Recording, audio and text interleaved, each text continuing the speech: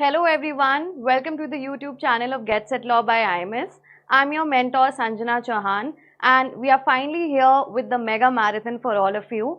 With CLAT being just a couple of days away, we have finally framed this session for you so that you get to test your skills for the last few days that are remaining, right? Having said that, I'll just wait for a couple of seconds waiting for everybody to join and then we'll discuss the agenda of the session, right? And accordingly proceed with it.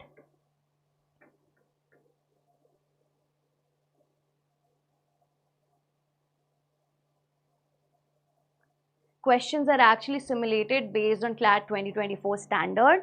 Our intention is for you to understand the passages effectively, solve the questions, discuss a couple of pointers, get all your doubts clarified now that we're doing a live session here, right? We'll first begin with English language, followed by logical reasoning, and then we'll be discussing current affairs that will be taken up by Riddhi ma'am, and that will be followed by legal awareness that will be taken up by Siddhant sir, and finally we'll have quants that will be taken up by Tushar sir, in that order, right? Just make sure all of you are here, grab a bottle of water, be attentive, solve the questions, ask all your doubts, and I'll also try to clear a lot of important doubts, especially pertaining to English language, logical reasoning. These are my areas of expertise, right? We'll decode how a main idea, primary purpose based question is supposed to be solved.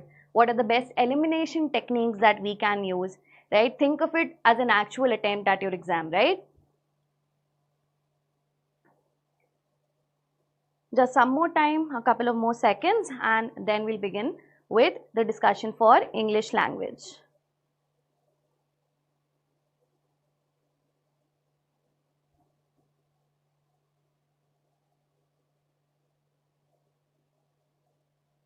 All right, I think I'll just start just about now.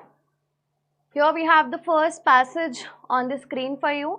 I'm going to give you 2.5 minutes to go through all the information written here, and then I'll proceed on to the next slide so that you can take a look at the rest of the passage here. Take a look at the passage, solve the questions, internalize the points, and then I'm going to discuss the passage, right?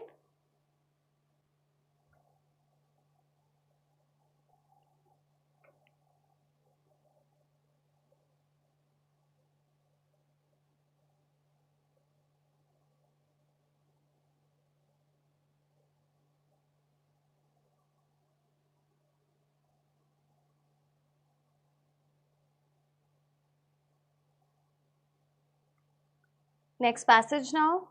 Take a look at this, another 1 to 2 minutes. If you're able to read all of this more quickly, the better it is, right? Good reading speed is a must.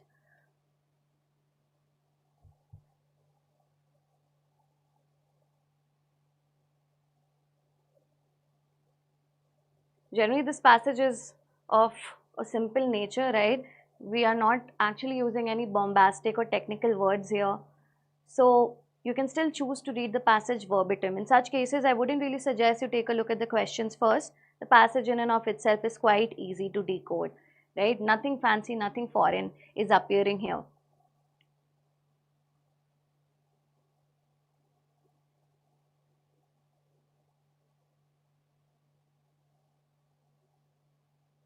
Always make sure you pay attention to the introduction and the conclusion, or the manner in which the passage is culminating, right? Pay attention to the keywords, adjectives and connectors, which are the hows, the buts, the howevers, right? The despite, the although.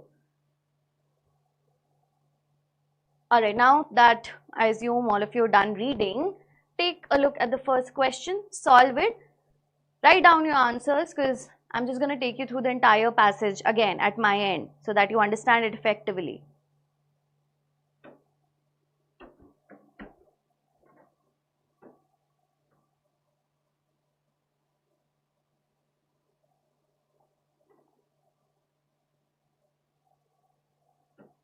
All right, now. Next question here.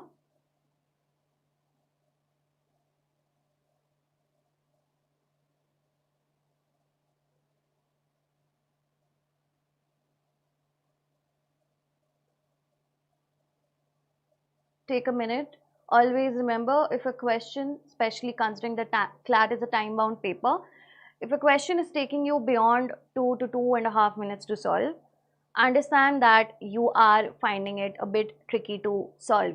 In that case, move on to the next question. Do not really wait on it. It's not like I'm suggesting you to not solve it, but mark it for review, come back and solve it later. Alright, next one.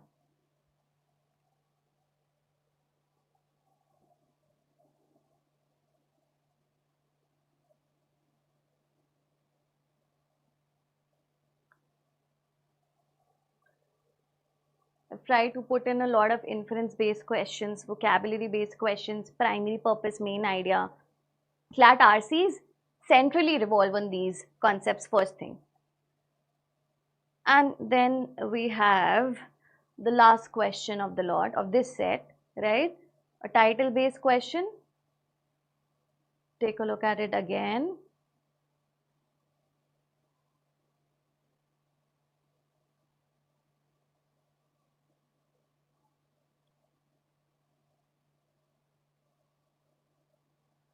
Be smart while you're answering. Make sure you eliminate the wrong options first thing if you feel that all the options are quite confusing or very close to one another.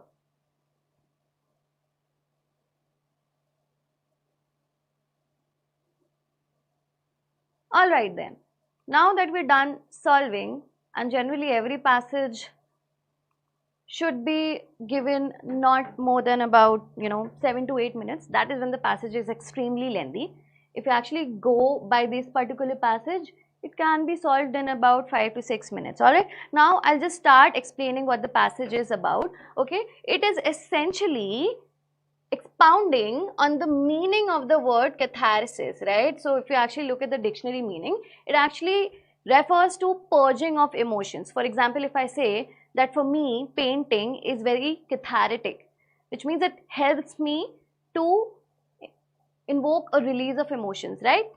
Start reading it. It is a literary device used to simulate a release of emotions. Now make sure that we already have this particular word appearing in a question, so you should know what it means here in context. Used to simulate a release of emotions. By the way, simulation does not necessarily mean a copy or a replica of something. Here in this context, it is used to invoke or encourage or induce a release of emotions. Then read later. Catharsis can be applied to any type of art or media that makes audiences feel intense emotions. See, these are the keywords: pain, sadness, but ultimately leads to a feeling of release.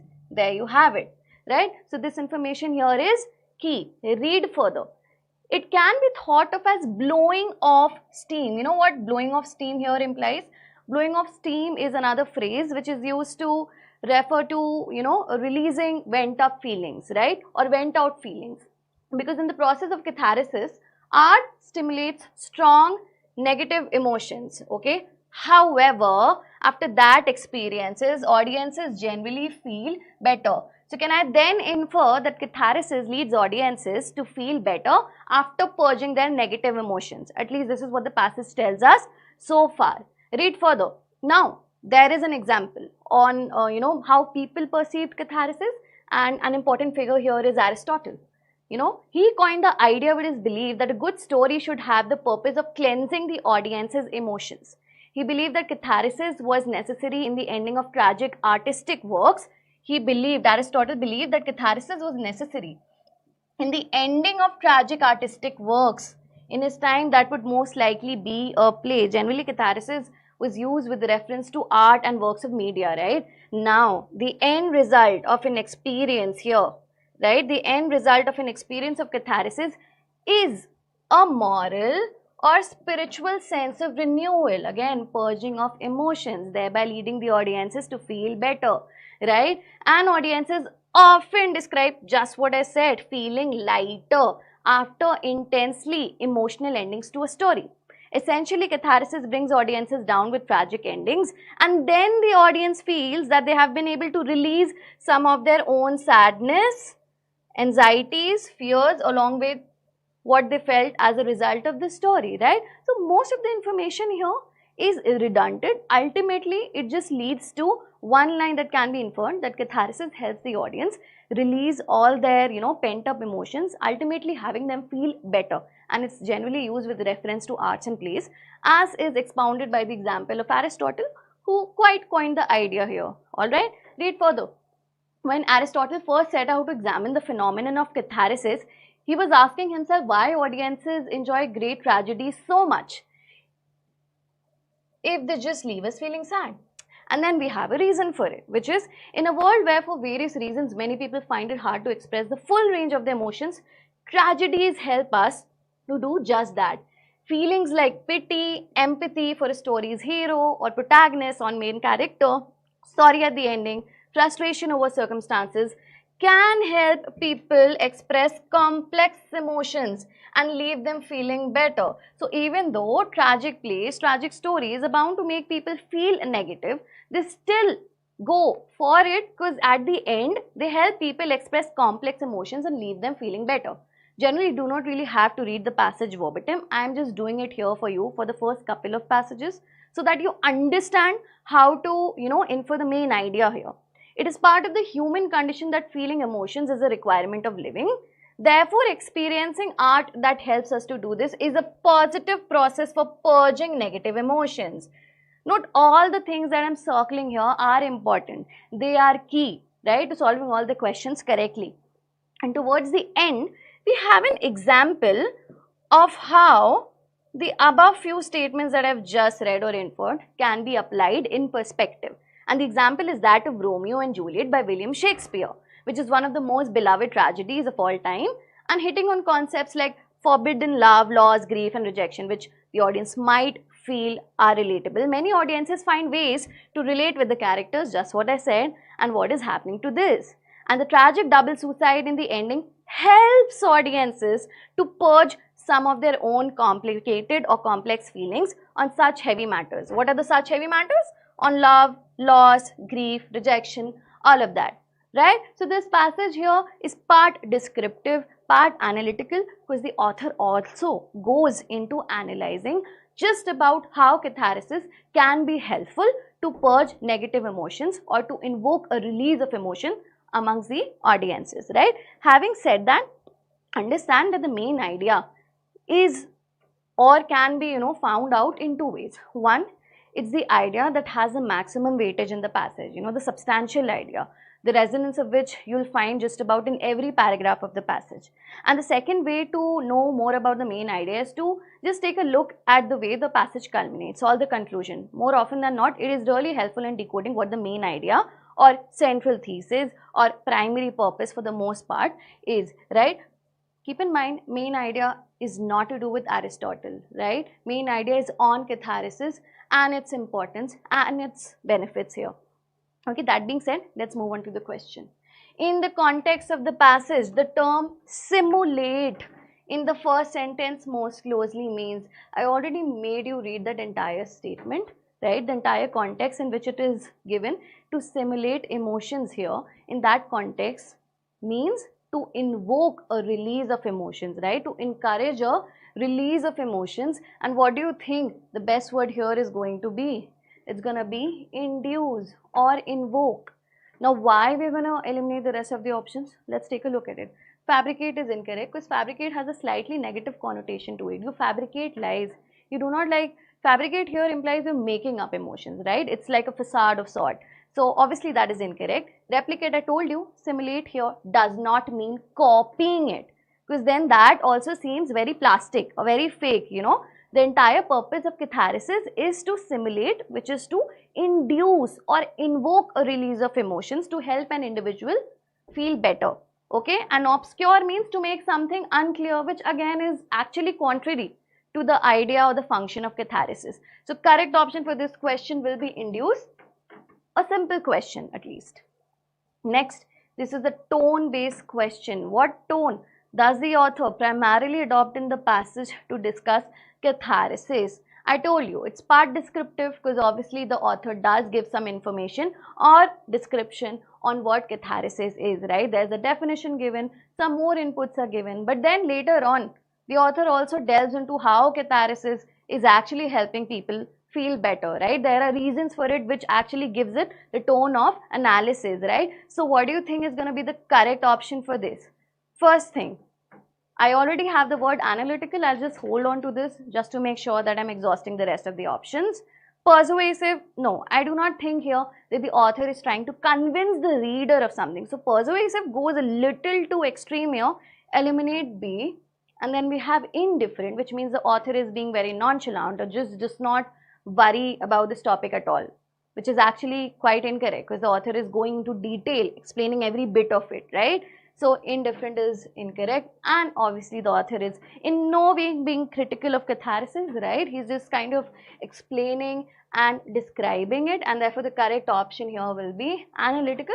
This was a fairly simple question to solve. Let's move on to the next one.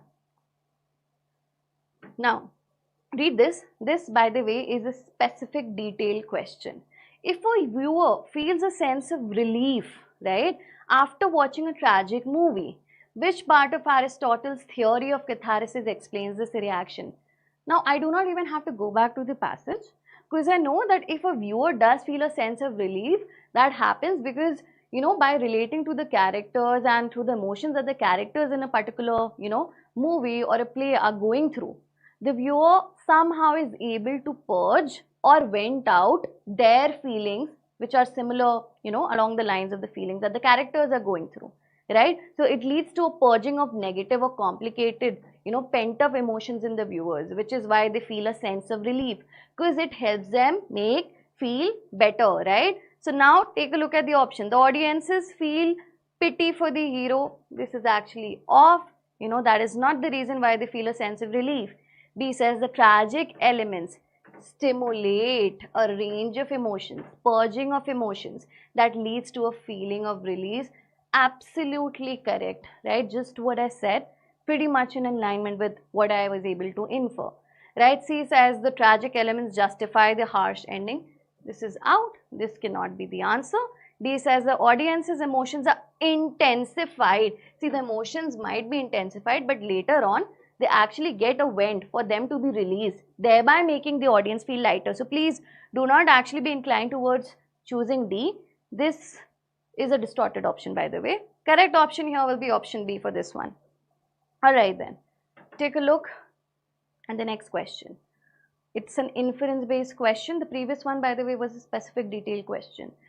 And you know what I really like about inference and specific detail questions is that you do not have to read the entire passage. You do not have to rack your brains going through every bit of the passage. Just go through the options, pick one option, go back to the passage and check if the option is there, if it can be inferred or if it can be remotely derived from the passage. If it can be, then it's most likely supposed to be the correct option. Otherwise, you can choose to eliminate it based on other rules as well. Alright, what can be inferred about the author's view? Author's view on the importance of experiencing negative emotions in art.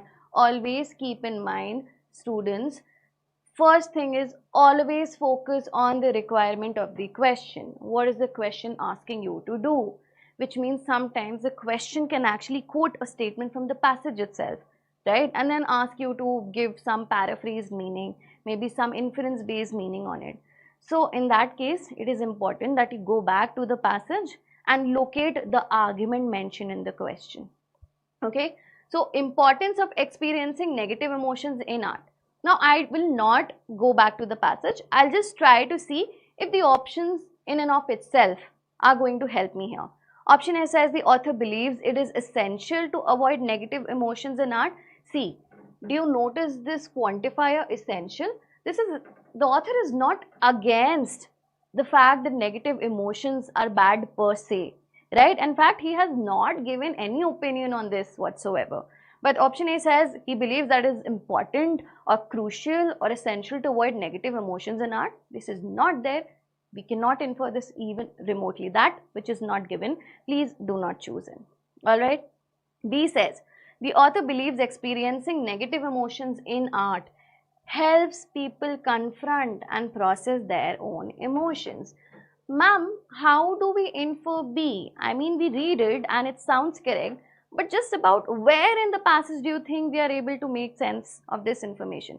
Remember the last paragraph, which essentially talks about the example of Romeo and Juliet, where the characters were so relatable that, you know, the audiences felt they were able to purge their pent-up emotions, you know, or complicated feelings of such heavy matters. So this is pretty much what will help us to infer option B. Is that clear?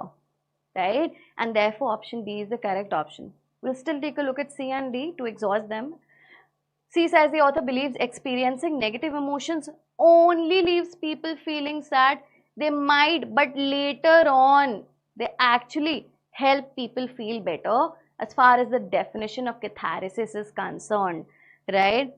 This is also incorrect. I just told you so. And D says the author thinks tragic art is no longer relevant in modern times. This is absurd and option. It's not given. Eliminate this. Correct option will be option B. I'll move on to the next question now. Which of the following would be the most appropriate title for this passage? Right? Always remember, a title should reflect the main idea. I mean, if you just share the title with a layman here, it should be so substantial that the layman would at least know what the contents of the passage are going to be, what the passage might be about, right? Which means make sure that the title is not broad. It can be mildly specific, not extremely specific as well, right? It should give the person some idea what the passage is going to be. In that case, the main idea will do. So title should be reflective of the main idea.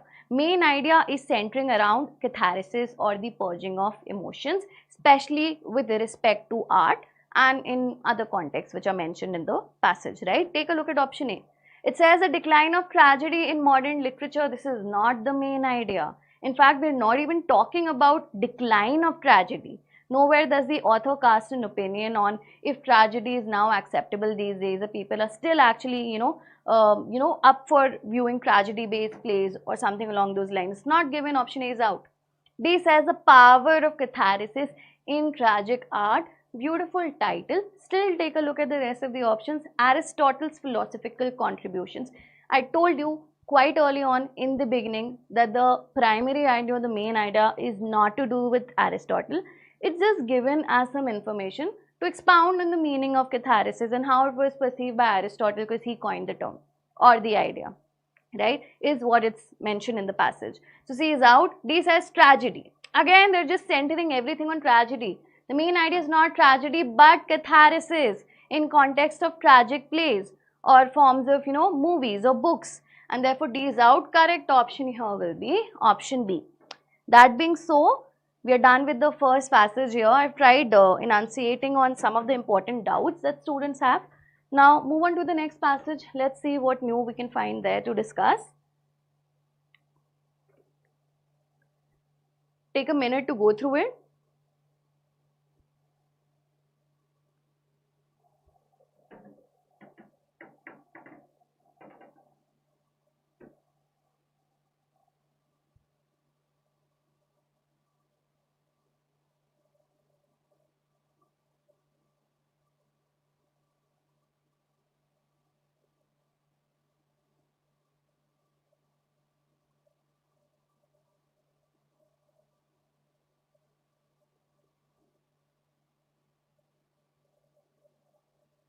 So far this seems like a description only, right? Not much to be analyzed. Next slide here is for you. The passage ends here, right? So make sure just reading everything nicely. A common question students will always have is, ma'am, the passage is lengthy. How do we go about reading the passage? Do we read it verbatim or word for word?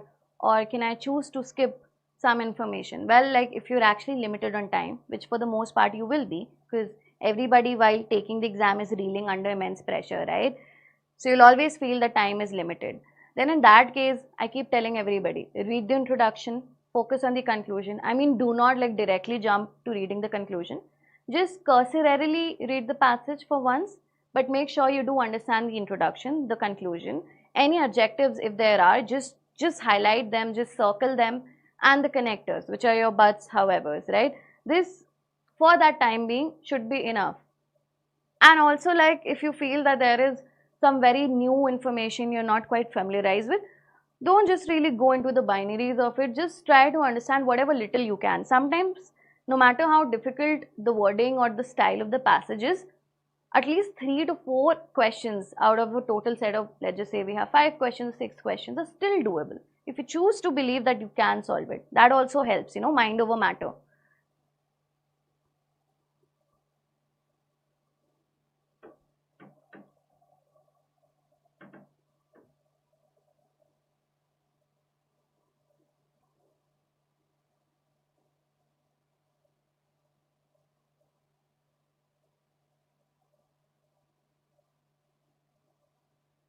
Alright, are we done? Let's move on to the questions now. First question is here for this passage. Take a minute to solve this.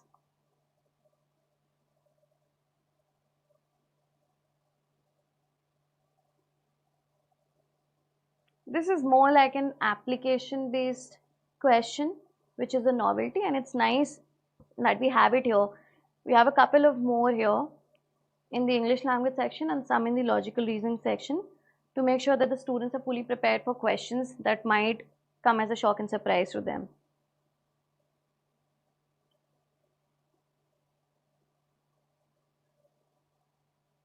Right? Whatever information is there in the passage pertaining to Shinto rituals, make sure you circle it, because based on those very informations, I believe you can solve this question properly. Next here.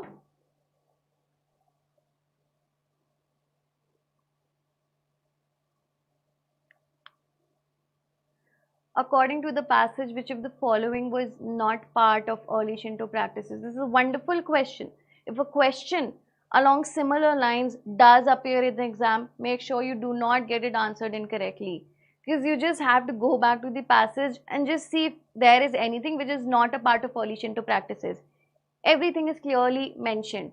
This is in fact pretty much what CLAT 2024 EL questions also gave you. They were quite easy. Some of them were so easy, you just couldn't get it answered incorrectly. Alright, next one. Again, inference based question for you.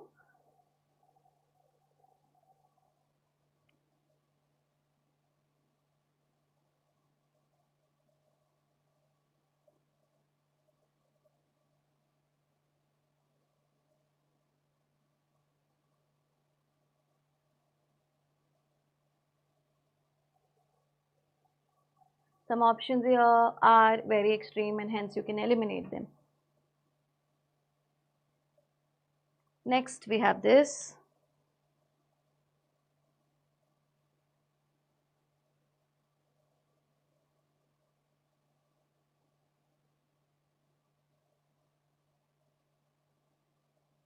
Again, you can just go back and verify every option and you can arrive at the correct one.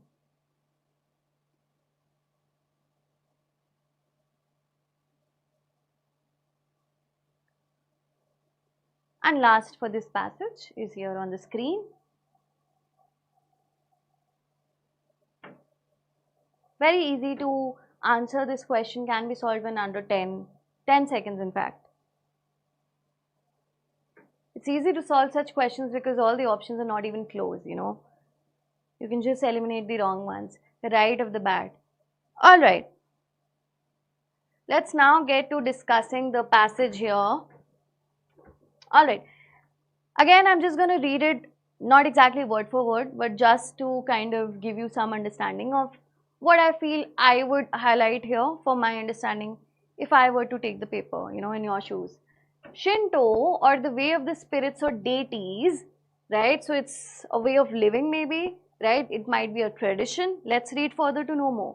Began to take form in Japan's prehistoric period. So there is some evolutionary aspect that is being discussed as to how it originated, where it originated, right? Began to take form in Japan's prehistoric period before the 6th century CE. In this early phase, Shinto was the religion. Didn't I just mention that, it might be a tradition or a way of living, and now they do mention it was the religion of a pre-literate society that was organized around the central social unit of the clan. So Shinto is to do with the clan. This religion is to do with the central social unit of the clan. Read further. Shinto deities or idols or objects or things or divine features that you generally tend to worship or kami were seen as permeating the natural world. Permeating the natural world, right? Read later. Uniquely shaped or awe-inspiring trees, okay, mountains, rivers and rocks all could be considered kami. What are kami? Shinto deities, right? So they have a chance of being worshipped is what I can infer. But human beings could also be viewed as a kami. So it's not just the inanimate, non-human things, but human beings as well that can be viewed as kami. An early mythology developed by the leading clan, I'll just highlight it here for you, of the 6th and 7th centuries. The name of the clan is the Yamato clan, later known as the imperial family, holds that the leader of the clan, right, the emperor was the leader of the clan. He was a descendant of their protector Kami, the sun goddess Amaterasu. Alright. So this Yamato clan, which was the leading clan of those times, which is 6th and 7th centuries, they believe that their supreme leader or their emperor was divinely connected, right? How? Because he was a descendant of the protector Kami, who was a sun goddess. But great warriors and poets, for example, have also been recognized as kami by virtue of their special abilities, right? So again, it can be not just the inanimate objects, but also human beings. And that can also include not just the leader, but also great warriors and poets. On the off chance that they have special abilities, they can also be viewed as kamis, right? So far, all of this is just a description of the passage, right? Read further. Since early Shinto did not have a founder or produce sacred texts, alright, early Shinto, which is a religion, they did not have a founder. They did not have sacred texts. Read further. It was through communal rituals, very important, that the religion was transmitted. Now, how was the religion permeating? How was the religion being taught? How was the religion spreading? It was being done through communal rituals, okay? The goal of the ritual is also mentioned. What is the goal? To maintain or reinstate the harmony between nature, humans and the kami, which are the deity, Shinto deity, that the early Japanese appear to have taken as the norm. Alright, I'll just read further here. I'll just answer everybody's question one by one. Alright, as the Japanese began to adopt agriculture around the 3rd century BCE, Shinto rituals became closely tied to the agricultural year. Alright, this is also important. They became close. Another very important characteristic is that they became closely tied to agricultural year. So Shinto religion and agricultural year are important. Communal festivals were conducted at times of planting or harvest. Again, I'm just choosing to highlight whatever I feel is important as far as my understanding goes, or at important times in the history of a community. Major rituals contained 4 parts. Now, what were the rituals under the Shinto religion, right? Purification, offerings, recitations or prayers and concluding meal. All members of the community took part, if only symbolically, in the final meal, right? Everybody had to partake in it, thus bringing harmony again to the relationship of humans and the kami. So the primary purpose or goal of the rituals was to establish harmony or cordial relations between humans and the kami. Although Shinto had no sacred structures in its earliest phase, alright, there were no sacred structures, but the 6th and 7th century CE, the Japanese began to build shrines. So later on, there were shrines as well that were created that housed symbolic representations of the kami, and that provided a site for the rituals. So later on, as and when the shrines were constructed, the rituals were performed at those shrines itself. It is worth noting that while Japanese government leaders used Shinto to legitimate Japan's war in the Pacific from 1937 to 1945, throughout most of its history, Shinto was a religion linked to nature, agriculture and local communities. I keep telling everybody, and I think there is a student who has just asked me a question, ma'am, My English is weak. How do we read, right? How do we read? Again, सब कुछ नहीं पढ़ना है. Just internalize whatever little you can understand. ठीक है? If you still feel that the passage is not readable, you're not able to bank on it, just go to the question, and through the question itself, see if you can answer the question. I'll tell you how also. So for the ones who've just posed these questions, take a look at how I'm going to solve the question here, right? Also make sure that you do focus on the introduction and at least conclusion to padhna hi chahiye, because towards the very end again it says Shinto was a religion linked to nature, agriculture and local communities. Read later. Question 6. Which of the following modern day practices would most align with the early Shinto rituals described in the passage? Right? Early Shinto rituals described in the passage. It is given in the passage, I'll just take you back, that Shinto early on did not have any founder or sacred text. So how was it shared? How was the transmission being done? It was being done through communal rituals, right? Communal rituals, and the goal of the communal rituals was to establish harmonious relationships between humans and the kami or the Shinto deity. Now read further, Shinto rituals became closely tied to the agricultural year, right? I've highlighted this here, and they also kind of just, called on communal festivals were conducted at times of planting or harvest or at important times. Major rituals contained 4 parts. There was purification offerings, recitation of prayers, and a concluding meal, and all members of the community took part in it. Okay? This is all that is there about traditional Shinto rituals. Okay, now you have to choose a modern day practice that will come closest to it. So maybe let's just take a look at the options, and what if there is an option that tells us that okay, there was some communal feast which was there, especially with respect to harvesting a crop, or especially with respect to agriculture, and we actually have an option there. Just come to it. Look at it. It says celebrating a holiday with gift giving to loved ones. This does not come close. It's also because look at option B here. Isn't this just aligning with how traditional Shinto rituals were also performed? Holding a community-wide feast after the season of planting crops. This question, by the way, can be solved through selection. You do not even have to eliminate option C and D. You take a look at B and you know it is the right option. C says conducting an individual silent meditation in nature. Shinto, by the way, students, it is not an individualized ritual, right? It actually focuses on collective participation of humans, right, to establish harmonious relationships. Is it clear? So this is incorrect. D says participating in a competitive sport event with family and friends. See, this is going off the tangent. A preferable option is community-wide feast. I've already enunciated, the things that are related to performing a Shinto ritual. Alright, so correct option will be option B. Read the next one. According to the passage, which of the following was not part of early Shinto practices? The very first part of the second slide mentioned that early Shinto rituals did not have any founder. They did not have any sacred texts. It's clearly given. So which of the following was not part of early Shinto practices? Again, it's a question that can be solved through selection. I mean, you do not even have to look at B, C and D. But obviously, do not just do it my way here. I'm just solving it for you. Make sure that you still choose to exhaust the rest of the options on the off chance that there might be some confusion, right? B says communal rituals. This was clearly a part and hence out. C says worship of natural elements. It's given, hence out.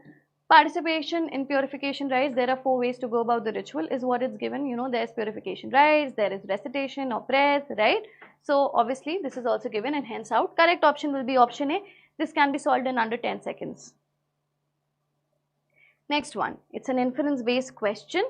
What can be inferred about the role of the Yamato clan in early Shinto practices, right? It was a leading clan of those times, of the 6th and 7th centuries, right? And they believed that the leader of the clan, that is the emperor, is divinely connected with the sun goddess, right? This is the information that I can recall right now. In fact, I do not even have to go back to the passage because it just ends there. The information on Yamato clan just ends in the first part of the passage. So I'll just try to still see if the options are going to help me arrive at the correct one. A says they were opposed to the idea of deifying human beings. Deify means to accord somebody the status of a deity. So obviously that's incorrect, because you know it's also mentioned that even warriors or poets who possess special abilities can be viewed as kami, or the Shinto deities, or divine creatures here. So A is actually opposite, so A is out. B says they promoted the belief that the leader was divinely corrected. It was, they descended from the sun goddess is what it said, right? The leader of the clan, the emperor. So this is actually making sense. Option B is the correct option so far. C says they discourage the construction of Shinto shrines. No information is given. Absolutely no information is given. Do not rack your brains. That which is not given, just do not assume that it's given and just, choose it. Don't do that. D says they adopted Shinto solely for agricultural purposes. Again, this is not mentioned. Correct option will be option D. Fairly simple question, okay? Next one. Question 9. What central concept of Shinto rituals is emphasized as essential to maintaining harmony according to the passage? So what is the central concept that is mentioned in the passage which is emphasized as being very important to maintaining harmony here, right? And again, you can just choose this option by selection. Only one concept per se is shared, which is to establish a harmonious relationship between human beings, nature, and the Shinto deities or the kami, right? Do you see any option which is in alignment with what I reiterated, right? A says exclusive worship of human kami. Not just that, it is incorrect, because there has to be a harmonious relationship or a cordial relationship between 2-3 elements is what the passage says. B says individual meditation. I told you right in the beginning, Shinto religion is more about collective participation of human beings, right? And not individual. So this is out. C says a harmonious relationship between nature, humans, kami. Just what I said. Multiple times I've reiterated this, and this is quite simple to understand. Okay, that being so, option C is correct. D says regular offerings to the sun goddess. No. Always pay attention to the quantifier. What is a quantifier? Only, always, never, majority, absolutely. Now, when I say pay attention to the quantifiers, do not eliminate them blindly. Okay? Make sure that you go back to the passage. Sometimes it's possible that the word only is actually used, or at least can be inferred, right? But again, in this context, it's not suggested. So this is out. Correct option will be option C. Next, in the passage, the term permeating most closely means spreading, right? Or penetrating. So this is correct. Rest of the options can be excluded. Replacing is not mentioned. Concealing means to hide something. But permeating is quite the opposite. You want to spread it. You want to transmit it, right? It has to penetrate through the layers of something, right? And excluding is also quite opposite. B is the correct option. We're done with the second passage. I'm going to move on to the third one here for you. Just take a look at it. Read it here for 1 minute and then I'll proceed.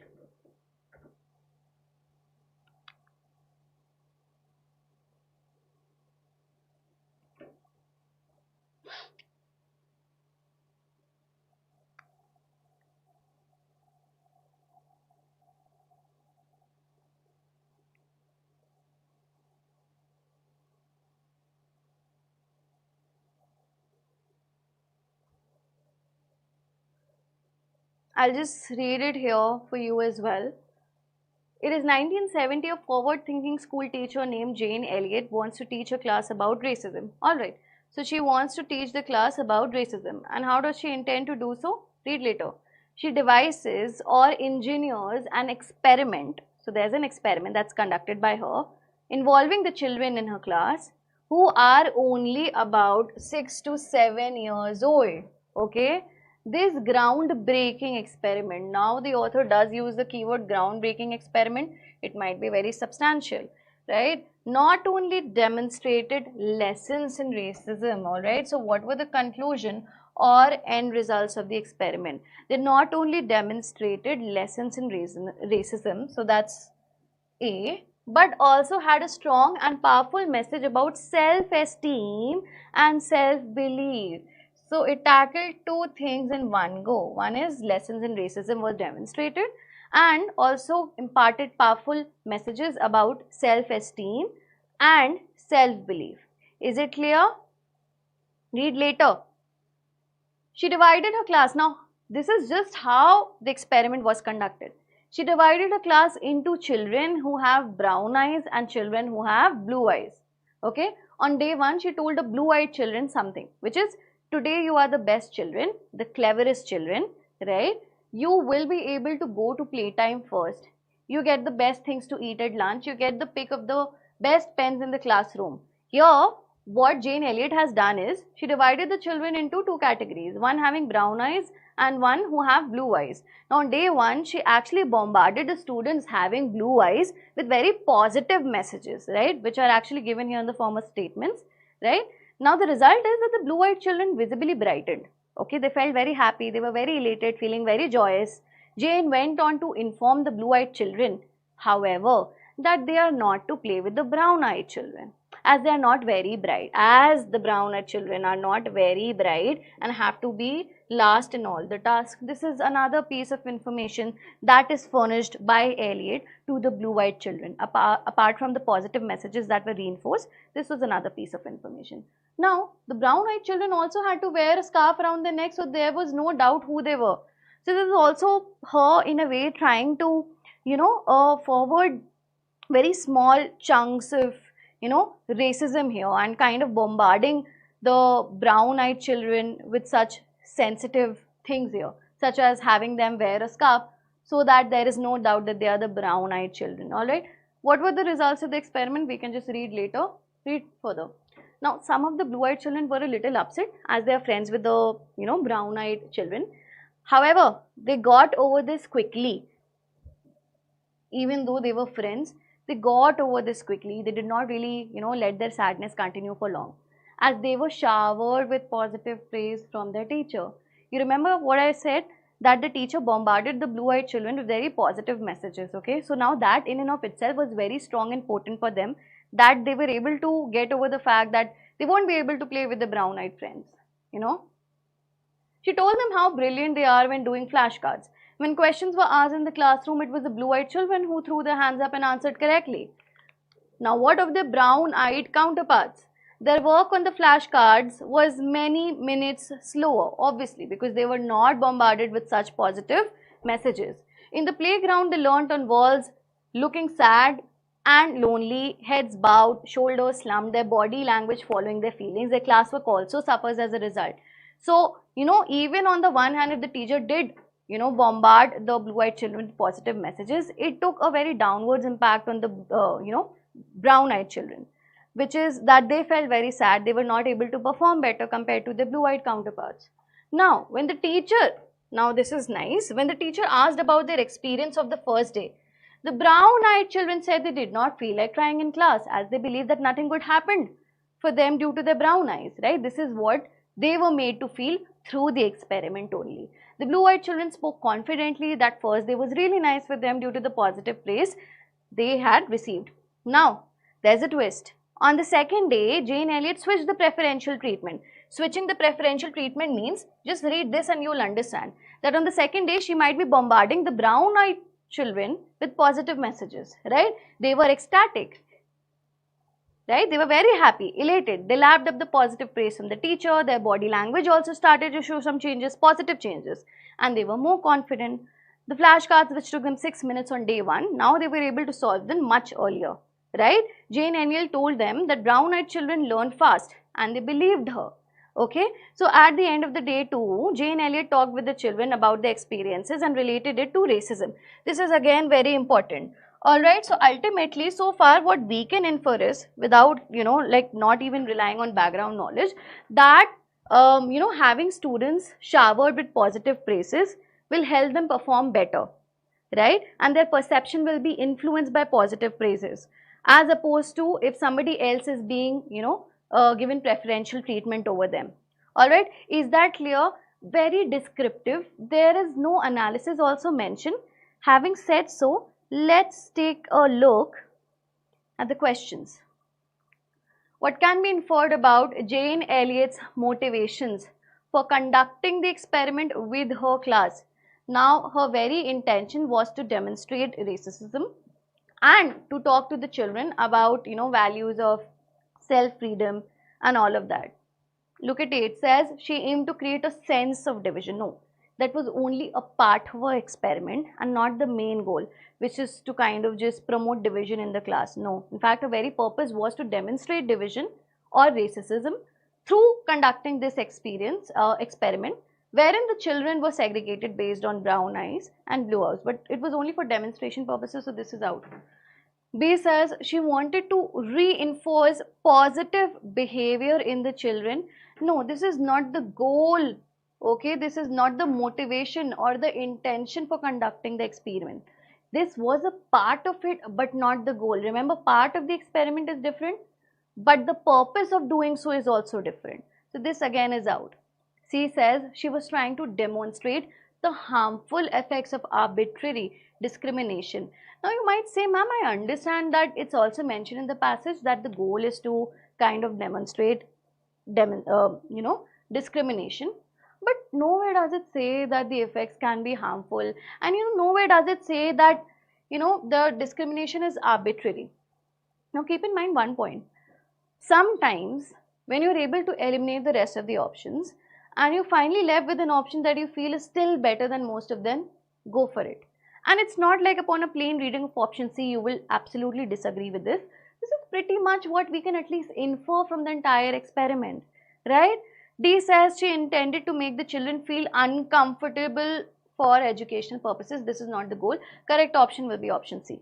Alright, I'll proceed on to the next question now. Alright, now this again guys is an application based question. Okay, if you've understood the concept properly, if you've understood the passage properly, you'll be able to solve this correctly. It says if Jane Elliott's experiment were applied to a modern context, put things in perspective now, learn to do so. What could be a relevant area for similar intervention? Now, before you go into the options, just hear me out. Here the experiment is essentially on the basis of how discrimination will perpetuate racism. Right? So there is some discrimination which is being there in the experiment, which is in the form of segregating the students into blue-eyed and brown-eyed, and maybe telling positive things to the blue-eyed ones and not doing much for the brown-eyed ones, and vice versa, which kind of, when internalized by the students, can influence their psychology, their behavior, their personality, body language, so on and so forth. Right? So the key point here for this experiment is that you have to, in an experiment, just somehow perpetuate discrimination in a certain manner, right? Not because you want to do it, but only because it's a test, the result of which you're trying to achieve, right? Which is to demonstrate the harmful effects of discrimination to students. Now look at option A. It says division based on academic test scores for improving class rankings. Students, do you really think upon a plain reading of option A, in any way there is some form of underlying discrimination? Absolutely not. Because when you divide students based on academic test scores for improving class rankings, it is only with a very specific purpose, which is to make sure that whosoever has done well will get a better rank compared to the other one, right? So here there is no discrimination that is being implied as such. Eliminate option A. Look at option B. Differentiation in access to technology based on socio-economic status. Right? Understand that racism is also one of the ways of how discrimination can be, brought about. Similarly, there can be discrimination based on socioeconomic status, especially in the context of modern education. There are a certain segment of population that have access to technology. Maybe they are financially better off. And then there's the rest which do not have access to technology. Right? And that's probably because they dwell in remote areas, right? They're financially hard up, right? Now that is actually discrimination on the basis of socioeconomic status. So far this seems doable, but we'll still look at option C and D. Guys, I'm breaking everything into bite-sized pieces for you to understand. C says grouping students by favorite subjects to encourage competitiveness. Alright, when you group students by favorite subjects, again this does not really reek of any form of discrimination. Okay? Right? So this is also out. D says sorting students by their handwriting quality to assess attention span. Again, when you read this statement, the ultimate purpose is not to permeate or perpetuate discrimination or division amongst the students. But there is some other end goal, which is to just make sure that we are able to determine the attention span, and that can be done if you are sorting students by their handwriting quality. And this particularly is not really a parameter on which, discrimination can be tested. So this might be a tricky question, but if you're able to eliminate the really bad options that are very standoffish, going off the tangent, just do not answer the requirement of the question, you can, through elimination itself arrive at the correct option. Here it will be option B. Alright, next one. What was Jane Elliott's likely intention in asking the children to reflect on their experiences at the end of each day? This is what she did, right? Now we'll just take a look at the options. A says to ensure that children understood the mechanics of discrimination. Okay, it doesn't sound so horrible. We'll hold on to this. Read the next one. Dikshit, which question do you want to query clarified on? Why is it again option B? Which one? Could you just let me know?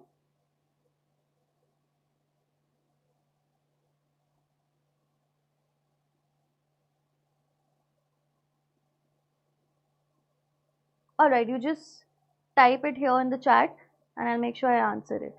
Alright, read further. A, to ensure the children understand the mechanics of discrimination. I've just kept it there for the previous one. Just a second, guys. I just have to answer the student's query here.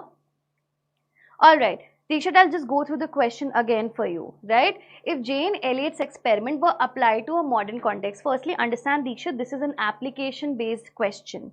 Okay, so you have to put things in perspective here, right? What could be a relevant area for similar interventions? Can I reframe it? If you were to conduct another experiment, Dikshit, to test the same thing, right? To test the same thing. What is this one parameter on which you will base the experiment on, right? Now, when you take a look at Jane Elliott's experiment, she made sure that there was some form of discrimination which was being established between students who were blue-eyed and between students who were brown-eyed, right? So, there is some form of discrimination in the experiment. So, just think of all the 4 options and tell me, if you were to conduct a similar experiment, what would you base the discrimination on? Can you have an option for that, Diksha? Out of all the 4 options, any one that you think is a good enough way to determine discrimination. Mostly in modern education context, don't you think socioeconomic status is a very key parameter on which discrimination is forwarded? Right? Somebody might be rich, they have more access to technology. Somebody might not really be that rich and therefore they do not have access to technology. Hai na? Correct, right? And that way B is the best one. When I look at A, division based on academic test scores for improving class ranking, how is this discrimination? That happens everywhere. And the intention is not to forward discrimination here. You just divide because you just want the ones who have just gotten very good scores to be at the top. That's it. It's being done on very justified grounds, right? Dikshit, again, look at C. Grouping students by favorite subjects to encourage competitiveness. What is wrong with this? There is no discrimination being done because the end goal here is also to make sure that, there is some healthy competition that is being experienced by the students. And then D again, sorting students by their handwriting quality to assess attention. How is this discrimination? Ultimate end goal is to assess attention span, and you can do it through various factors. And therefore, correct option will be option Bombay. None. Sanchit, there would be none. This is the best one. Can you really think of any other option apart from B that actually reeks even the remotest of some form of discrimination? Right? So always, Sanchit, just wait for the option to be there. Trust the paper. The paper also wants you to do well, right? It will also help you. Is it clear? I'll move on to the next one here. B says to instill a sense of guilt in the blue-eyed children. No, that is not the end result of the experiment. This is out. C says to allow the children to express their emotions and internalize the lesson, right? If I take you back to the passage once, do you see this? That the conclusion or the purpose of the experiment not only demonstrated lessons in racism, but also had a strong and powerful message about self-esteem and self-belief. Don't you then think that option C is better than option A? Also because option A says to ensure the children understood the mechanics of discrimination. It's not like the teacher or Jane Elliott wants the students to know this is how discrimination is created. It's more so to do with how they're able to internalize the things that they are showered with, you know, which is having tendencies to influence their thinking. D says to encourage competition amongst the children for better performance. This is not the goal. Correct option will be option C. Always remember, sometimes you might feel, ma'am, option A is also close, option C is also close. How do I pick the correct one? You pick the one which is more direct, okay, which is more, I'll just write it here for you, which is more direct, right, which is more strong. And when I say direct, it directly answers or fulfills the requirement of the question, which is primary, which is most talked about. Is it clear? And then we have the next question. Based on the passage, how effective was Jane Elliott's experiment in teaching the children about the concept of discrimination? Right? Look at option A. Now here you do not have to go back to the passage. So far, what we can infer is that the children, once they were showered with positive praises, were really impacted by it, which means that the experiment really impacted them. Yes or no? Had that not been the case, we wouldn't be having this question also. Alright, so when you look at it, it says it was highly effective as it immediately transformed the children's perceptions of each other and themselves. See, I'll just hold on to this option because students are generally wary of this. They'll be like, ma'am, the word highly is appearing here. You always tell us that quantifiers आते हैं जहाँ पे भी highly, primarily आता है. थोड़ा सा we have to remain cautious. So I'm just doing it for you. I'll put this option on hold here. B says it had a limited impact, only making the children aware of the social positioning without changing their behavior. No, there was a substantial change in their behavior, their personality, their body language. So I know right now that B is out. C says it was somewhat effective in highlighting discrimination but did not foster lasting empathy or understanding. Guys, always remember, sometimes the first part of the option can be correct, but the later part can be incorrect. Then in that case, the entire option becomes incorrect, right? It did not foster lasting empathy or understanding. It's not given. When something is not given, we do not choose it. Okay, it's out. D says it was ineffective. Obviously, it's not like it was ineffective. It had some impact. By default, option A is the correct option for this one. Okay. Next one. Which of the following best describes the reasoning behind Jane Elliott's decision to switch the preferential treatment on the second day of the experiment, right? So correct option here will be option B. A says to create a sense of fairness and prevent any one group from feeling superior to the other, right? See, it's not like option A here is inherently wrong. It's not even an absurd option here. It does make sense. But is this the end goal? Is this the very reason? Is this the primary reason why she made the preferential treatment? Why she made a switch in her treatment of the children? So on day 2, she actually showered the brown-eyed children with praises. But that was being done so to demonstrate an even bigger reasoning, which is that social status can shift rapidly, you know, further influencing perceptions of self-worth and performance. So you might be like, ma'am, between A and B, which option should I go with? Go with B. It's more important. It's more potent here, right? Which is why she did it there in the first place. Okay. So B is the correct option.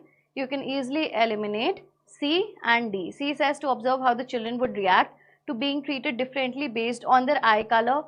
This is a little too specific and a little too distorted. Eliminate this. Ultimate purpose is option B. D says to ensure that the blue-eyed children would no longer feel over. No, again, this is slightly far-fetched. Hence, we're gonna eliminate this. Alright. Last passage for EL. Quickly solve it here. I'll now read it alongside you. Imagine a landscape of white rock pockmarked with thousands of holes. Pockmarked with thousands of holes, okay? Maybe it's marked with thousands of holes. At night, out of each hole extends a hand with 6 or more fingers, writhing and snapping at anything that passes by. To complete the bizarre scene, bizarre means something which is weird, something which is absurd, okay? Visualize the hands covered with hairs. To touch these hairs could mean instant death. Why? For some are very poisonous. Now imagine all of this is covered in a layer of mucus. It's a very sticky substance, by the way, in case you do not know what mucus is. It's a sticky substance here. Each hand is connected to the other by a thin layer of tissue extending over the surface of the rock so that this becomes one big mat of living tissue. Okay, description so far, read later. This science fiction description is very close to the reality faced by minute planktonic organisms floating helplessly towards a coral leaf in the warm tropical seas. The hands here in the first part of the passage in fact refer to coral animals, okay, known as polyps, each with 6 or more tentacles armed with cells which are capable of shooting out threads tipped with poisonous sticky mucus or whip-like ends that can wrap around prey. No other animal group uses these unique weapons. So this is a feature which is very unique to polyps here. And few other animals can remove tiny organisms from the water with such efficiency. Okay. Yet as efficient as the colony of coral animals is, it cannot be sustained by what it can trap in seas whose meager crop of plankton cannot meet its nutrition needs. Now listen to me guys again. Here in the very beginning of the passage, the author describes or tells you what corals are, right? What they look like, what their functions are, how do they essentially survive. But later, right, and the author obviously also discusses some unique characteristics of polyps, right? But later, towards the very end, the author also tells that, you know, they on their own cannot really survive due to the limited availability of planktons, okay, in the seas. Then what do you think the next part of the passage is going to talk about? How do they actually manage to survive? Do they, you know, take assistance of something else? We'll get to know it now. Though they are voracious and efficient carnivores, corals as well as gorgonians, anemones and giant clams must rely on a very unique means of supplementing their nutrition. Okay, each harbor within their cells a single-celled algae called zooxanthelle. Okay, the coral polyps and zooxanthellae have what is known as a symbiotic relationship. Okay, so this information so far here is key for me. Okay, the coral polyps and the zooxanthellae have what is known as a symbiotic relationship. Can I say that a symbiotic relationship here also implies a mutual relationship, that the two help each other sustain or survive? Read further. What happens is that the polyps produce carbon dioxide and water, which are byproducts of respiration. And then the zooxanthellae cells use the carbon dioxide and water thereby produced to carry out photosynthesis, and hence this in a way does denote the symbiotic relationship. Okay, sugars, fats, oxygen are some of the products of photosynthesis which the zooxanthellae cells produce. The polyps then use these products to grow and carry out cellular respiration. So understand, it's not just the planktons through which they are actually surviving, it's also their association with zooxanthellae, right, their symbiotic relationship which helps them survive, which also forms a part of their feed, which is like the byproducts of the photosynthesis performed by zooxanthellae. Okay, read later. The tight recycling of products between the polyp cells and zooxanthellae is the driving force, beautifully mentioned and captured, behind the growth and productivity of coral reefs. As much as 90% of the organic material they manufacture photosynthetically is transferred to host coral tissue. Okay, so that's there so far. Another byproduct of the symbiotic relationship with zooxanthellae is color. another very important point is, so another byproduct apart from the sugars, the fats, the oxygen is color, right? So several million zooxanthellae live and produce pigments in just 1 square inch of coral. So can I say the color of the corals are attributable to another byproduct of their relationship or association with zooxanthellae? Yes. These pigments are visible through the clear body of the polyp and are what give many reef building coral their beautiful color, generally a very reddish orange in color, vibrant one at that. As you begin to understand the complex ecosystem of the coral reef, it becomes clear how small physical changes such as ocean temperature, ocean acidification, poor fishing practices and land-based pollution can threaten the reef's ability to survive. And towards the very end, some very small amount of information is given on what can possibly threaten coral or polyps survival. Okay, this is essentially what the passage is about. Read the question now. What is the primary intention of the author in describing the coral polyps relationship with zooxanthellae? Right? Now what you have to do is, do not go back to the passage. Read the option. You will be able to come at the correct one. A says to highlight the uniqueness of coral polyps' abilities as predators. Students, remember, I always keep suggesting, focus on the requirement of the question. What is the question asking? Make sure you pay enough attention to it. Primary intent किस चीज का? Of the author in describing the coral polyps symbiotic relationship with zooxanthellae, which is essentially to say that both are important for each other for their survival, or at least it is so for the polyps or corals, right? Now read A, to highlight the uniqueness of coral polyps. This is not why the symbiotic relationship is expounded in the passage. Read B, to emphasize the complex and delicate balance that sustains coral reefs. Beautifully captured in option B. Option B is the correct option. C says to describe how coral polyps can survive without sunlight. This is slightly going off the tangent, even though the intention is to describe how coral polyps survive, but it is not to say that they survive without sunlight. A better way of putting it is option B in that case, right? So option C becomes distorted. D says to show how coral polyps rely solely, no, actually this is incorrect. They do not rely solely on planktons due to their limited availability in the seas, which is why they have to bounce back on their relationship with zooxanthellae so that they can consume the byproducts of photosynthesis performed by zooxanthellae. Okay, so correct option will be option B. Take a look at question 17. How is the passage primarily organized? Look at option A. By comparing the coral reef ecosystem to other marine ecosystems, no comparison between different ecosystems is given. This is out. The question is asking us to choose an option which reflects the way the passage is sequenced or organized. Okay.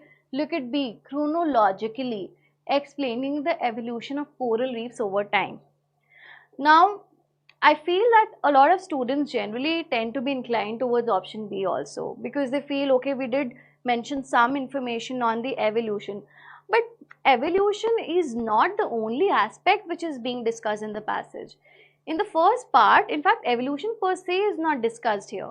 Nobody says that coral reefs evolved some 1 million years ago, right? So chronology, the time or the temporal setting is not there in the passage. Temporal is to do with time. Okay? So option B is incorrect. C says by describing the structure, by describing the functioning of coral reefs and their vulnerability to environmental changes. This is given at the end of the passage. This beautifully captures the the way the passage is organized. C is the correct option. D says by listing various types of coral species. Various types is not given, just out. Do not even have to read the rest of the option. Correct option will be option C. Next, in the context of the passage, the word pockmarked most nearly means, always remember, no matter how good you are at vocabulary and even though if you are fully acquainted with the dictionary meaning of the word, make sure you read the word in the context that is given. In the passage it says, pockmarked with holes, which means it must be having a lot of holes, or dots on it. So let's just take a look at the option. Smooth and polished, it cannot happen because it's pockmarked with holes. It cannot be smooth, okay. B says covered with small holes or dents, just the correct option. C says smoothly undulating, again this is just there to kind of confuse you or distract you. This is also incorrect. And then we have covered in sticky mucus. That might be true, but you know, the word is used in this context. It is pockmarked with holes, so it has to be covered with holes, and this directly answers the question. D is correct. Next, if the symbiotic relationship between coral polyps and zooxanthellae were disrupted, which of the following would be the most likely immediate consequence? Look at option A. It says coral polyps would no longer produce carbon dioxide and water as byproducts of respiration. Firstly, this is a distorted option. Coral polyps first produce carbon dioxide and water, and then these carbon dioxides and water are, you know, transformed into sugars and fats and oxygen for, corals to consume, okay, for the circular respiration to continue. So this is out. B says the coral would rely entirely on plankton for sustenance. Now what will happen if the symbiotic relationship between the two is kind of, you know, thwarted? So no information is given then. So at least this is not mentioned. D is out. C says the coral would lose its color due to the absence of pigments produced by zooxanthellae. This is the correct option because the last part of the passage mentions how the pigment, the bright pigment or the color that corals possess is due to zooxanthellae, right? This is another byproduct of the symbiotic relationship with them, and therefore C is correct. They will lose its color, you know, if this particular relationship between the two will be disrupted. D says the zooxanthellae would produce excess sugars leading to rapid growth of coral. Not given. Correct option will be option C. Next, which of the following is a peripheral idea in the passage? Okay, we have a main idea, we have a sub idea, and we have a peripheral idea. So main idea is a primary idea, the primary point on which the passage is worded, the ultimate message that the author aims to arrive at. And then we have a sub idea, which is an idea which might be important to the main idea, but not as important as the main idea. So sub idea is an idea which will lead up to the main idea, right? But it's not the main idea in itself. And then we have a peripheral idea. Now peripheral idea is, you know, a passage is consisting of several ideas. A peripheral idea is an idea which is mentioned in the passage, but the presence of which will not really impact the main idea so much. Okay, so just take a look at the options here. Coral polyps and zooxanthellae have a symbiotic relationship that supports that corals grow. This is a very important idea. In fact, I believe this very much can reflect the main idea. So this is important. This is not a peripheral idea. If you remove this from the passage will break down. Okay, it will come apart, and therefore A is out. B says coral reefs are vulnerable to environmental changes like ocean acidification and pollution. This is also important because that is also part of the entire crux of the passage, also given at the very end. So this is also out, even though this is not the main idea. C says the physical description of coral polyps with tentacles and poison cells. Now when you read further, nowhere does the passage, especially with respect to the main idea, make use of this information. Nowhere does it say that, you know, the symbiotic relationship is only there because of the presence of tentacles and poisonous cells. That's not given. Okay, that's not given. This is more like a description which is just rendered in the passage to maybe add more description, more color to the reading, but it does not really lead up to, you know, forming the main idea, and therefore this is the correct option. It's a peripheral idea. Read D. The primary productivity of coral reefs come from photosynthesis. This is also supremely important. It's a sub idea, very important. So this is out. Correct option will be option C. Alright guys, so we're done with the English language section. We'll just take a very small break, about 10 to 15 seconds.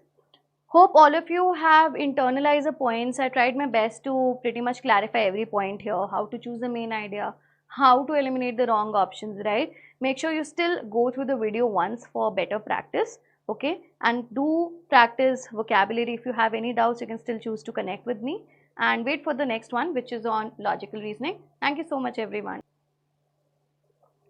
Hi everyone, now we are going to start with the logical reasoning part. Okay, we have already discussed the English language part. Now it's time for us to solve logical reasoning, which is considered more of a tricky subject compared to EL, right? Because we have a lot of strengthening, weakening, assumption based questions as well. So I'm just gonna show you the first passage here. Just read it for 1 minute, all right, and then we'll move on to discussing the questions. What I'm going to do now is I'm just going to highlight the important points here. You can also read it along me.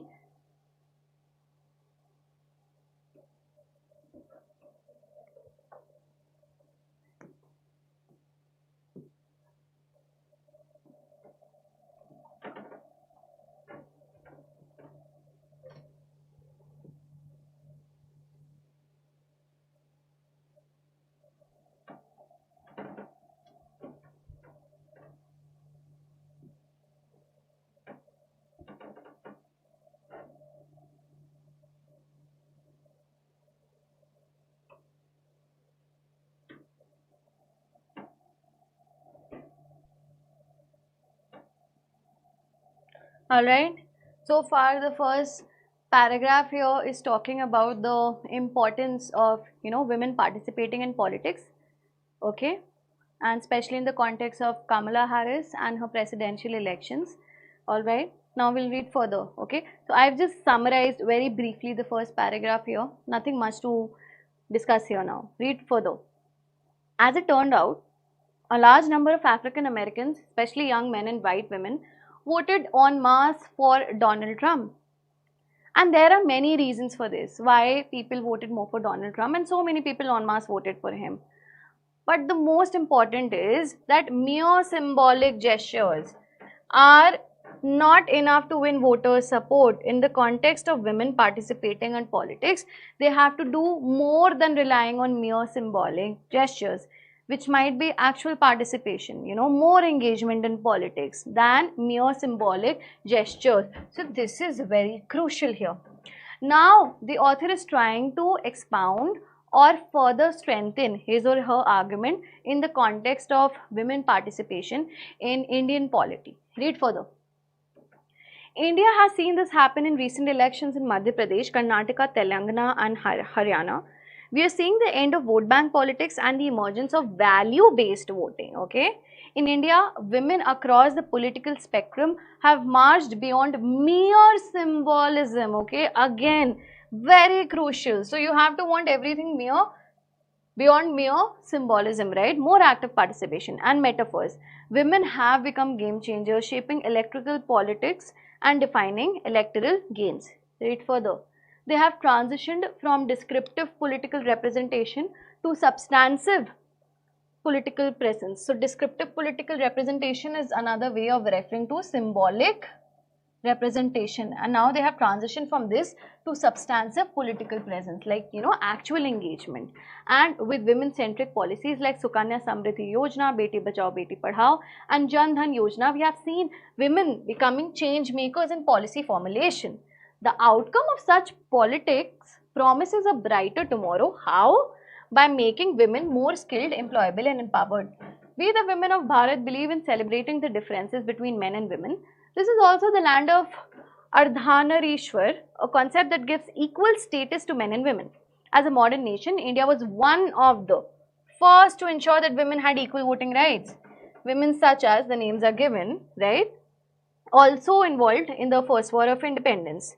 They were also instrumental in the making of the constitution, with leaders like them shaping the founding document of the republic. These women epitomize Shakti. Epitomize here implies they were the best, perfect, most strong examples of Shakti, which is a mix of power, virtue and change with the potential to bring about societal, structural and institutional changes. So ultimately, if I were to discuss the main idea of the passage, it is the fact that the author is trying to drive home the point that for women to be successful in politics, they have to shift beyond mere symbolic representation and be actually involved in politics at the ground roots level, right? Maybe increase their engagement in the literal sense of the word, right? Mere symbolic representation or gestures will not really do much, okay?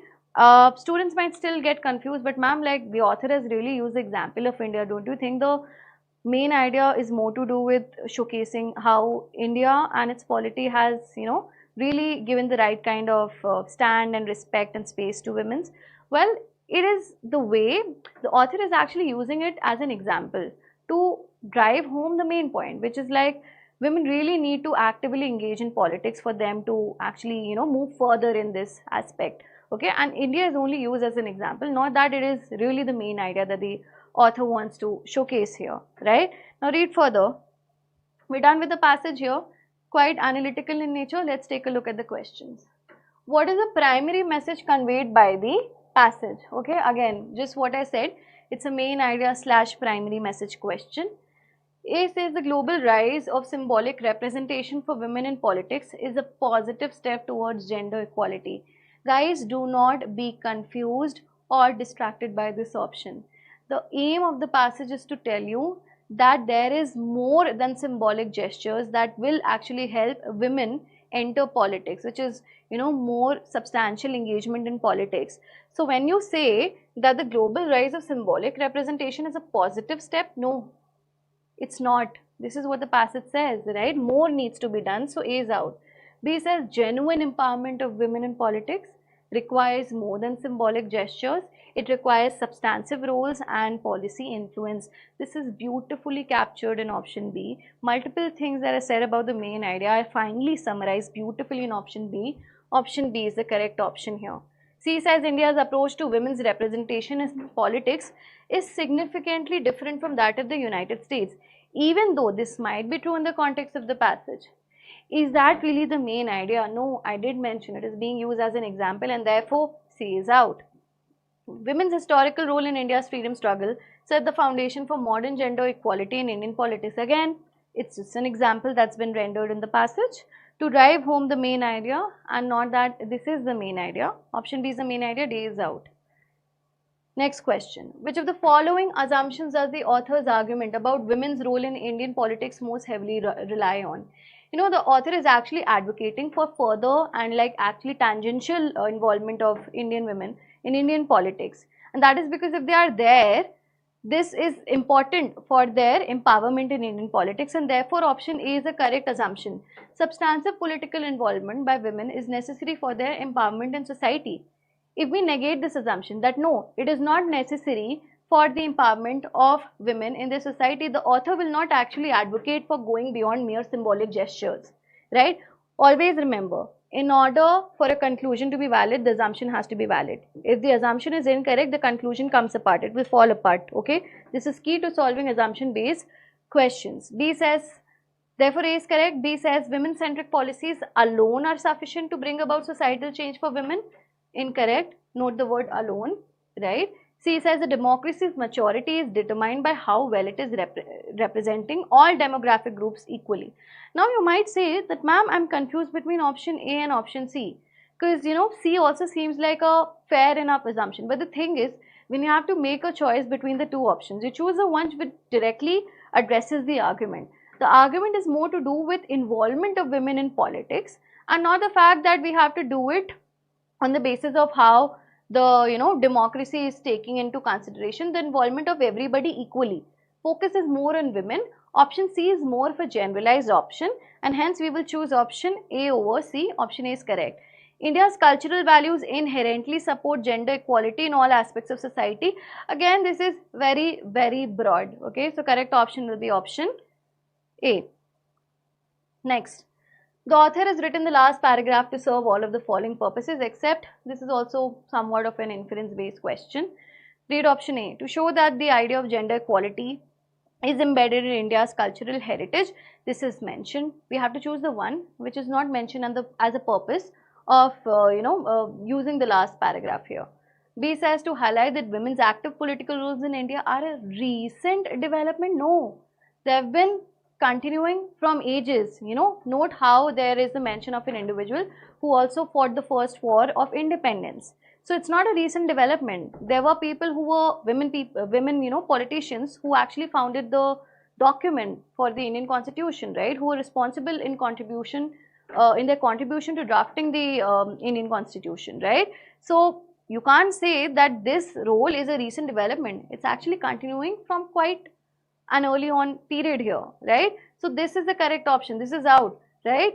C says to provide historical examples of women who held substantive roles in shaping India's future. This is also true. This is also mentioned as a reason for mentioning it. And D says to inspire pride in India's heritage of gender balance and women's empowerment. This is also a purpose. Option B is the correct option, because this is not the purpose. This is not true in light of the last paragraph. Next question here. Which of the following external scenarios, if true, would most strengthen the author's argument about the importance of substantive roles for women in politics? The correct option here will be option B. Option A says a global study reveals that countries with a higher percentage of women in symbolic political roles show no significant difference in societal outcomes compared to countries with few women in politics, right? This is actually this does not strengthen the argument. What is the argument? We have to show that the substantive roles for women in politics are important, right? In fact, this shows that the ones who are in symbolic political roles are not doing much. It does not do anything to strengthen the argument. B says research finds that countries with influential female leaders, okay, in high ranking political positions, which actually talks about the substantial involvement or substantial political roles for women, they experience notable improvements in areas like healthcare, education, and gender equality. This beautifully strengthens this argument here. Option B is correct. Always remember, I am eliminating option A because option A is talking about symbolic roles, while the argument is focusing on the importance of substantial roles of women in politics. Okay, so B answers it. C says surveys indicate that female voters are more likely to support candidates who promote symbolic representation for women. This is out, absolutely out. D says a recent report shows that countries with no female political representatives have the highest level of gender-based violence. It is out. We'll now take a look at the next question. So there's a recent report from a global think tank which reveals that in countries where women hold high political office, gender equality indicators such as, okay, wages, healthcare access, and political participation have remained largely unchanged. However, these countries have seen significant improvements in other areas such as economic growth, foreign relations, and environmental policies driven by a mix of male and female leaders. I repeat, read it again. There's a recent report from a global think tank and it highlights that in countries where women hold high political office or substantial roles, gender equality indicators. So gender equality indicators, what are they? Wages, healthcare access, political participation have remained largely unchanged. So their involvement in substantial political roles, women's involvement in substantial political roles is not really helping much in addressing gender equality indicators.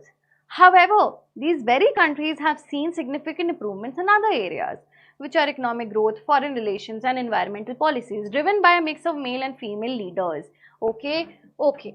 So this is gender equality indicators, and then there are other areas. Okay, now let's take a look at the question. How does the scenario of the report from a global think tank impact the author's argument? How does it impact? What is its effect on the author's argument? And what is the author's argument? About the necessity of women holding substantive roles in politics for achieving gender equality. Students, if I simply read the question properly, I can tell that it is weakening the argument.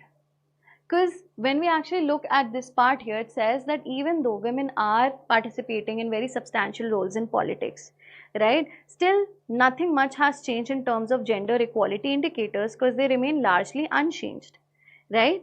So this is actually their participation in higher roles is not creating any impact as far as gender equality is concerned, and therefore this is weakening it. It's kind of just lessening the validity of how important it is for women to be engaged more actively in politics, right? So now still let's take a look at the option. A says the scenario strengthens the author's argument by showing that gender equality is directly tied to the presence of women in high political offices. Again, this is incorrect. It's not directly tied because it remains largely unchanged. So this is out. This is absolutely incorrect.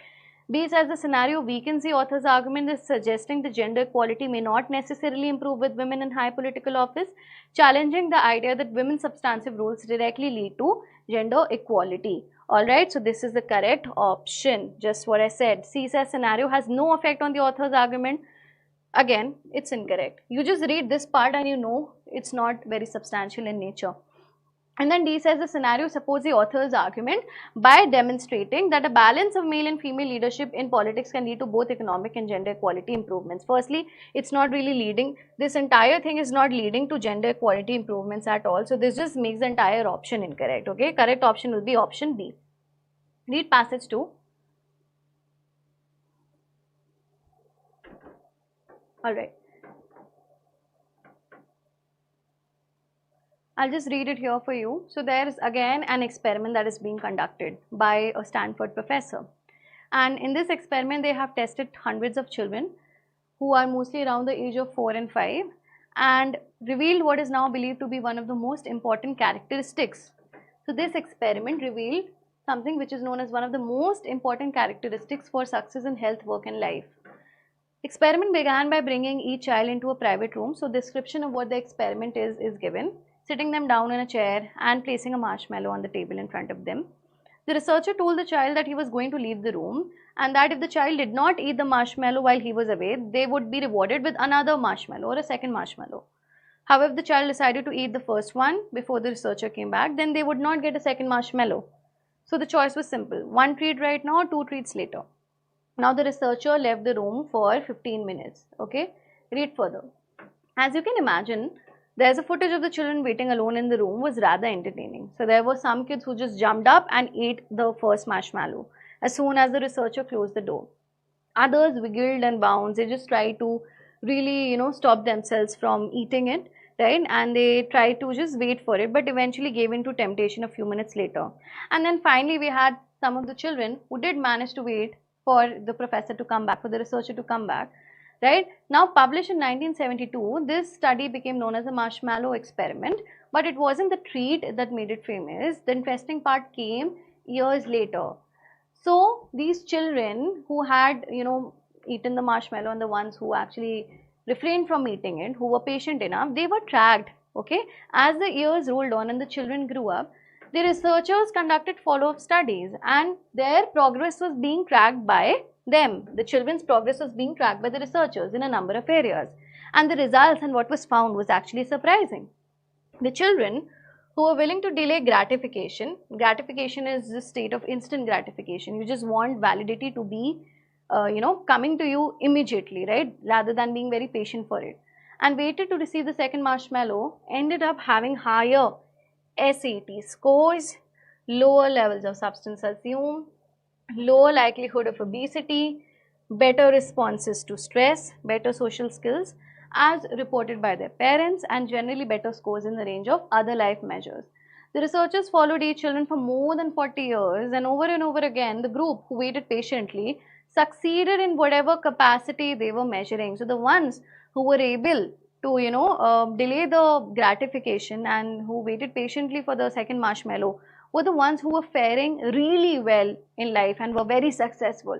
And this is even when they were being tracked, their progress was being tracked for more than 40 years, right? In other words, this series of experiments proved that the ability to delay gratification was critical for success in life. So this experiment proved that the ability to delay gratification was critical for success in life. This is what the result of the experiment was. Take a look at the question. Primary conclusion of the marshmallow experiment as presented in the passage, right? What do you think is going to be the correct option? It's option A. Ones who can delay gratification are likely to become successful in various life. Simply just take a look at option A, it is the correct option. Look at B. Children who choose instant rewards are likely to perform better. Incorrect. This is not the result of the marshmallow experiment.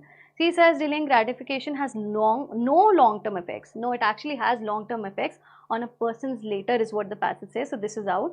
D says ability to delay gratification is more important than intelligence or other personality. Nowhere does the passage compare this ability to other factors, and hence this is out. That which is not given, we are not going to choose it.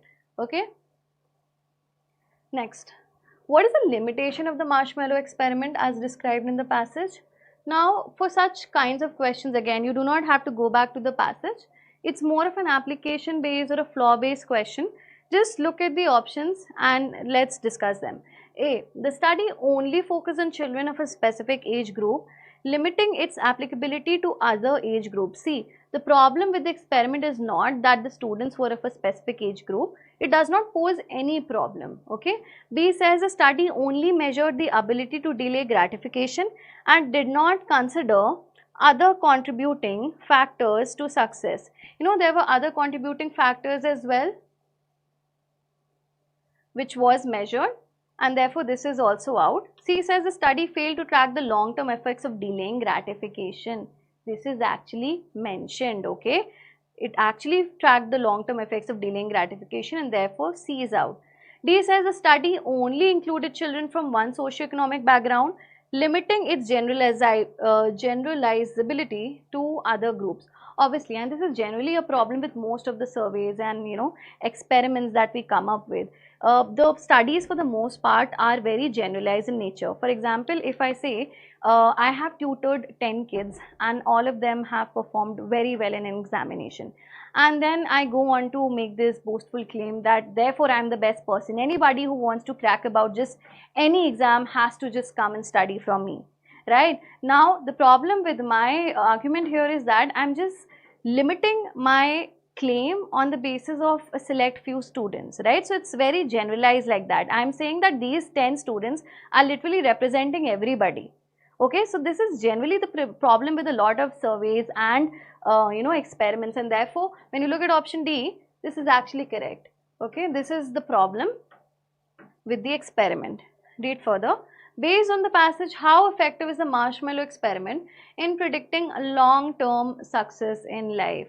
Okay, look at option A. The experiment is highly effective in predicting success as it shows a clear link between the ability to delay gratification and improved life outcomes. Okay, I'll just hold this option. Okay, I'm still a little wary of it due to the word highly effective. I still need to make sure that I'm able to exhaust the rest of the options.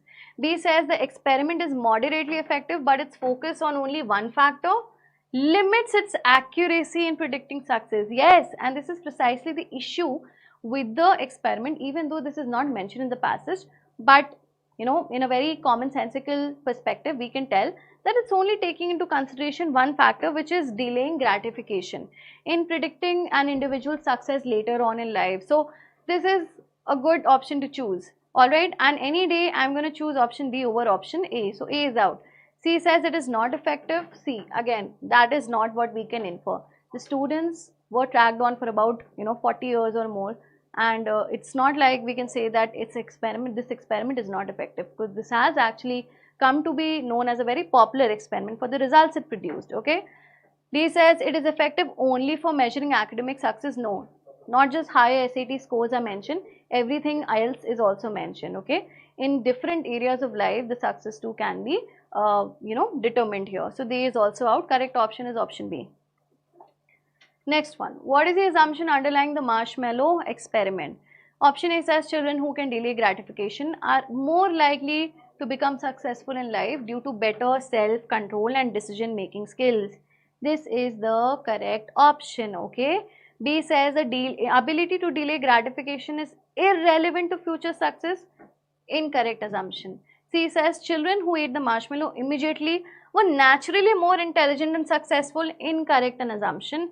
D says the marshmallow experiment only measures a child's ability to wait for rewards, not their overall potential for success in life. No, the marshmallow experiment actually does more than just this, right? So this is out. Correct option is option A. Next one. In the context of the marshmallow experiment, which of the following would act as the independent variable and which would act as a controlled variable? So let me just give you some understanding of what an independent variable and controlled variable is. Controlled variable in terms of this experiment is something which remains constant, which does not have to change. An independent variable is the actual thing which is being tested for in an experiment.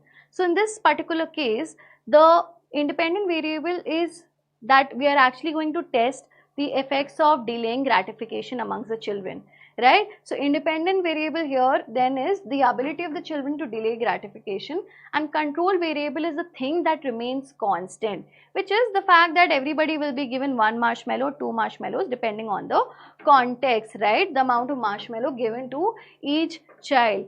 So correct option is option A. Rest of the options can be eliminated. Okay, only option A talks about the independent variable and the control variable effectively here. Okay. Alright, we're going to read the next passage now.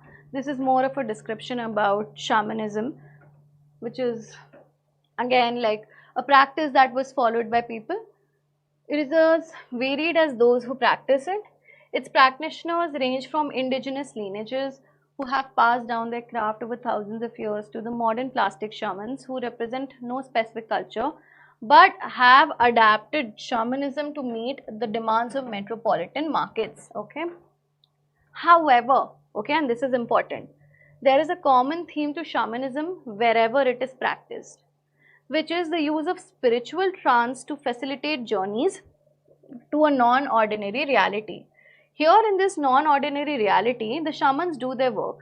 According to the historian of religion Mircea Eliade, writing in 1951, shamanism is the technique of ecstasy or happiness involving the purposeful invocation and use of dreams and visions to solve problems. By this definition, shamanism is a landscape of the spirit journey, populated by good and evil spirits and the souls of the deceased and yet to be born. It is the place where mountains speak and grandmother skeleton points out which plants to eat when the dry season lasts too long. In this form, this religion is everywhere in the old ways of humans. In fact, every tribal culture, alive or dead, has some broker of spiritual capital. So, shamanism will find its undertones in just about every religion, in every way of living. For example, the Indonesian Mentawai have their sikiri, the Inuits have their angakok, the Colombian Desana have their pai, and the Mongolian Buryat have their bu, right? The American Sioux have their heyoka, right? So these are just examples of how shamanism will find its root in just about every religious practice, okay? Read further. The sheer magnitude of our shamanic ancestry means one of the two things. Either shamanism originated prior to the human diaspora some 70,000 years ago and has been preserved since, or it has arisen independently countless times in pre-modern human cultures. So the shamanic ancestry and the sheer magnitude of this ancestry tells us two things. One is, it can be that either shamanism originated once prior to the human diaspora several thousand years ago and has been preserved since, or that it arose independently countless times in pre-modern human cultures. If we consider that pre-agricultural human societies are each experiments in how to run a village, with each competing in the evolutionary market of survival and reproduction, then we must ask, what good is shamanism? The answer is a lesson in both the psychology of problem solving and construction of meaning. In order to get there, we first have to understand what the prominent explanations of shamanism are in contemporary anthropology, okay? These explanations all rely upon a common set of psychological and evolutionary principles, and these principles in turn explain the adaptive value. So these common set of psychological and evolutionary principles will explain the adaptive value of shamanism. This is quite descriptive in nature again. Take a look at the next question. Here, which of the following can be deduced about the author's perspective on the origin and adaptive value of shamanism? The correct option here will be option C. By elimination, you can very much solve this. It's also mentioned in the passage that given the sheer magnitude of shamanism ancestry, we can infer one of two things. A, that it actually originated prehistorically several thousand years ago and have been preserved ever since, or they have arisen independently countless times, right? So when you read C, it says shamanism either originated as a single tradition preserved over millennia or evolved independently in multiple cultures, offering adaptive benefits like problem solving and meaning construction, okay? This beautifully captures the option, rest of the options can be eliminated. Next one, according to the passage, which of the following best explains the significance of Mircea Eliade's definition of shamanism? Option A says, it highlights shamanism as primarily a method of cultural preservation amongst indigenous communities. We can eliminate this. B says it emphasizes a transformative aspect of shamanism where shamans use altered states to address issues in physical world. I'll just take you back to the passage. This is what she says. In this non-ordinary reality, the shamans do their work. According to this historian, shamanism is the technique of ecstasy involving the purposeful invocation and use of dreams and visions to solve problems. Now, when you do read this, it says, it underscores the use of shamanic practices for direct communication with the deceased ancestors and spirits. This is going a little too extreme, right? There is no direct communications, maybe altered states, which are dreams and all of that. So this is correct. Option B is correct. D says it establishes shamanism as a unified tradition of ecstasy and mysticism universal across all ancient cultures. This just makes it too generalized and therefore incorrect. in light of the passage. Correct option will be option B. Next one. The author suggests that shamanism provides adaptive benefits for pre-modern human societies. Which of the following statements best describes this adaptive value, right? And it is something which is given towards the very end of the passage also. When you look at it, it says it enabled early humans to establish diplomatic relations between different tribes. This is not given. That which is not given, we are not going to choose. Look at B. Shamanism's adaptive value lies in its ability to facilitate survival by offering psychological frameworks for understanding and addressing life's challenges. This is the correct option, okay? This can be inferred, I'll just show you, from this part of the passage till the very end, right? And then it says, option C says it developed as a means to physically heal individuals. Too specific, this is out. D says shamanism's role in ancestor worship allowed early societies to create strict social hierarchies. Again, out. Correct option again here will be option B. Take a look at the next question. Based on the author's discussion, which of the following would most support the idea that shamanism arose independently in multiple cultures? Right? How do we understand that shamanism arose independently in multiple cultures? If we have an option which shows that it was there in different areas, different regions, different countries of the world, it would pretty much align with this argument of ours. And therefore, for this thing, option B is the correct option. Findings of similar shamanic practices in geographically and culturally isolated human societies. This answers our question beautifully. This is very linear, hence out, right? This is also out. Evidence of shamanic practices exclusively. Now, this does not talk about how it arose independently countless times, right? So, this is also out. Very much against it. Correct option is option B. This one. What does the author imply is necessary to understand the adaptive value of shamanism?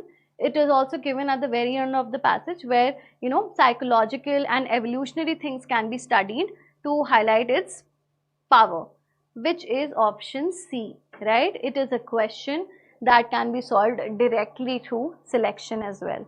When you look at A, in-depth study of its impact, not given, hence out.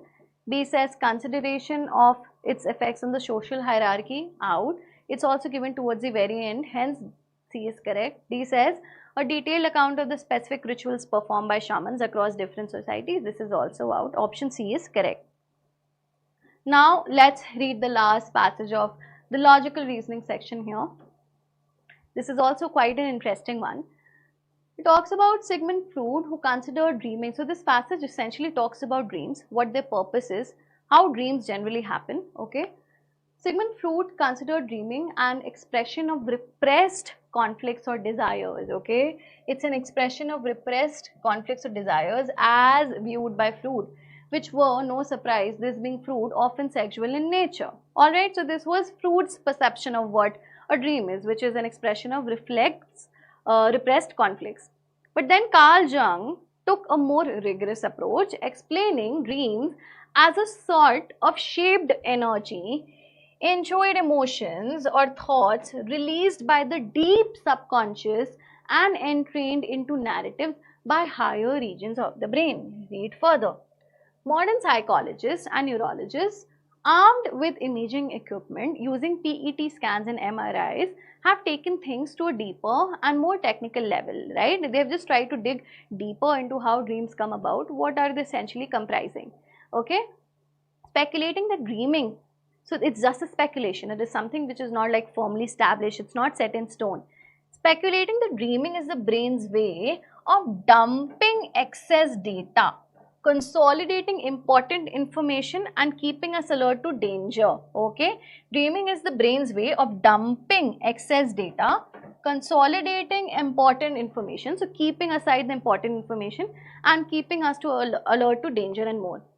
But, and this is, which is important, this part, this is a transitional word, but. Why do dreams take the particular shape they do? Why do you keep dreaming about having to cram for final years after you graduated from college? Again, now the author tries to understand, why do dreams happen? Why do they come about in the first place? And why do we dream in general? Why do you dream about flying or being chased by a wild animal or showing up at that always embarrassing party with your always absent parents? And why are their dreams so stark or bizarre? Stark here means why are they so very much aligned with the reality, or sometimes absurd or seemingly perverse, that you will carry them to your grave rather than revealing so much as a single detail about them to anyone in the world. The least glamorous explanation for any dream is that it serves as a sort of data dump. Again, the author is also kind of just mentioning the data dump theory. It is a clearing of the day's useless memories, right? Your data dump, according to the data dump theory, it's a clearing of the day's useless memories and a caching of the valuable ones, right? Just keeping aside the valuable ones. Researchers had long suspected that that process, if it exists, plays out between hippocampus, right, which controls memory. So hippocampus here is responsible for looking after a memory, and the neocortex, which governs higher order thought. Read further.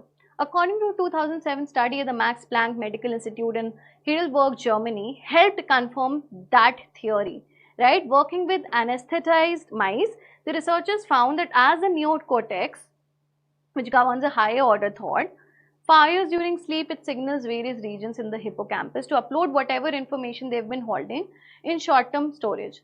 The hippocampus is then cleared to gather more the next day, while the neocortex decides what to transfer to long-term memory, which is essentially referring to the caching of the valuable, bits of memory, and what to discard.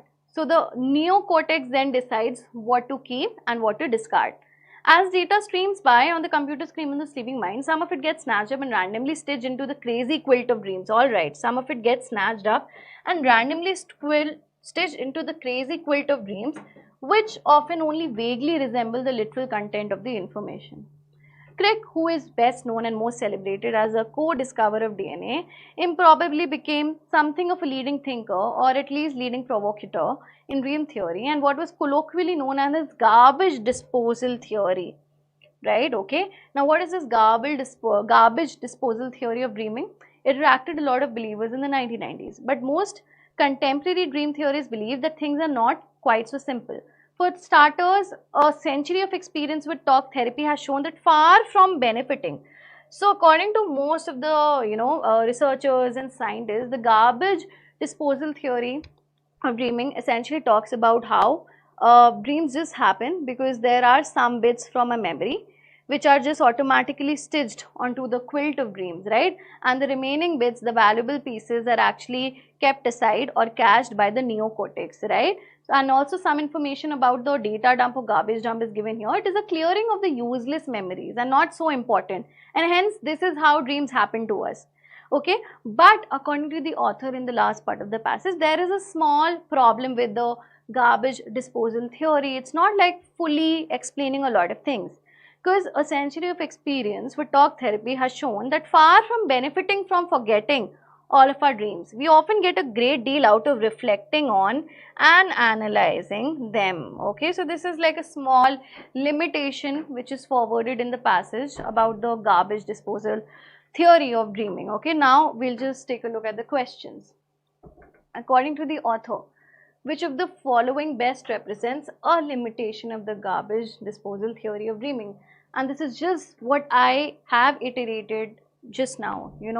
It overlooks the psychological benefit that individuals might gain from recalling and analyzing their dreams. This is the correct option. This is the very limitation which is mentioned in the last statement of the passage. A says it assumes that all dreams are based on repressed conflicts, a point challenged by modern. See, this is not an exact limitation. The limitation has already been expounded in the end of the passage. C says the theory only explains dreams that occur during periods of deep, not mentioned. Not mentioned, do not choose. D said it fails to account for the narrative structure of dreams that often correlates to specific past events or emotions. That which is not mentioned should not be chosen. Also, make sure that you stick to the data rendered in the passage.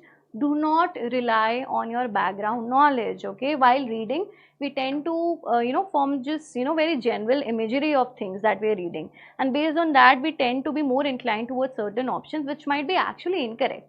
So do not choose D. Alright, B is the correct option for this question. Next, the author implies that Crick's garbage disposal theory primarily suggests that dreams serve to, this is what is there, facilitate the disposal of unimportant information accumulated throughout the day. It is also given throughout the last part. Read this part. This is all correct, right? A says assess the hippocampus in uploading data to the neocortex. This is not what it primarily suggests. Process repressed conflicts or desires, not suggest. Symbolic form, no. Provide alertness to potential dangers. This is essentially the weakening aspect which it doesn't take into consideration, and therefore the correct option here will be option B, Bombay. It facilitates the disposal of useless bits of memories, accumulated throughout the day, while the neocortex functions to catch the valuable ones, okay. 18. Which of the following, if true, would most challenge the view that dreaming is simply a data dump process, right? So according to the data dump theory, the useless bits of memory are just discarded, right? Now it's not a very constructive process is what it says, right? Now we have to choose an option which will weaken the argument, maybe which will show that the data dump theory is maybe more than what just meets the eye. Maybe it's actually something which can be very productive, very constructive also. Look at A. Research shows that patients who reflect on their dreams report improved problem solving skills. This is actually a challenge to the view that dreaming is simply a data dump process, because here patients are also reflecting on their dreams, and the result is that their problem solving skills are getting improved. So it's not like their memories, the suppressed memories are just going away like that. In a way, they're also teaching the patients a lot about how they have to reflect on certain important things, and maybe this is helping them come up with better life skills. So this is actually a very good challenge to the view that dreaming is simply a data dump process. Rest of the options you can very easily eliminate. B says studies indicate that memories of recent events are less prominent in dreams than those of older forgotten experiences. This again kinds of just strengthens that dreaming is simply a data dump process. C, neurological imaging demonstrates that hippocampus is inactive. This has nothing to do with this argument. D says experiments reveal that dreams often contain symbolic representations of deeply personal conflicts or desires. Again, this is out. Alright, next, based on the author's discussion of modern theories, which of the following would likely be least supported? So out of the 4 options, there are 3 options which will be finding some resonance in the passage. Look at A. It says the content of dreams may partly arise from information transferred from the hippocampus to the neocortex. This is true. We can infer this from the passage. Hence, this is supported. Okay. B says dreaming could play a role in sorting through information to decide what is worth retaining. This is the primary function of the neocortex. You remember where it says caching valuable memories, right? So, this is also something that can be inferred, and hence we can eliminate this as well. C says dreams serve a critical function by randomly combining memories into meaningless imagery. Understand that this option is very extreme. It's not like that everything is literally boiling down to randomness, when it might actually not be the case. Meaningless imagery. So all of this is actually making it very extreme and also quite incorrect at that. Therefore, this is a correct option because this is not supported by the passage. D says there could be a psychological benefit to analyzing the dream content for potential insights. This is given in the last part, the very last statement of the passage. This is also something which is mentioned in the passage. Now you might say, and therefore we can eliminate D also. Now you might say, ma'am, sometimes I understand that A, B and D I can very much infer from the passage. But upon a plain reading of option C, I just do not understand how to make sense of this.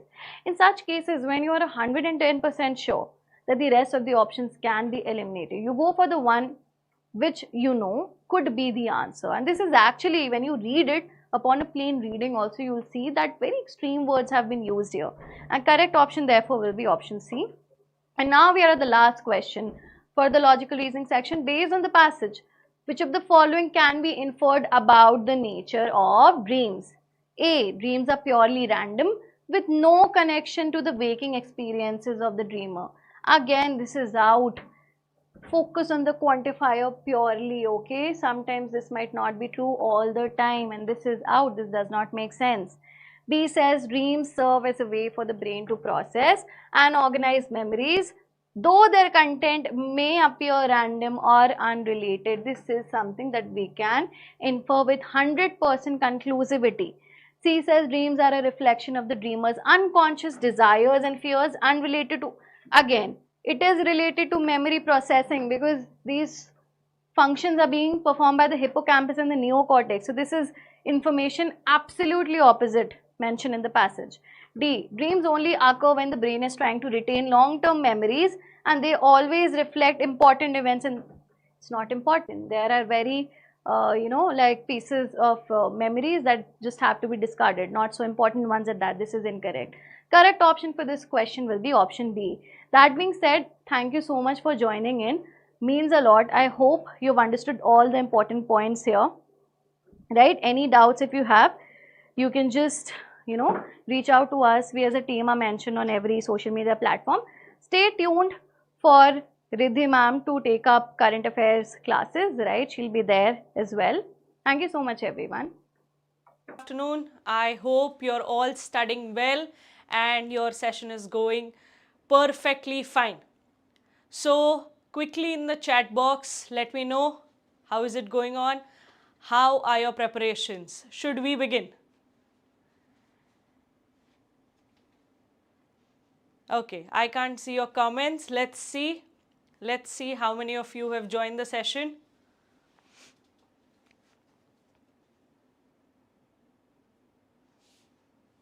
Let's see some new comments.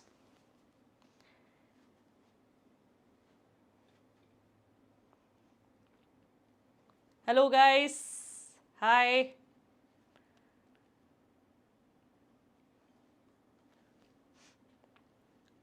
Okay, perfect. So now we know that we've had two amazingly packed session for, okay, perfect. Thank you. So let's begin with the session. We've already had two perfectly packed and wonderful sessions by Sanjana ma'am. Let's start with current affairs. Hello Tanmay, hi. Let's begin with the session. The first thing that I want you all to go through, to read about, is your passage. Now we know for a fact that in current affairs, passage does not play a very major role. But then it is also important for you to go through it. So quickly just have a look at the passage. Just try to see what is the passage trying to talk about. We can read over here, more than 130 people died, where this is with regards to students' protest, major crisis for Bangladesh. So they are trying to talk about something with regards to Bangladesh civil war issue that had recently taken place. I hope you've already read this passage. Quickly in the comment section, let me know. I'm just waiting for your messages in the comment section.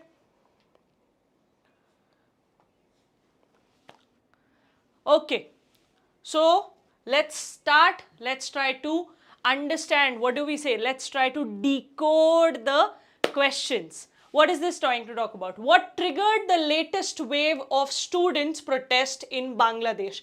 Now talking about this, what options do we have? Introduction of the new electoral reforms, reinstatement of the government job quotas for 1971 war veterans, and next one is increased taxes on imported goods, and finally closure of garment factories due to global recession. I'm hoping you're already aware of this. Let's try to see. Your option is B. Now why is your option B? Okay, now talking during the same period, sorry, it all started when the families or the war veterans were given the quotas, were given a special reservation, and then the whole history started. So it is with regards to this, and that is the reason why we see the latest wave of students' protest in Bangladesh. Okay, let me know in the comments if you are able to capture whatever I'm trying to say. Yes guys, I'm watching your comments, don't worry, I'm watching it from my phone. I'm just trying to see. Okay, now we come to the next thing, that was what was the political consequences of the protesters in Bangladesh. Now discussing the same thing, establishment of a military government, resignation of the Prime Minister Sheikh Hasina, imposition of martial law and formation of a unity government or with the opposition. The news has been very famous, you're already aware of it. I'm guessing you know the answer, but let me know in the comment section.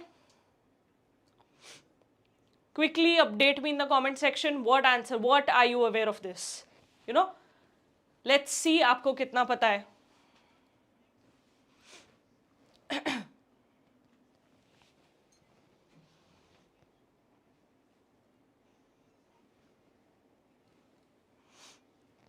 I can't see your responses. Let's see how many of you are aware of it.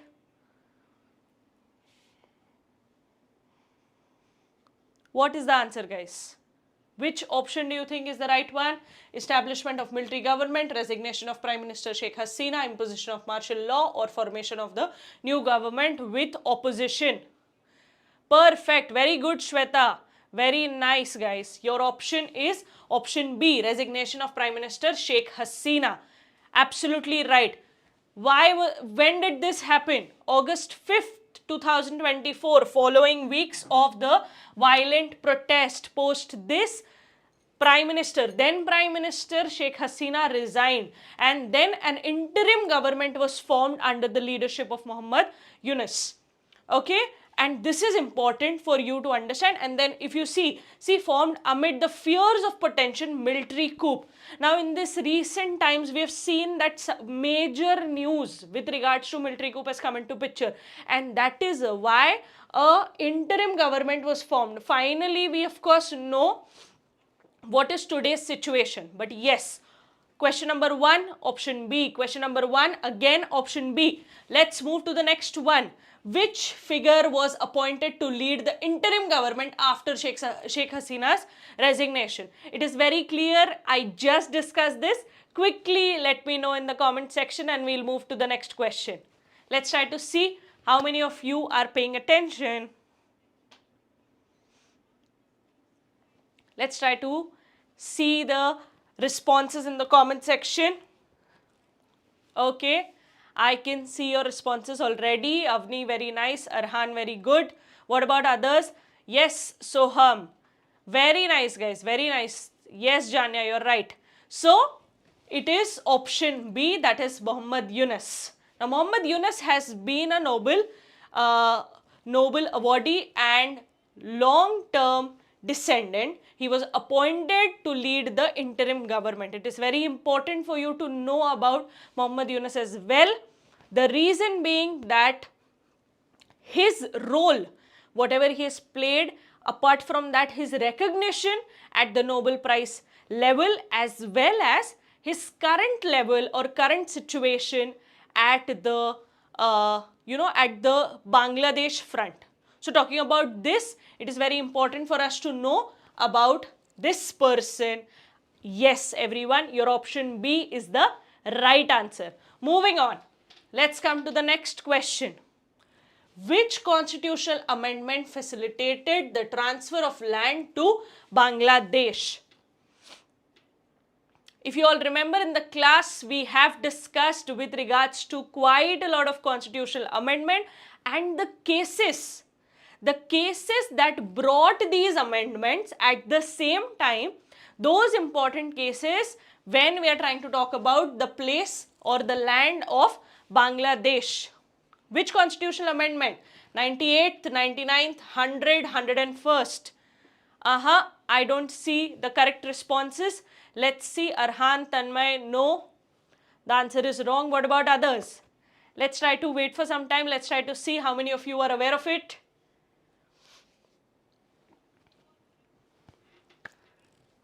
Yes, guys. Okay, what about others? Yes. Correct, guys. Option C. Yes, now I can see your responses. Yes, your option C is the right answer. 100th Constitutional Amendment, which was enacted in the year 2015, that has led to the Land of Boundary Agreement, that is LBA. Okay? Remember these things. The land of boundary agreement that was signed between India and Bangladesh in the year 1974. Don't look at this, guys. I'm talking about 100th constitutional amendment. Please remember this. No Soham, the answer is C. Okay, I see quite a lot of you have responded very funnily. Some of you are putting A, then there is this other set of people who are putting B. Then we have the same people again putting it as C, and then again B. Guys, no, you don't randomly, just for the sake of putting responses, do that. I know that some of you are aware of the answer. Be confident while you're putting these answers. Don't worry. Be confident, remember and revise whatever we have studied in our classes, whatever we have discussed in these sessions over this period of time, so that you will remember it, recollect the information and then answer it. Don't worry, I am not discussing anything that is foreign for you all. Okay, let's move to the next one. How many Indian states share their borders with Bangladesh? Remember the map of India. Do you remember it? I've taught it in class like a diamond. So when I tell you like a diamond, what do we remember with regards to Bangladesh? Where is Bangladesh falling? At the same time, which Indian states share border with Bangladesh? How many Indian states are sharing it? So let's try to see the answer here. Option A says 3, option B says 5, option C says 7 and option D says 4. Now these are certain static information that you need to be aware of. Okay, I've started getting responses. I've got a response from Arhan, I've got a response from Tanmay. How many of you are aware of it? Very good, Mashkura. What about others?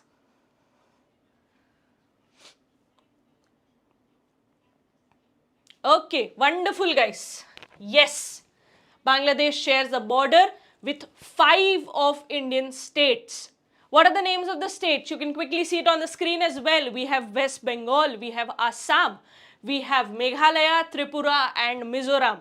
Don't forget the names of these 5 states. If you remember, I have discussed this at multiple levels. In your examination, you are not only asked about the current affairs news, but also current affairs related and static information.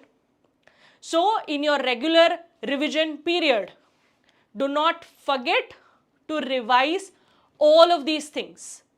The static news, the current affairs news, as well as the related news that you need to study. Okay, wonderful. I'm very happy to see that you are all responding. Yes, the answer is 5 states.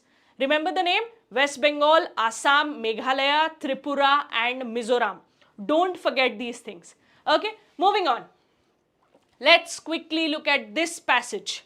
Let's try to see how many of you are remembering this. This is with regards to 1975 Indira Gandhi. That time's Prime Minister imposed a 21-month state emergency. And the attempt was to crack down the civil liberties. Now quickly, when I try to tell you about emergency, a lot of things that come into your mind. What are the provisions with regards to emergency? What happens? Power, people involved. Everything should quickly, you just need to recollect all of that information. Talking about this, if you see, Indira Gandhi announced the imposition of emergency in the broadcast of All India Radio late on 25th of June 1975. That was shortly after the Supreme Court granted a conditional stay on the Allahabad High Court's verdict. Do you all remember the name of the case when I tell you about Allahabad High Court's verdict? What was the name of the case? What happened? Quickly remember the name of the case. I'll be very happy if you put it in the comment section as well. Let's try to see how many of you remember the name of the case. Talking about the same. See, her star was on the ascent, having dealt with deadly blow to Pakistan by liberating Bangladesh in December 1971. Let's try to see how many of you are remembering the content, and then we'll quickly move to the questions. Let's try to see how many of you here remember the name of the case, as well as how many of you are able to recollect and retain all the information. Very good, Mashkura. Very nice, Nishita. Very nice. Indira Gandhi versus Raj Narayan. Moving on. Let's try to see the name and let's try to understand this question. What prompted Indira Gandhi to declare emergency in 1975? Now talking about this, question number, option 1, economic instability. Option 2, Supreme Court's verdict on her election. Then you have war with Pakistan, and the 5th one is natural disaster. Now I'm pretty sure you already know that 4th one, that is natural disaster, is not the option. Anyway, in India, the terms under which or provisions under which an emergency is declared has nowhere or is nowhere related to natural disaster. What about other things? Was there an economic instability? So again, your option A is also eliminated. What about the other 2 options? It is already mentioned in the passage as well. Supreme Court's verdict on her election. Very good, guys. I can already see your comments. Yes, the Supreme Court stay on the Allahabad High Court's verdict that declared, and that was in the case of Indira Gandhi versus Raj Narayan. Don't forget this thing. Elections null and void triggered the imposition of emergency. Hence, your option B becomes the right answer. Let's move to the next one. Which constitutional provisions was invoked to declare emergency in 1975? Let's try to see how many of you are aware of this. Article 356, Article 360, Article 352 and Article 370. Now before talking about this, I want you all to quickly in the comment section let me know the name of the amendment which is also called as mini constitution. What is a mini constitution, or which amendment is also called as mini constitution in India? Come on, let me know quickly how many of you are aware of it. Let's see. Okay, I can already see your responses. Wonderful, guys. But let me know. Okay, Vedashri has already responded. No, Mashkura, the answer is wrong. What Janya is right.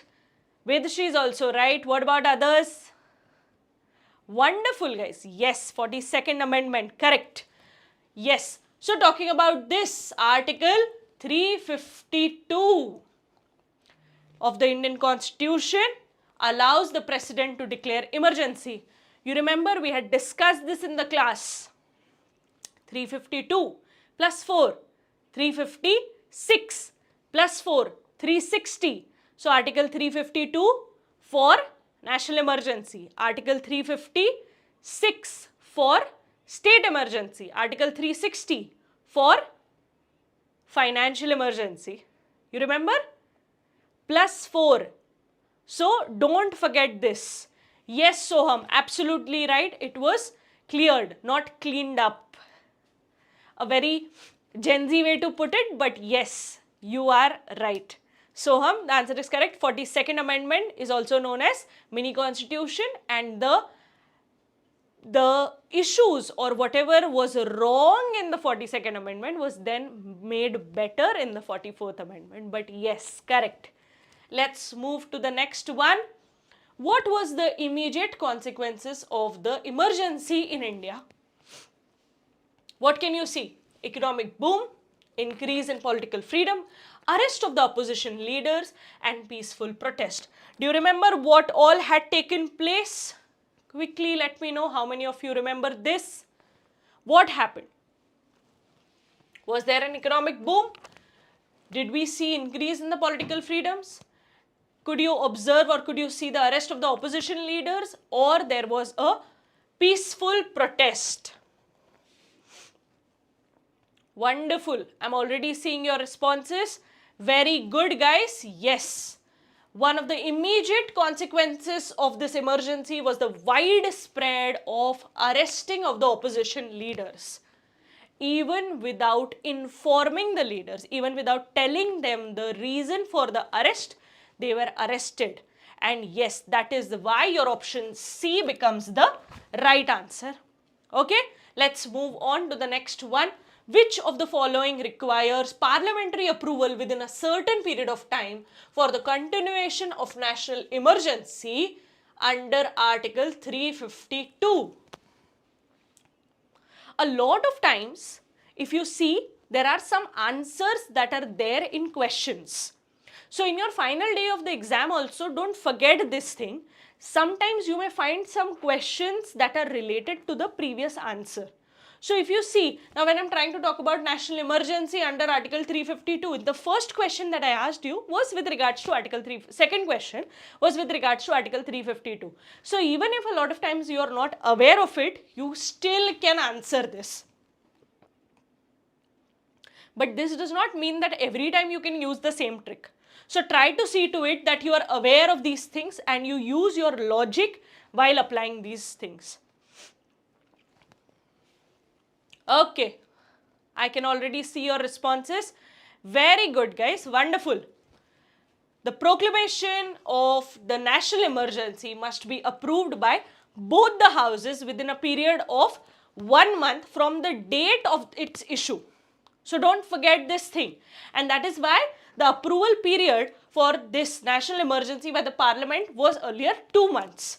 Now it was then reduced in the 44th constitutional amendment. So if you remember 42nd and then the 44th amendment that we just discussed. So in the 44th amendment we can see this change, and that is why 1 month is the right answer. Let's move to the next one. Which of the following is not a ground for the declaration of national emergency under Article 352? I hope you all remember war, external aggression, armed rebellion or financial instability. Very easy. Very, very easy. Let's try to see how many of you are aware of this. It's one of the easiest questions that has come to us. Let's try to see how many of you are aware of this. Wonderful. Even before I complete my sentence, I can see your responses. Arhan has responded as A. No, beta, that is the wrong answer. Rest all, you're absolutely right.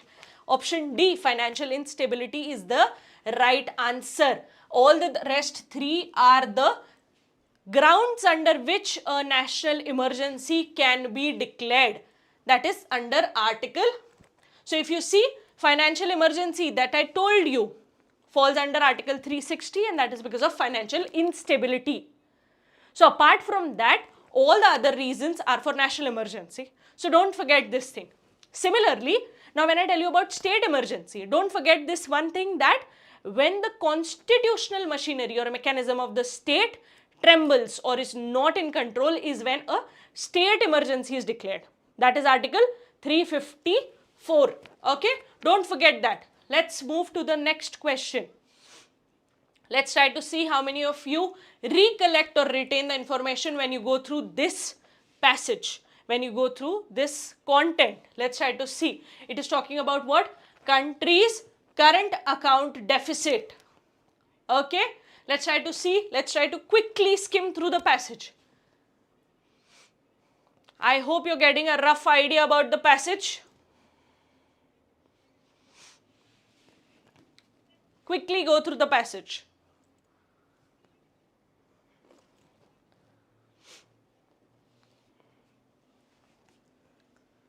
Okay, should we move to the questions now? Let's try to see. See, what was the policy repo rate maintained by the RBI throughout the financial year of 2024? Now talking about this, what is the answer here? Or let's first try to understand the options. 6%, 6.5%, 5.4% or 7%. Now talking about this, let's try to see how many of you are aware of the answer here, how many of you know about it. I can already see your responses. What about others? Okay, wonderful guys. Very nice. Very happy to see your responses. Correct. Correct. Your answer is option B, that RBI has maintained the policy repo rate of 6.5% for the financial year of 2024. Let's move to the next question. Economic survey is prepared by whom? Which department develops the economic survey? Is it the Financial Stability Division? Is it the Economic Division of the Department of Economic Affairs? Is it the Monetary Policy Committee? Is it the Ministry of Finance's Taxation Division? Now remember and tell me, is there any kind of such ministry, or do we have something called as a, some kind of such committee or division? Remember these things and then answer. Okay guys, I can already see your responses. Wonderful, yeah? Very nice. I love the fact that even before I read the question completed, you are already responding to these things. Wonderful. Very happy to see, and I'm very happy to know that on a Monday afternoon, I have quite a lot of you who have already joined in. I mean, of course, you can drop a message to your friends and let them know that I'm live and they'll join. But yeah, good. Wonderful, guys. All of you have already responded, and these are certain things where I don't even need to give you an in-depth explanation because you're already aware of it, that the report is prepared by the Economic Division of the Department of Economic Affairs, and that is the reason why your option B is the right answer. Let's move to the next one. Choose the correct statement about economic survey. Okay, about after independence, first presented in the year 1950 to 51, or is it became a separate volume in 1964? Is it both A and B that are correct, or is it D that none of the above statements is correct? Let's try to see how many of you are already aware of this. Let's see.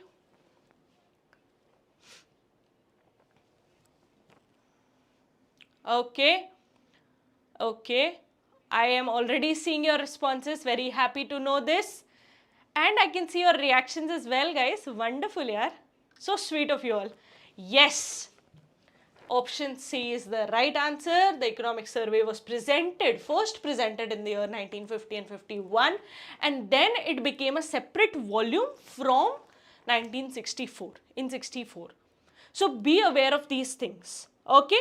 Don't forget, and don't think that a lot of times when you have a question like this that both the answers are right. Sometimes you can go by your gut, but as I told you in the class as well, remember, if your gut health is right, only then you can use this option of option C, that is both A and B are correct. At the same time, when I tell you about these things, don't forget or remember this thing, that it can never be that all the options are, or all the questions have the same option, that is either option B or either option C.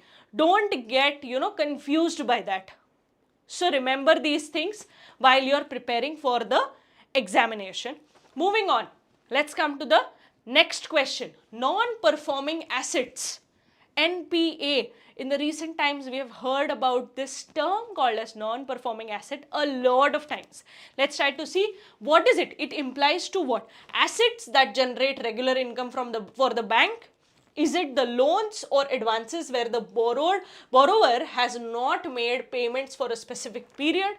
Or is it the investments that have higher recurrence, or deposits made by customers? Let's try to see the answer here. See, the non-performing assets refer to the loans and advancements where the borrower has not made payments for a specific period of time, and that is made interest or principal payments for a specific period of time, and that is typically 90 days or more. I can already see your responses. Very happy to know, guys. Yes, your option B is the right answer. Let's move to the most difficult question. Okay, let's see the most difficult, the most challenging question that has come till now. Let's try to see how many of you are aware of it. Who is the current finance minister of India? Yes, guys. A very difficult question, right? Very difficult to know, very difficult to understand. Okay, oh my God. Everybody is right. Yes, guys. Nirmala Sitharaman is the current she was also the past financial minister as well. Current financial minister is also Nirmala Sitharaman, and she has taken the office. She has been toughest one yet. Correct, Mashkura. So difficult. Oh my God. Yes, Nishita. Correct. So, absolutely right. Since 2019, she has been the, financial minister. Yes, Soham, unfortunately, we can't do that. But yes, guys, absolutely right. Option B is the right answer. Let's move to the next passage. Let's try to see how many of you are aware of it. Let's try to see the discussion. What is it trying to talk about? The high-level Indian delegation led by Shri T.K. Ramachandran, Secretary, Ministry of Ports, Shipping and Waterways, is participating in one of the sessions. Which session are they trying to talk about? At the same time, it is the session that is being conducted of the Council of International Maritime Organization, IMO. And this is with regards to the membership and meeting and everything else. So remember and recollect all the information that we had discussed with regards to IMO. And then we can move to the questions. I'm hoping you're already aware of the things and I can get back to the questions. Let's try to quickly go through the passage. Let's try to see how many of you are aware of it.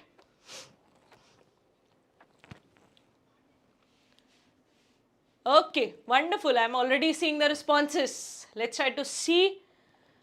The high-level Indian delegation led by Shri T.K. Ramachandran, Secretary, Ministry of Ports, Shipping and Waterways, is participating in which session of the Council of the International Maritime Organization, IMO? Which session? Okay, I'm already seeing your responses. What about others? Arhan has already responded.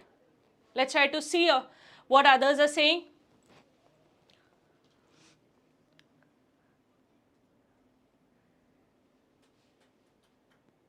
Yes, guys. Wonderful, yaar. Yes, absolutely right. Option D is the right answer. The high-level Indian delegation led by Shri T.K. Ramachandran, the Secretary of Ministry of Ports, Shipping and Waterways, is participating in the 132nd session of the Council of International Maritime Organization. Wonderful, guys. Very good, yeah. Let's move to the next one. We've already received the answer for this. I can already see in the comment section. But yes, tell me, where is the International Maritime Organization session being held? How many of you are aware of this? Let's try to see this. Okay, what about others? So some of you have responded it as D. No, guys, D is not the right answer. What about others?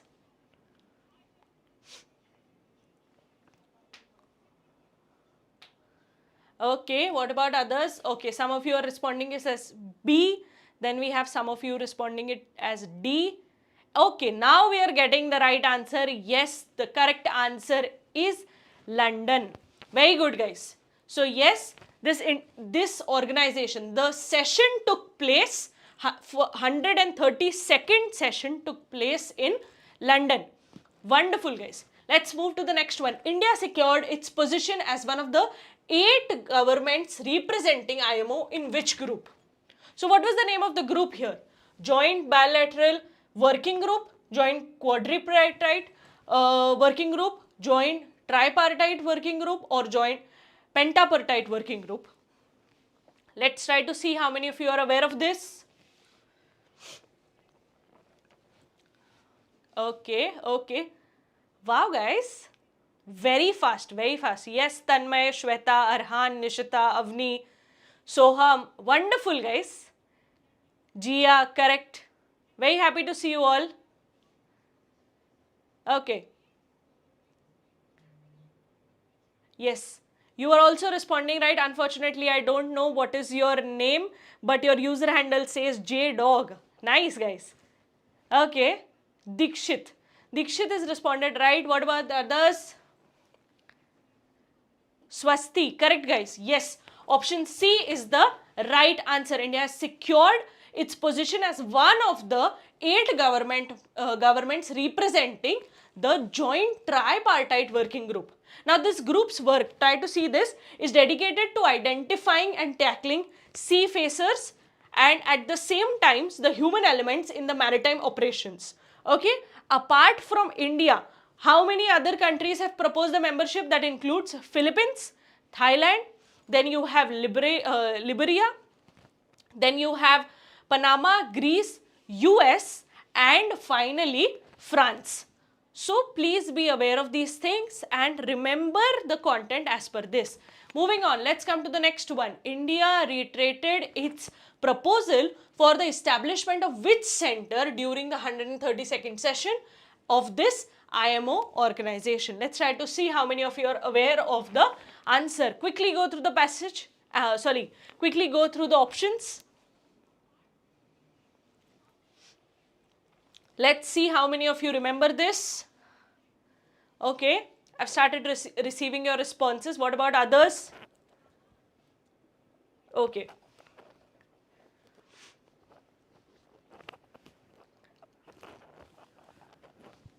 Okay. Very good, guys.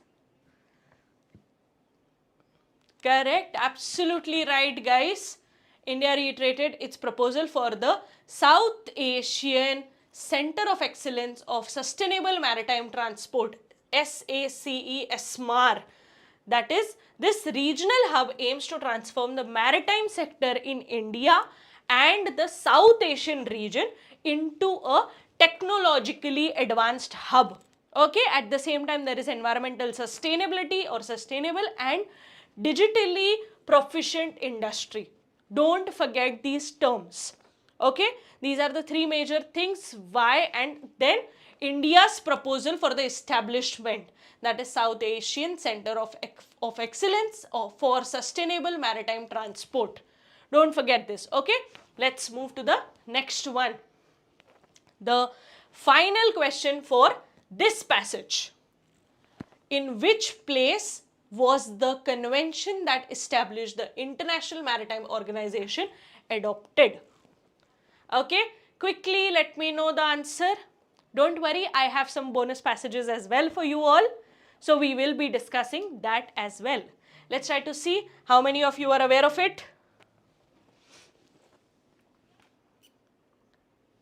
Okay, I'm already receiving your responses. Wonderful, yeah, guys. Very good, very good. Yes, in 1948, an international conference in Geneva adopted a convention formally establishing IMO.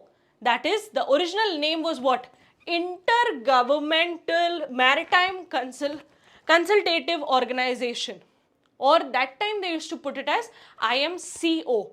Then they changed the name from consultative to IMO. Okay. Then in the year 1982 it was changed. So your option B is the right answer, which is in Geneva. Let's move to the next passage. This will be the final passage for this section.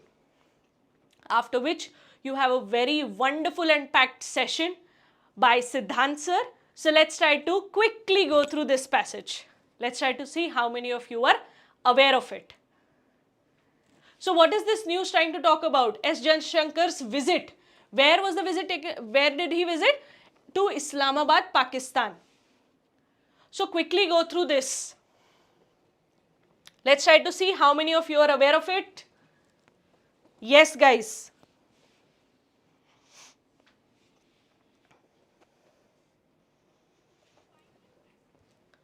Okay. Should we move to the questions now? This is with regards to the conclave of Shanghai Cooperation Organization. Now, the last Indian foreign minister to visit Pakistan was Sushma Swaraj. Don't forget to, quickly remember the points that are mentioned in the passage as well. Okay, guys? Let's try to see how many of you are aware of it.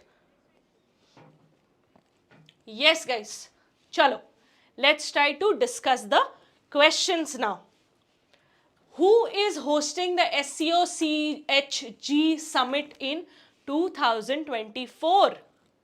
What is the name here? Okay, we have already read the question or already know the answer via the passage itself.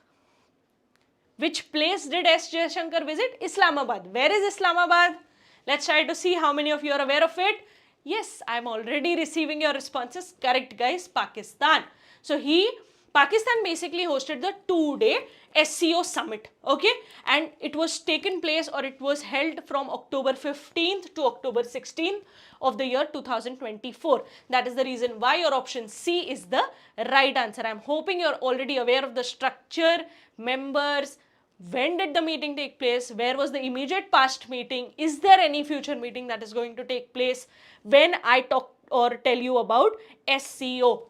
Okay, let's move to the next question. Which Indian foreign minister had visited Pakistan in the year 2015?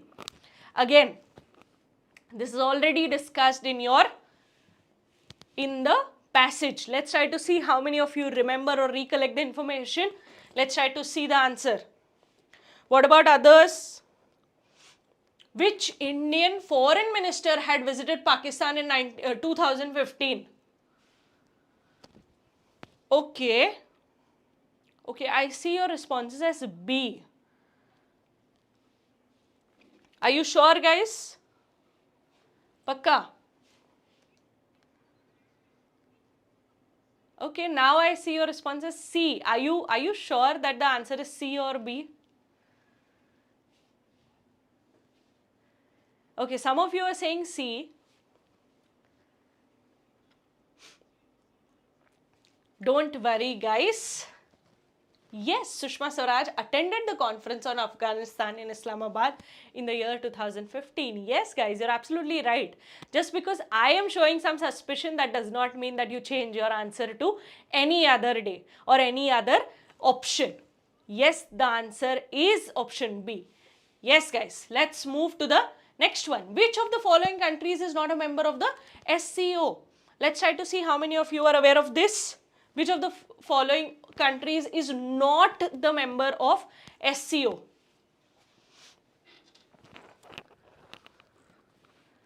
Okay. Arhan says I shouldn't trick them. Okay, guys. Tell me, come on. How many of you are aware of the answer? Let's try to see. I can see your responses. Okay, wonderful, guys. Yes, option C is the right answer.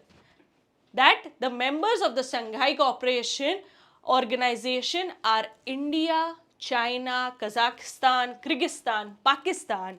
Then you have Russia, Tajikistan, Uzbekistan and Iran. Recently, Belarus was added as the 10th member. Okay, so option C is the right answer. Japan is not the member. Let's move to the next question. That is, in which year was SCO founded? So, quickly let me know the answer. 1996, 2001, 2005 or 2014. Let's try to see how many of you are aware of this. Okay, I'm already seeing your responses. What about others, guys?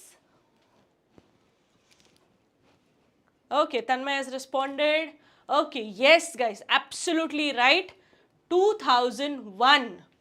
On the 15th of June 2001 with the 6 countries. Okay, so that time what China, Kyrgyzstan, Kazakhstan, Kyrgyzstan, then you had Russia, Tajikistan and Uzbekistan. These are the countries with whom in the year 2001 it was founded. Okay, let's move to the last question of our current affairs section, and that is, what is the primary focus of SCO Council of the Heads of Government CHG meeting? Now talking about this, what is the option here? Security and defense cooperation, trade and economic collaboration, cultural exchange programs and environmental conservation. Now talking about this, let's try to see your responses. Let's try to see how many of you are aware of it. Okay, I'm already seeing your responses. No, Arhan. What about others? Okay.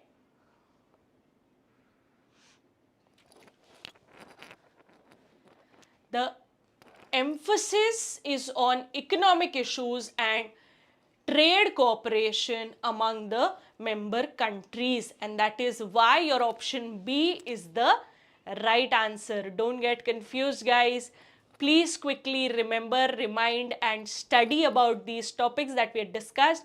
At the same time, we already know that in the coming days you have your examination, but don't worry, there's nothing to be stressed about. I'm very happy to see that 99% of you have responded very quickly. At the same time, you had correct answers to share with me. Now you have Siddhant sir's session, and he will be discussing legal, basically your legal aptitude. So let's try to see. Don't go anywhere. You know, in some time he will be joining and he'll be helping you out with regards to the legal aptitude section. Okay guys, thank you. Bye-bye.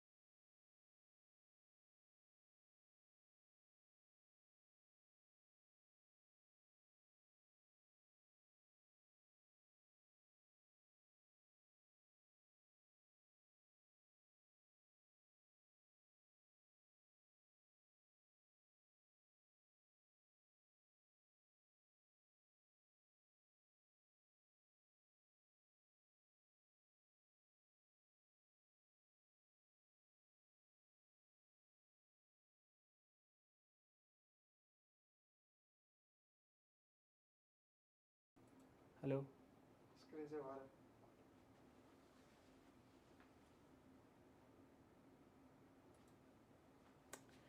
Okay, So hello everyone, once again good evening guys to the YouTube channel of IMS Get.Set.Law, and I hope I'm clearly audible and visible. So guys, excited कि लगातार session पे session हुआ जा रहा है, a mega marathon by IMS Get.Set.Law faculties over here. So I think आप लोगों ने संजना मैम से मिल ली है, रिद्धि मैम से मिल ली है, now Siddhant sir is here, and then we'll have next, that is for the QT section. So I hope I'm clearly audible and visible to you all. I want you people to kindly please tell it into the chat box so that I'll come to know, and then we'll start off with the session. Okay, chalo. So let's wait for everyone to kindly just give a confirmation. Am I clearly audible and visible? Okay.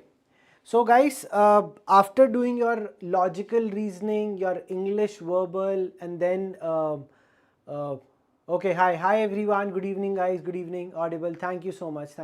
Okay, so after going through logical reasoning, English language, your current affairs, the most demanding session for every marathon, and then we have legal reasoning right now. So guys, I'll just brief you onto it. We have planned near about कुछ 20 questions to solve it in the entire session. Let's see how many questions we are able to do it. We'll try to cover up the entire portion.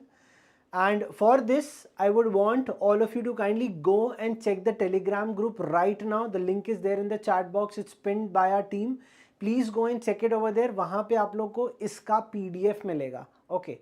So go and download the PDF. Once everyone has downloaded the PDF, kindly write yes sir downloaded and give me a thumbs up fast. Come on. I want to see it fast. Do it guys. Come on everyone.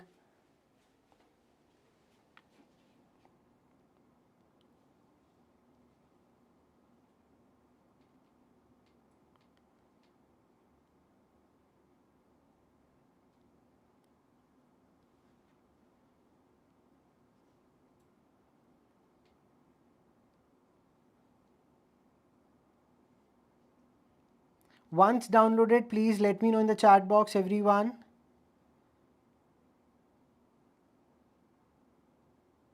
The PDF is on its way. Everyone will get the PDF. Once everyone is downloaded, please write it in the chat box. Sir, done.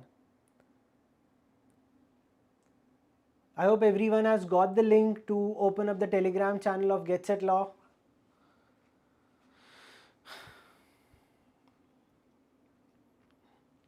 Yes.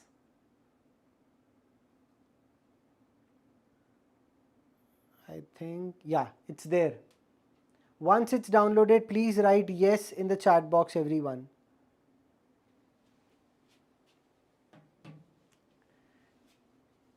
Done? Okay. I can see only one student has given the answer. What about others? Come on, guys. Okay. So we have first passage on the screen. So how it will going to happen is passage आप लोग read करेंगे. I'll show all the questions and then you will put up your answers when I'll ask you to put your answer. Okay. Chalo. So here the passage is on the screen. Read the passage entirely, either from here or from your PDF. Once you are done reading, I'll show the questions to all of you. Okay, come on. I'm here only. Then we will be discussing. When we will discuss, then only put your answers. Don't do it before that.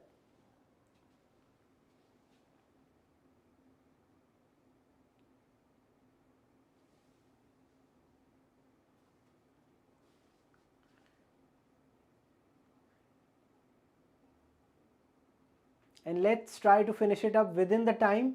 The speed limit needs to be maintained, okay?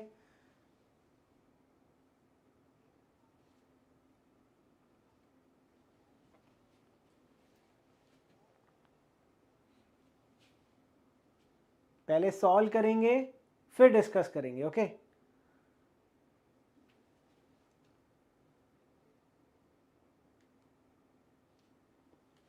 That's the next part of the passage on screen.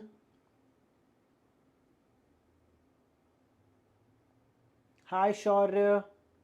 Hi Soham. Hello Ashu. Good evening, good afternoon.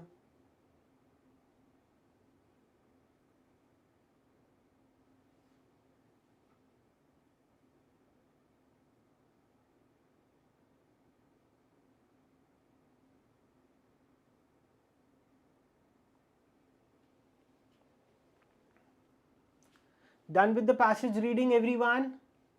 Come on, guys. Show some fire. Jaldi jaldi read kariye. Imagine that it's a CLAT passage.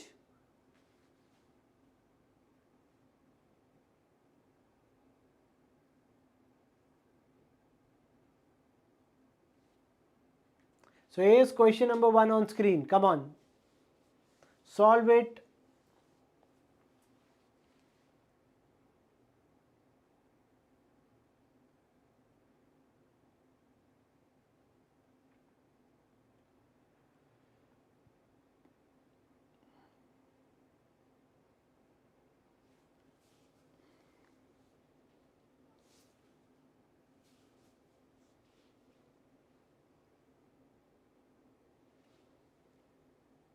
Question number 2 on screen.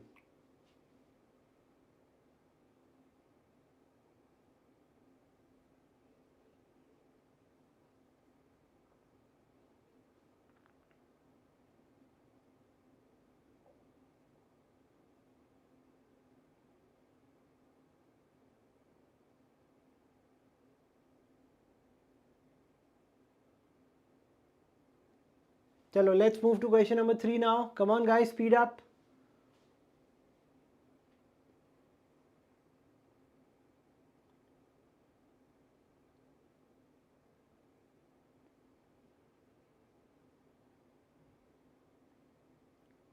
जब हम लोग questions discuss करेंगे then only put your answers along with the number.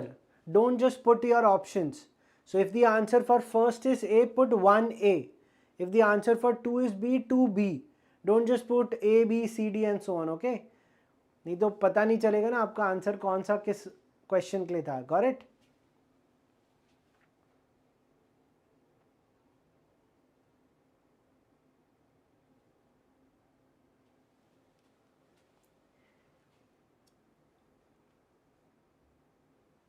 Done with question number 3, everyone?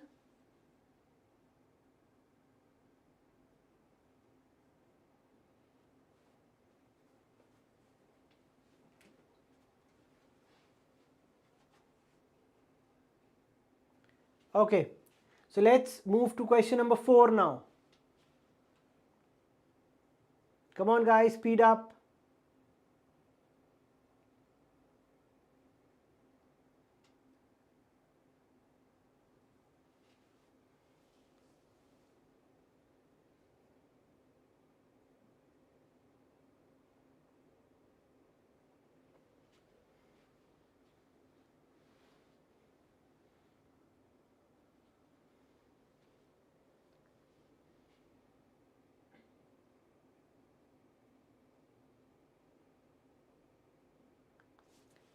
We have last question on the screen for this passage. Come on, everyone. Solve it fast.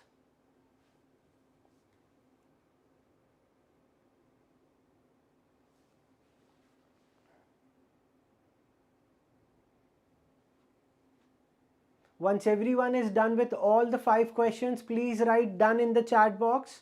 सब लोग chat box में done लिखेंगे तभी मैं आगे बढ़ूंगा with the explanatory part. Come on.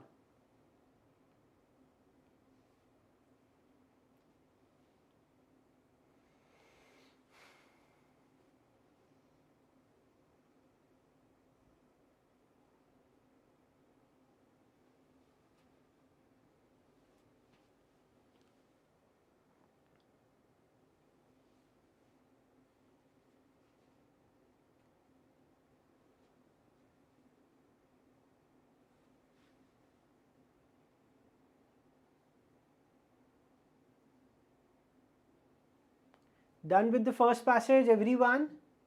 Done. Okay, perfect. Chalo. So let's start the explanatory part of the first passage. So पहला passage basically talks about the concept of res judicata, and I think ये बहुत बार confusing concept बन जाता है for a lot of students, but I'll explain what the passage is about. The Supreme Court of India recently ruled in the favor of Delhi government. Just a minute.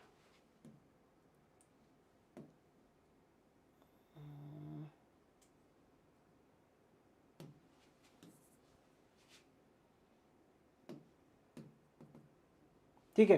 The Supreme Court of India recently ruled in the favor of Delhi government in a series of land acquisition cases, emphasizing the principle of res judicata that does not apply rigidly when public interest is involved. मतलब they are saying that there might be few case जिसमें same case के लिए वापस से रीहियरिंग हो सकती है, but वो पब्लिक इंटरेस्ट में होना जरूरी है. This judgement stems from changes brought by 2013 Land Acquisition Act, which stipulated that certain acquisitions would lapse if compensation not paid or possession not taken, leading to numerous disputes in the High Court. So this is one of the case which they are referring it over here. Going forward, it says initially the High Court, relying on the Pune Municipal Corporation case, declared some acquisition lapsed. This decision was contested by the entities as the Delhi Metro Rail Corporation and the Delhi Development Authority DDA. So this was the case which initially brought before the High Court, and High Court has relied on to the Pune Municipal Corporation case. They have declared some acquisitions which was, as per the act, was lapsed. Now, however, a significant shift occurred with the Supreme Court's decision in Indore Development Authority versus Manohar Lal, which revisited the criteria for lapsing acquisition requiring both non-payment and non-possession. Now, what they are highlighting it over here कि कहीं ना कहीं एक significant shift हुआ था in context with the Supreme Court's decision में जो ये shift लेके आए थे वो क्या थे, which happened in one of the case which revise the criteria for lapsing acquisition. So कहीं ना कहीं एक्विजिशन एक्ट की भी बात in the concept of res judicata की गई है. Challenging the applicability of res judicata in light of the updated legal stance effective from January 1, 2014. तो कहीं ना कहीं जो लैंड एक्विजिशन एक्ट की कुछ प्रोविजंस है वो रेस जुडिकाटा से कहीं ना कहीं कोइंसाइड कर रहे थे. उसका स्टैंड क्या लिया गया था आगे देखते हैं. The Supreme court observe that previous decisions could not bar new adjudications when, so they are saying कि कोई भी पहला decision ले लिया गया हो and there is a new adjudication means नया amendment, नया change, नया law अगर आया है तो जब भी वो, बट ये कुछ cases में when public interest is at stake, ये important point बन रहा है. This ruling allowed most appeals from the Delhi government. तो Delhi government के context में बहुत सारे appeals allow कर दिए गए थे. आगे बढ़ते हैं. Concept of res judicata is founded on the principle that a matter that has been adjudicated by a competent court cannot be relitigated between the same parties.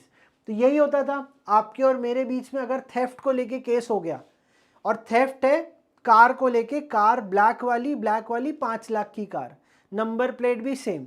तो अगर ये केस वापस से हम किसी कोर्ट के पास जाते हैं ऑफ द सिमिलर जुरिस्डिक्शन पे, हाई कोर्ट में, तो वो केस की रियरिंग नहीं होगी, अपीलेबल ऑर्डर्स को एक्सक्लूड किया गया है. This codified in section 11 of the civil procedure which aims to prevent endless litigation, ensuring finality, etc., etc. However, the Supreme Court has clarified that this principle must be flexible when significant public concerns or benefits. तो ये बहुत important part बन रहा है मेरे passage का, तो मैंने इसे ब्रैकेट्स में डाल दिया है. मैंने पूरे पैसेज को अगर देखेंगे ना अंडरलाइन नहीं किया, जो जो इंपॉर्टेंट पोर्शंस लगे I kept it in the bracket. Exam में भी आप लोग ये करना है, बहुत इंपॉर्टेंट टिप है. Now the next concept they say issue estoppel. A related concept prevents relitigation of a particular issue that has already been decided in a previous case involving the same parties. They are saying that it is also preventing relitigation of an issue. Now, unlike res judicata, which bars the whole case, issue estoppel bars relitigation of specific issues within a case. एक ही case के अंदर वापस से matter को नहीं सुना जाएगा, but उसके लिए रोक लगाई गई है.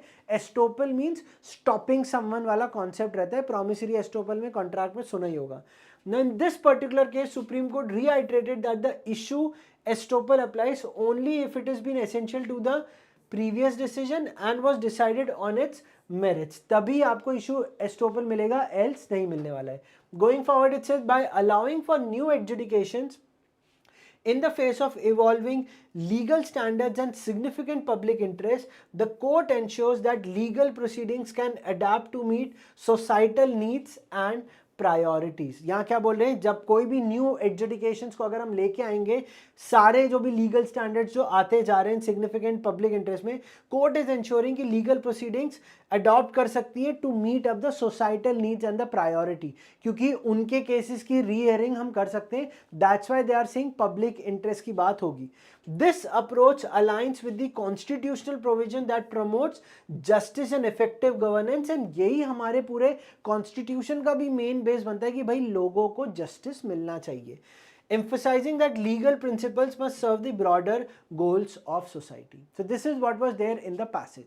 I think passage की language moderate थी, बहुत easy नहीं था, क्योंकि अगर ये किसी ने पहली बार भी सुना हो तो थोड़ा कॉम्प्रिहेंड करने में प्रॉब्लम आ सकती है। चलो, moving to question number 1। First question बोलता है union of factory workers had filed a case against their employer XYZ company for unreasonable delays in pay and other issues. तो एक यूनियन ऑफ फैक्ट्री वर्कर्स ने case file कर दिया अपने employer के against. After a long legal battle the case was decided in the favour of the company में।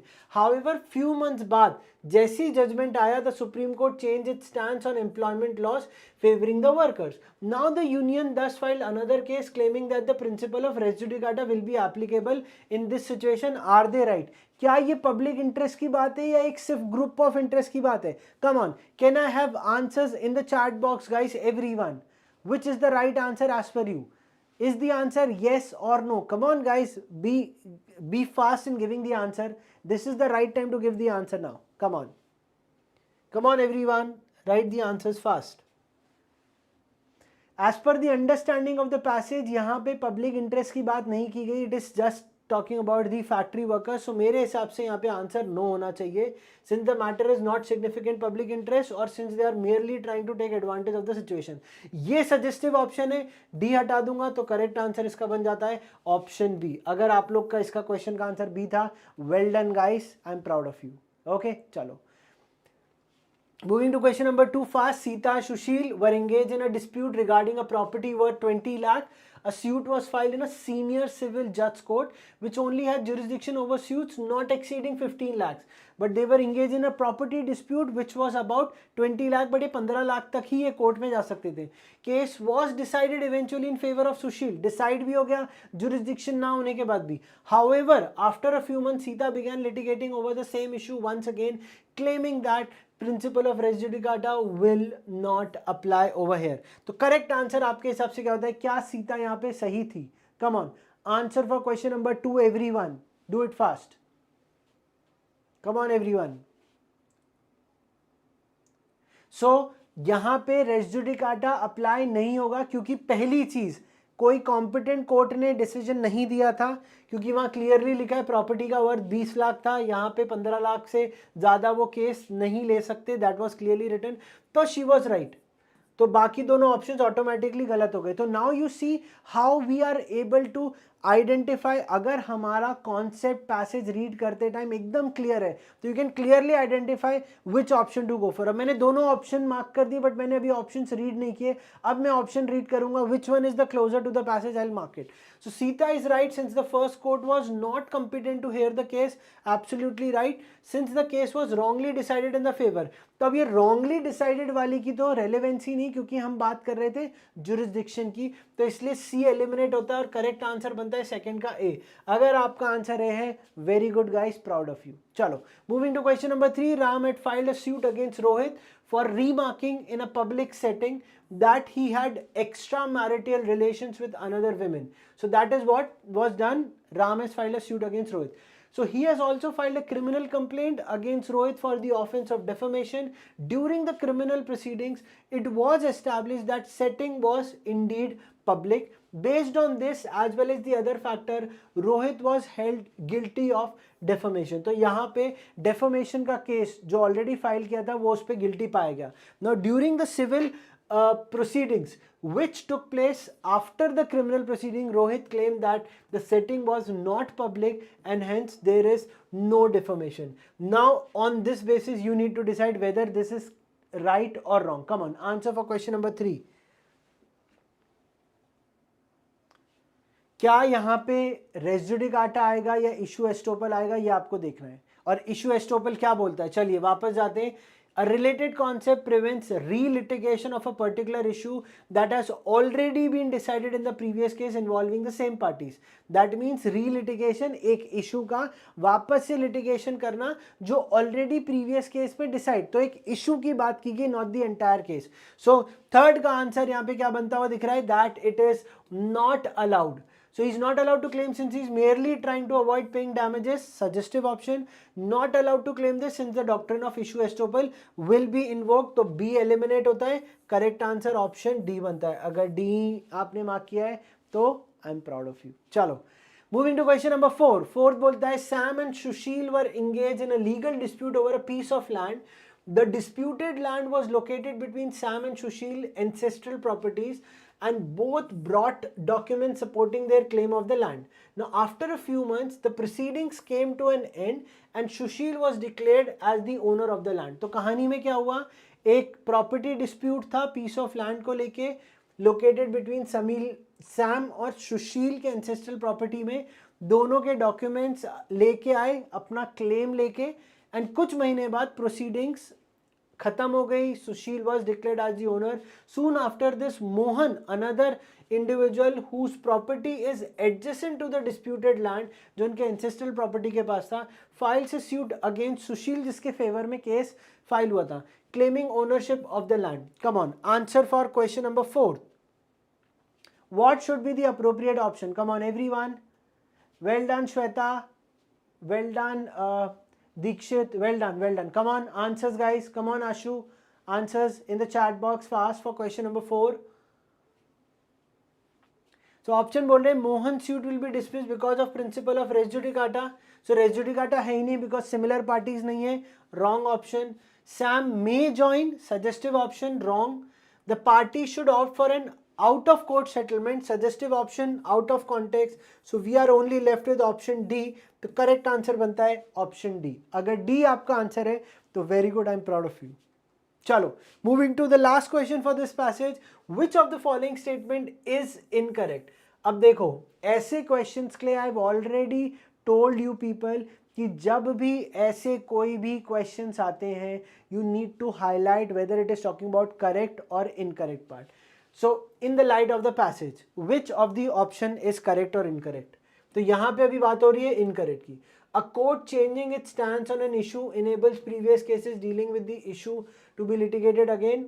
ये statement correct है तो we will make it right. It is not false, so you will not consider. Res judicata will never apply when public interest और benefit is at stake. Res judicata never apply वाली चीज public interest के case में, ये statement भी सही है तो इसलिए ये भी हटा देते हैं. Issue estoppel only applies when the issue had not been decided on its merits. ये opposite बात कर रहा है, false की बात कर रहा है, तो शायद ये सही हो सकता है. If the parties are different, res judicata is only applied at the court's discretion. तो ये statement सही है तो ये false हो जाता है. तो correct answer हमारे पास बनता है option C.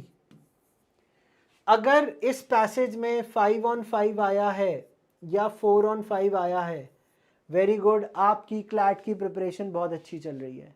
बट अगर इससे लो स्कोर है तो कोई दिक्कत नहीं है, आपको इससे लर्निंग लेनी है और आगे बढ़ जाना है. इसको जजमेंट नहीं बनाना कि अच्छा नहीं बना तो फिर क्लैट नहीं होगा, ऐसा नहीं होता. ठीक है, ये लर्निंग फेज है, राइट. हम सीख रहे हैं, अभी सीख गए, आगे बढ़ते हैं. ओके, चलो.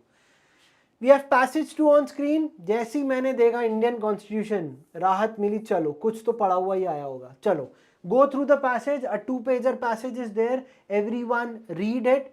Let me know. PDF already आप लोग को टेलीग्राम पे shared है. फटाफट रीड करिए. Once you are done, I'll show the questions on the screen. Come on, do it, guys.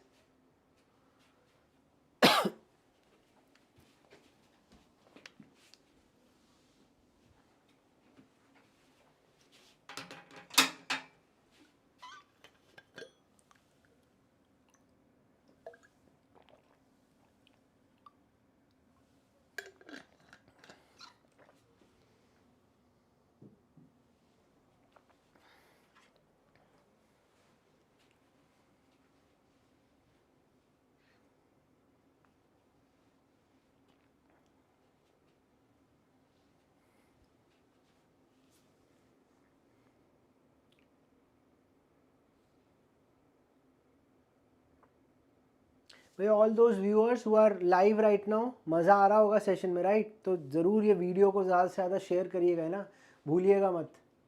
चलो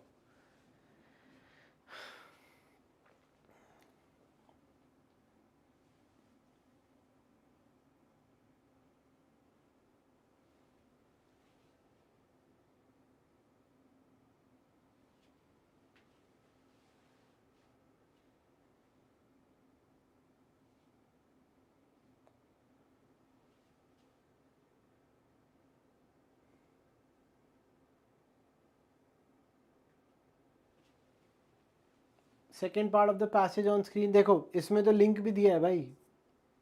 तो कभी कभी लिंक होते हैं क्लैट में, कभी कभी लिंक नहीं होते पेपर में, राइट? प्रीवियस ईयर पेपर्स में देखा ही होगा। तो वही फील देने के लिए अपन ने डाल दिया इसमें, है ना? ठीक है।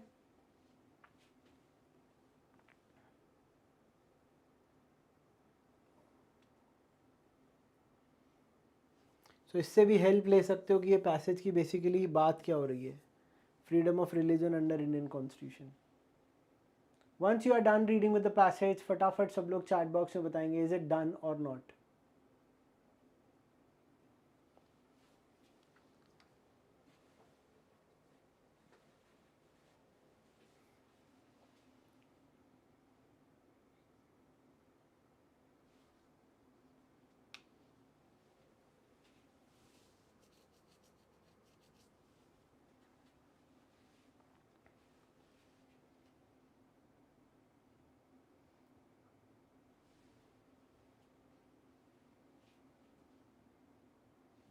डन? ओके चलो, first question of this passage on screen, everyone speed up.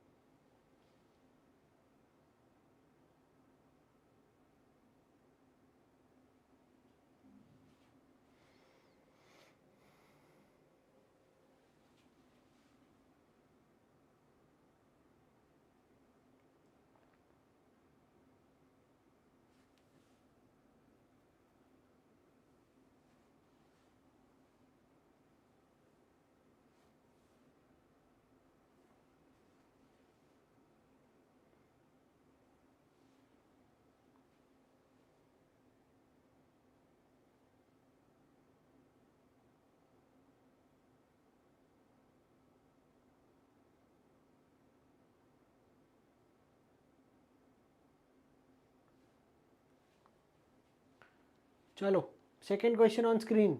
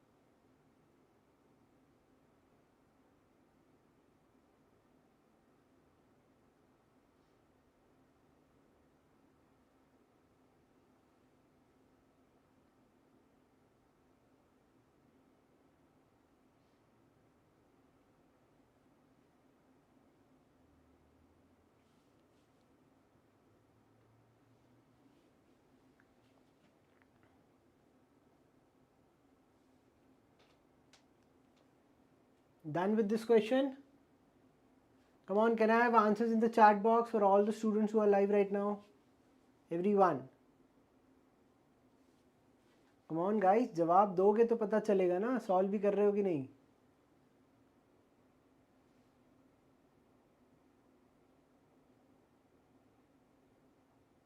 चलिए, question number 3 on screen.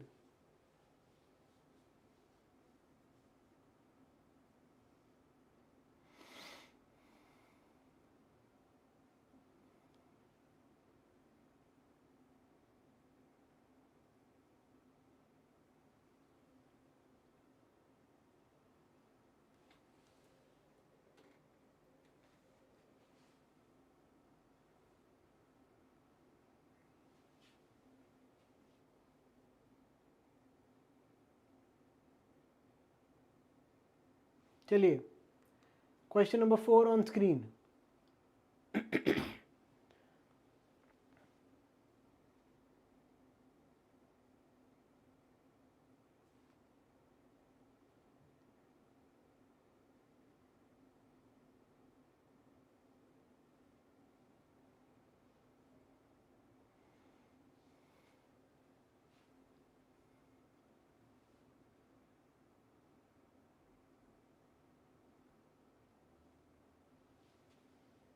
If you have already solved all the 5 questions of this passage, please write done in the chat box.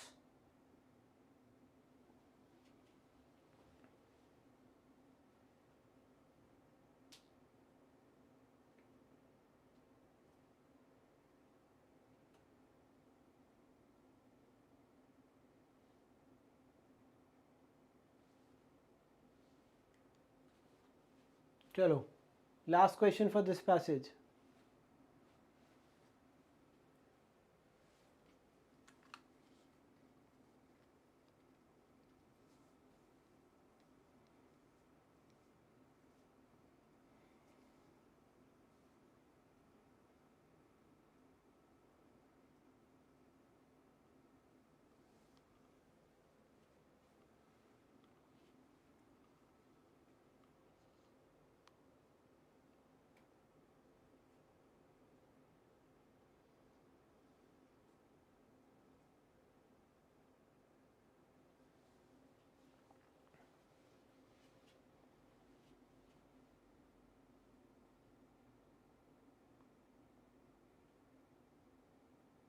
Okay, chalo. So let's start discussing about the passage. So passage में जैसे ही मैंने highlight किया कि Indian Constitution के बारे में, it is providing a mechanism to discover and spread one's belief. तो ये discover and spread one's belief means अगर कोई भी citizen चाहता है अपनी तरफ से कोई अपनी बात रखना या कोई चीज़ करना, ये हमारे Indian Constitution में इस mechanism के लिए कुछ article में provided है. वो क्या है? It believes that every citizen has a basic level of conscience and allows him to discover the full potential of this conscience and establish his relationship with God or his divine, and therefore guarantees certain fundamental rights with certain restrictions. ये important part है कि हमें अगर right to freely profess a religion वाला right दिया गया है हमारा fundamental right के तौर पे, तो इसी context में हमें कुछ restriction भी दिए गए. These freedoms are covered from article 25 to 28. अब वो articles क्या बोलते हैं समझ लेते हैं. Article 25(1) gives people the freedom to practice, profess and propagate one's religion subject to public order, morality, health and other provisions of the part. तो आप चाहें तो practice, propagate, profess कर सकते हैं, but it is subject to some public order they are saying. 25(2) sub-article A empowers the state to regulate, restrict those activities of any religious practice which are economic, political, financial in nature, or any activity which is secular. Sub-article B allows for the formulation of social welfare, reform and opening up religious places of public type for all sections of Hindus. So this is what under sub-article A and B बताया गया है. Moving forward, it says article 26 states that every religious denomination or sect shall be granted the right to establish and maintain institutions for काहे के लिए भाई? For religious and charitable purpose, to manage its own affairs in the matter of religion, and to own and acquire property both movable, immovable, and in accordance with the law manage its property. इनकी language देख के ऐसे लग रहा होगा sir आप तो ये क्लास की चीज़ें बताने लग गए जो हमने क्लास में पढ़ रखी है. And I think you guys must have come across these topics while doing the constitutional part. तो अगर एग्जाम में ऐसे पैसेज आ जाते हैं तो हमें सिर्फ उसका एक स्किम रीडिंग करना है जो मैंने किया, उसको एक्सप्लेन तो करना ही नहीं क्योंकि मैं ऑलरेडी पढ़ चुका हूँ. तो ऐसे ही हम आगे बढ़ जाएंगे. The individual is absolutely free to find his own conscience and practise it freely. तो यही चीज़ बताई गई है. This freedom of practice involves adhering to all kinds of rituals, practices which go along the belief and religion. So again they are saying if anyone is adhering or being trying to follow, making any freedom of practice, it involves all kinds of ritual practices which they want to do. They have a belief and religion. When the individual makes the declaration of his conscience, it takes the countenance of professing his belief, that is that time the person want to actually do that thing which he having his belief. When this declaration becomes invitation to others to join this belief by persuasion and awareness, it takes the shape of a propagation. So this is what is being given in this part. So again reading and moving forward, 27 or 28 यहाँ दिया गया है, provides for non-payment of taxes, the proceeds of shall be specifically used for promotion. That is अगर कोई tax pay नहीं करता है तो वो particular portion is being used for promotion, maintenance of any religion or religious denomination. This article highlights secular foundation of the constitution. It would be improper to spend public funds for the furtherance and promotion of beliefs of a particular religion. So what they are saying, it would be improper to spend public funds for the furtherance and promotion of beliefs of a particular religion. ये कहीं ना कहीं सही भी नहीं होगा, but ये कब होगा? This particular is highlighting a secular foundation of the constitution, जहाँ पे secularism की बात आती है, जो हमारे preamble के in line भी चल रहा है. Moving forward, it says 28(1) denotes that those educational institutions which are wholly run out of the state funds, मतलब सरकार ने पैसा दिया है, they cannot distribute any religious instruction. आप वहाँ पे religious चीज़ों के बारे में बात नहीं कर सकते.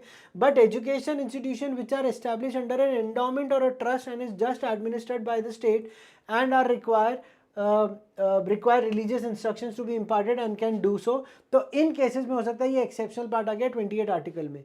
28(3) states that in educational institutions recognized or receiving funds from the state, no person is required to take part in any religious instruction in such institution or is required to attend any worship in the institution or any premises attached to it unless he. So there is a condition कि आप कहाँ कहाँ पे religious activities में participation नहीं दे सकते, but he voluntarily chooses to do so, or in the case of a minor, consent of the guardian is available. So there we are overall talking about article 15, article 25, 26, 27, 28 के बारे में बात की गई है. पैसेज की language easy to moderate side था, आसानी से बन जाना चाहिए था. ठीक है. Going to question number 1, it says Konoha is considered, तो ये वैसे तो हमारी सीरीज का 6th क्वेश्चन हुआ, बट इस पैसेज का first is considered as the holy city for the religion of Nins and is famous for many religious practices that the Nin community visits every year. In a recent flood, a large portion of city was affected and many people lost their homes and jobs. To maintain the place and get it back to its former glory, the government issued an additional tax on the people for restoration of the place. तो government ने एक additional tax लगा दिया, पर काय के लिए? क्योंकि हमें उस जगह का रिस्टोरेशन लाना पड़ेगा. The people angry by this tax filed a case in the court claiming ये हमारा right under 27. तो 27 में जो बात की गई है उसके बारे में यहाँ पे क्वेश्चन पूछा गया, तो इसी पैराग्राफ को ध्यान में रख के हमें जवाब देना है. Is the government liable? So भाई यहाँ पे गवर्नमेंट जो चार्ज कर रहे हैं वो क्या रिलीजियस पर्पस के लिए है? नहीं, इट इज़ फॉर रिस्टोरेशन. तो गवर्नमेंट यहाँ लायबल नहीं होंगी. तो करेक्ट आंसर क्या दिया आप लोगों ने guys for question number 1? Come on, in the chat box, put your answers in the chat box. 27 क्या बोलता है? It provides for non payment the proceeds of which shall be specifically use for promotion, maintenance, religion, denomination. This article highlight the secular foundation. It would be improper to spend public funds for the furtherance and promotion of believes of a particular religion की बात हो रही है भाई, यहाँ religion की बात हो रही है. तो आई थिंक आंसर यहाँ पे नो बनता हुआ दिख रहा है, तो आंसर नो होगा. बट करेक्ट ऑप्शन क्या होगा? ऑप्शन सी करेक्ट होता हुआ दिख रहा है. डी क्यों नहीं है? Because it says the government is authorised to charge tax for any legitimate purpose, making it a wider option, so we will eliminate this.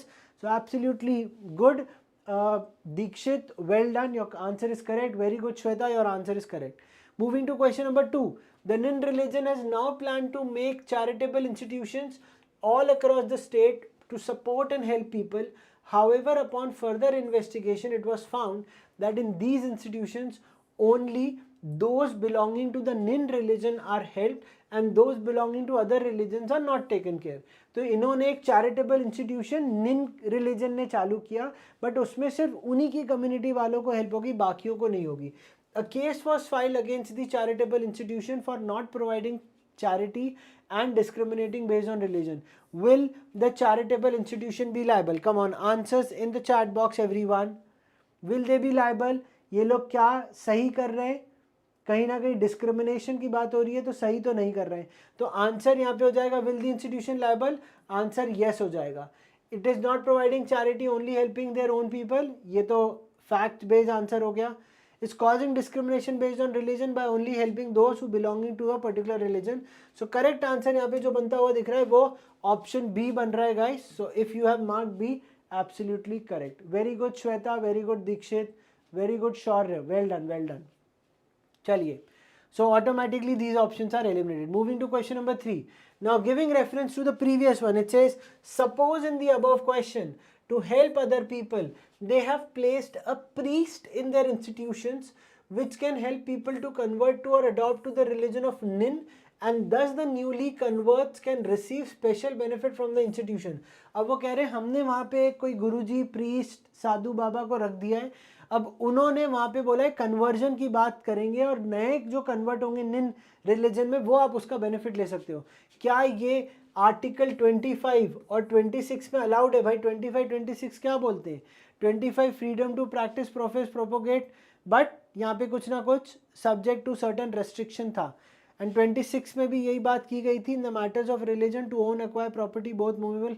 तो भाई इसके बेसिस पे क्या आपका आंसर बनेगा? Come on, options guys. Question number 3, can they be allowed? So यहाँ पे religion के नाम पे ये लोग कहीं ना कहीं कन्वर्जन कर रहे हैं जो कि सही नहीं है. तो क्या ये अलाउ होगा? The answer has to be no. The charitable institution is discriminating on the basis of religion and is thus not secular. Converting of religion with undue influence, गलत इस्तेमाल कर रहे हैं इस प्रोविजन का. अगर ओवरऑल देखा जाए तो बहुत सारे बच्चों ने शायद सी ऑप्शन भी मार्क किया होगा आंसर में, बट अप्रोप्रिएट डी लग रहा है बिकॉज कहीं ना कहीं इन्फ्लुएंस हो रहा है कि अगर तुम्हें बेनिफिट लेना है तो आप कर सकते हो. और 25 और 26 को साथ में अगर हम पढ़ेंगे, can be granted right to establish maintain institution religious purpose, movable, subject to public order, morality. यहाँ कहीं ना कहीं मोरालिटी की बात हुई है भाई, मोरालिटी इन्फ्लुएंस में आ रहा है ना. तो इसीलिए सी से बेटर ऑप्शन दूसरा ऑप्शन बनेगा, that is option D. Okay, तो इसलिए थर्ड क्वेश्चन का करेक्ट आंसर बनता हुआ दिख रहा है D option, not C. But C outrightly गलत नहीं है, but better option is D. चलो, Chunin is a particular government sponsored school which is famous for providing many extracurricular classes to the children. Recently they also plan to include a class on religious teachings of Guru Kakashi, who is famous for his works on Nin religion and has multiple books. Now what is happening that एक government sponsored school है, but ये लोग उसमें religious teaching of their own community दे रहे हैं. This was added as a extra curricular class which students can choose if they will. तो student choose कर सकते हैं on their own will. Now some parents of the student were not happy with such change and filed a case against the school. Is the school performing an unconstitutional activity by including religious education in their curriculum? जो कि उन्होंने extra curricular class के बारे में बात की गई थी. क्या ये चीज सही है? और यहां पे लिखा है ये पार्शियली फंडेड है. तो क्या इन्होंने जो चीज इंक्लूड की है क्या वो अनकॉन्स्टिट्यूशनल है? भाई हमारे पैसेज में पार्शियली फंडिंग की बात की गई थी क्या, या होली बोल रहे थे? क्या बोल रहे थे? होली बोल रहे थे, पार्शियली नहीं बोल रहे थे. तो फोर्थ का आंसर कहीं ना कहीं नो बनता हुआ दिख रहा है. और ये पार्शियली की बात की गई है, वहाँ होली की बात की गई, तो सी ऑप्शन सही बनता है. School is able to impart any education seems necessary is a wider option. तो correct answer for question number 4 is C. Well done guys, जिनका भी आंसर सी था, proud of you. Now last question for this passage is, Minato is the head of a village which doesn't have any school. To instill good values, in the young and teach them. He started his own school in his backyard where he and some other elders come to teach the young. तो Minato एक head of the village थे जिनका खुद का school नहीं था. उनको लगा मैं अपने हिसाब से खुद की टीचिंग देना चालू करता हूँ और उन्होंने अपना एक स्कूल बैकयार्ड में चालू कर लिया. Minato himself teaches about importance of religion and about the good values of his personal religion. Some parents who are sending their children to a school but belonging to a different religion are not happy with his practice of teaching about his religion and have filed a case against his school. अब देखो, जिन लोगों को उनकी practice पसंद नहीं थी क्योंकि वो रिलीजन के बारे में, खुद के रिलीजन के बारे में कर रहे थे, उनके अगेंस्ट केस फाइल कर दिया. अब पूछ रहे is his school performing unconstitutional activities और नॉट. तो भाई यहाँ पे स्कूल जिसको स्टेट ने रिकॉग्नाइज किया था उसकी बात की जाएगी. तो आंसर तो भाई नो हो जाएगा क्योंकि अनकॉन्स्टिट्यूशनल की तो बात नहीं हुई है. ठीक है, अब यहाँ कह रहे हैं मैनेज्ड बाय द स्टेट या रिकॉग्नाइज बाय द स्टेट. अब पैसेज क्या बोलता है समझ लेते हैं. So wholly run out of the state funds cannot distribute religious institutions but education institutions which are established की बात हो रही है. Just administered by the state, administered by the state. अब क्वेश्चन में क्या दिया है, मैनेज या रिकॉग्नाइज. तो भाई मैनेजमेंट की बात हो रही है या रिकॉग्निशन की बात हो रही है, ध्यान देना. आगे पढ़ते हैं. 28(3) states that in educational institutions recognized or receiving funds from the state, no person is required to take part in any religious of the institution, required to attend any worship. भाई यहाँ तो बात रिकॉग्नाइज की बात की गई है. श्वेता, शौर्य, answer बदलना चाहेंगे. मैनेज्ड है कि रिकॉग्नाइज्ड है? आई थिंक आंसर मैनेज ना होके रिकॉग्नाइज बनता है. ऑप्शन डी सही बैठेगा क्योंकि पैसेज में रिकॉग्नाइज बोला गया है 28(3) सब आर्टिकल में. ठीक है, तो करेक्ट आंसर डी बनता है. इसमें भी 4 आउट ऑफ 5 और 5 आउट ऑफ 5 गुड स्कोर बनता हुआ दिख रहा है, which is a doable part. Okay, चलो let's move to passage number 3. Solve it fast guys, let's not waste more of our time.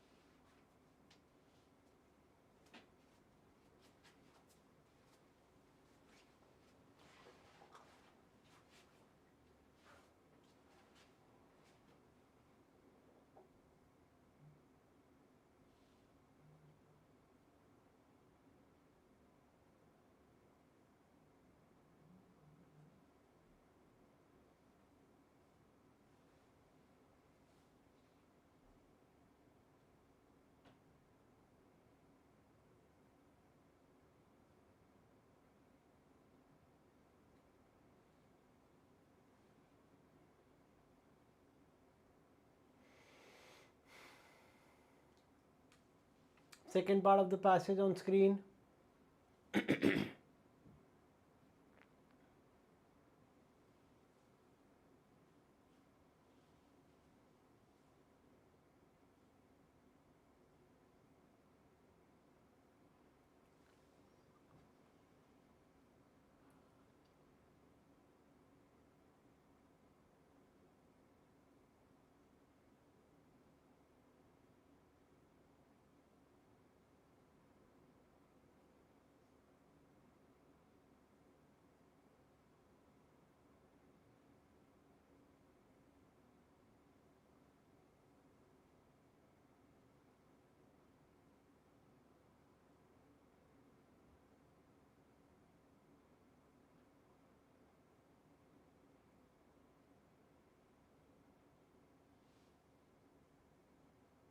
Done reading with the passage, everyone?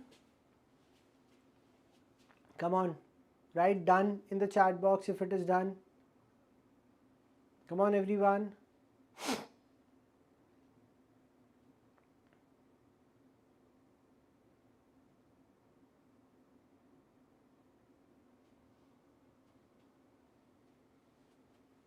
Okay, let's have first question on screen.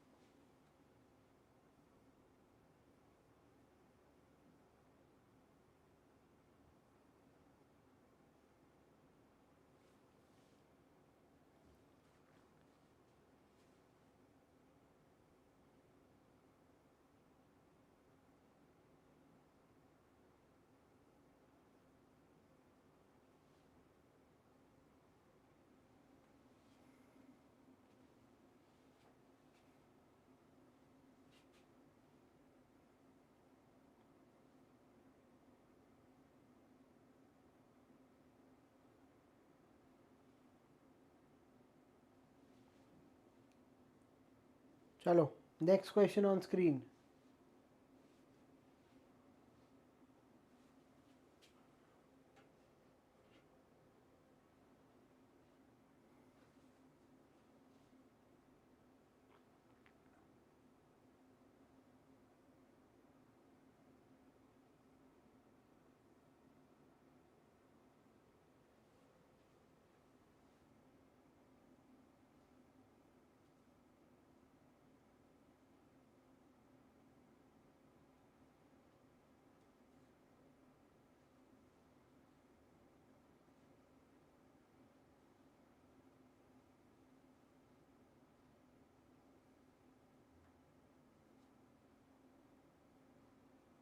Come on, speed up, everyone.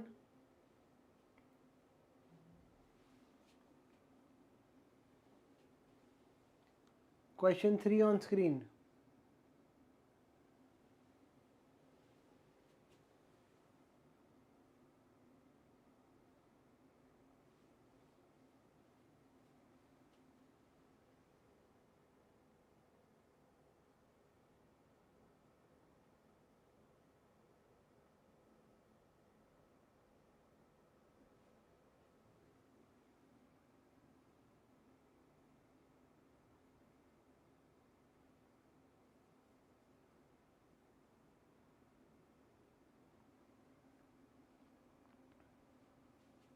Come on, keep it in mind what the question has been asked for, okay? Which of the following is true?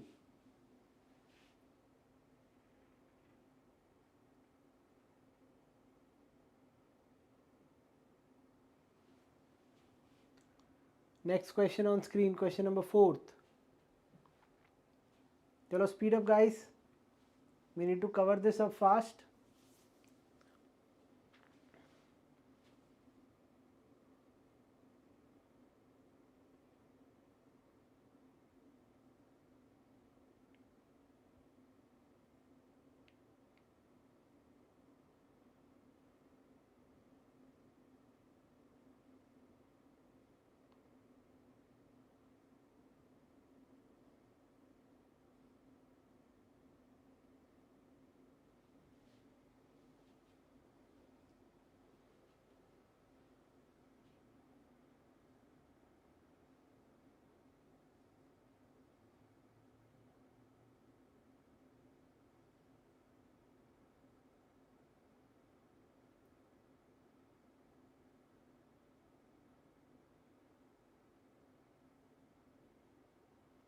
This passage might look some way on the trickier side, but let's try to solve it. Okay, chalo. Last question for this passage on screen. Everyone, finish it up.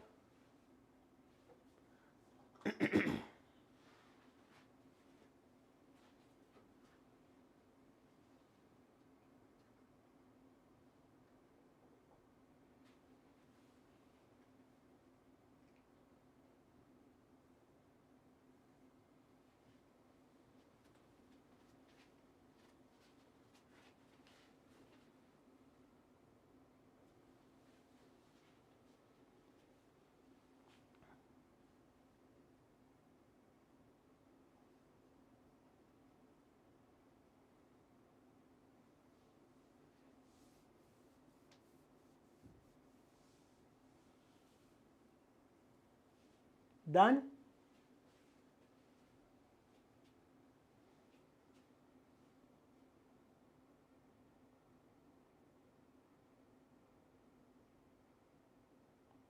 Come on. Please respond it in the chat box. Is it done, guys?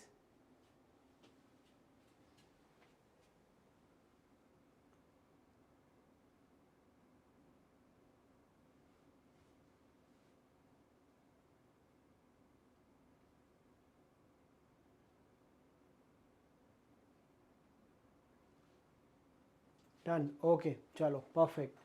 Let's move towards the passage. So passage bolta in the landmark judgment, the Supreme Court on Thursday upheld the power of states to subcategorize reserved group of SC/STs to provide wider representation for underrepresented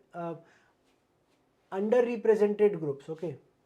So what they are saying, एक landmark judgment में they have upheld the power of states, यहाँ पे उन्होंने states की power को हटा दिया गया, जहाँ पे वो सब कैटेगराइज करते थे फॉर SC/STs क्योंकि उन्हें वाइडर रिप्रेजेंटेशन देना चाहते थे. ठीक है. इन इफेक्ट अ 7 जज bench which heard the matter over ruled its own verdict. तो मैटर ने ऑलरेडी जो डिसीजन दिया था खुद का 2005 में in the EV this case, which had ruled that SC/ST subclassification was contrary to Article 341 of the Constitution. The particular article, that is 341, it confers the right on the President India to prepare list of SC/STs. तो ये कहीं ना कहीं इन्होंने already decision दिया था और उसी को इन्होंने अब अपहेल्ड कर दिया गया. ठीक है. While 6 of the 7 judges allowed for the sub-classification, Justice Bela M. Trivedi dissented from the majority and ruled that it is not permissible. ठीक है. तो 7 judge bench में जो हुआ था, it overrules its own verdict. The member of SC/ST are not often able to climb up the ladder due to the systematic discrimination being faced. Article 14 permits subclassification of caste. Court must check if a class is homogeneous or not, and a class not integrated for a purpose can be further being classified. तो classification होता है ना, अपन divide करते हैं 1, फिर 1.1, 1.2, then 1.2.1, 1.2.2. okay, so that is what they made a particular classification. allowed है कि नहीं allowed है, तो सब क्लासिफिकेशन आर्टिकल 14 परमिट करता है. कोर्ट चेक करे क्लास होमोजीनियस है, डिवाइड कर सकते हैं नहीं कर सकते, and a class not integrated for the purpose can be further, जो इंटीग्रेटेड नहीं उसे फर्दर क्लासिफाई कर सकते हैं.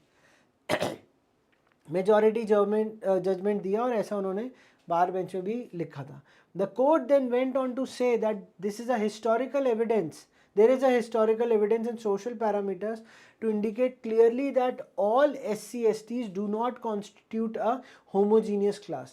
वो कह रहे हैं कि सारे SC/STs इसके अंडर नहीं आते. Historical evidence shows that depressed class were not homogeneous class and social conditions show that all classes under that is not uniform also. तो homogeneous भी नहीं है, uniform भी नहीं है.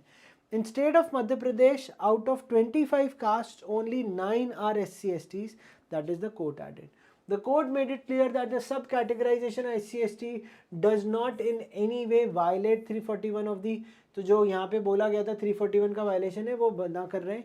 We have also established through historical evidence that SCs notified by President are heterogeneous class, and there is nothing in Article 15, 16, 341 which prevents sub-classification for SCs if there is a rationale for distinction and there is a rational nexus for the object sought to be achieved. तो जो भी objective हम achieve करना चाहते हैं और जो चीज़ हो रही है इसके बीच में एक डायरेक्ट नेक्सस, एक डायरेक्ट लिंक है, and that can easily be understood. State can sub classify for inadequate representation of some class, the court observe. The court, however, issued a note of caution saying that sub-classification by states has to be supported by empirical data and should be ensured that it is not based on whims and political expediency से नहीं होना चाहिए. मतलब मेरी इच्छा और मेरी wish या पॉलिटिकल प्रेशर और इन सब की वजह से नहीं होना चाहिए. It should be on the basis of certain empirical data, जो यहाँ पे रेफरेंस दे रहे थे ना कि हिस्टोरिकली हमारे पास एविडेंस है, उसकी बात की गई है. Further noted sub classification is subject to judicial review also. तो आप जो भी क्लासिफिकेशन करोगे इसमें जुडिशियल रिव्यू होना बहुत ज़रूरी, क्योंकि कॉन्स्टिट्यूशन की पार्ट है. ठीक है, तो पैसेज का लैंग्वेज थोड़ा हार्ड था, मज़ा आया, अच्छा लगा, है ना. So let's move to the question. Question बोले the state of Gujarat was home to many ST communities. Out of these, ABC community was relatively well off since they had been reaping the benefits of reservation for multiple generations.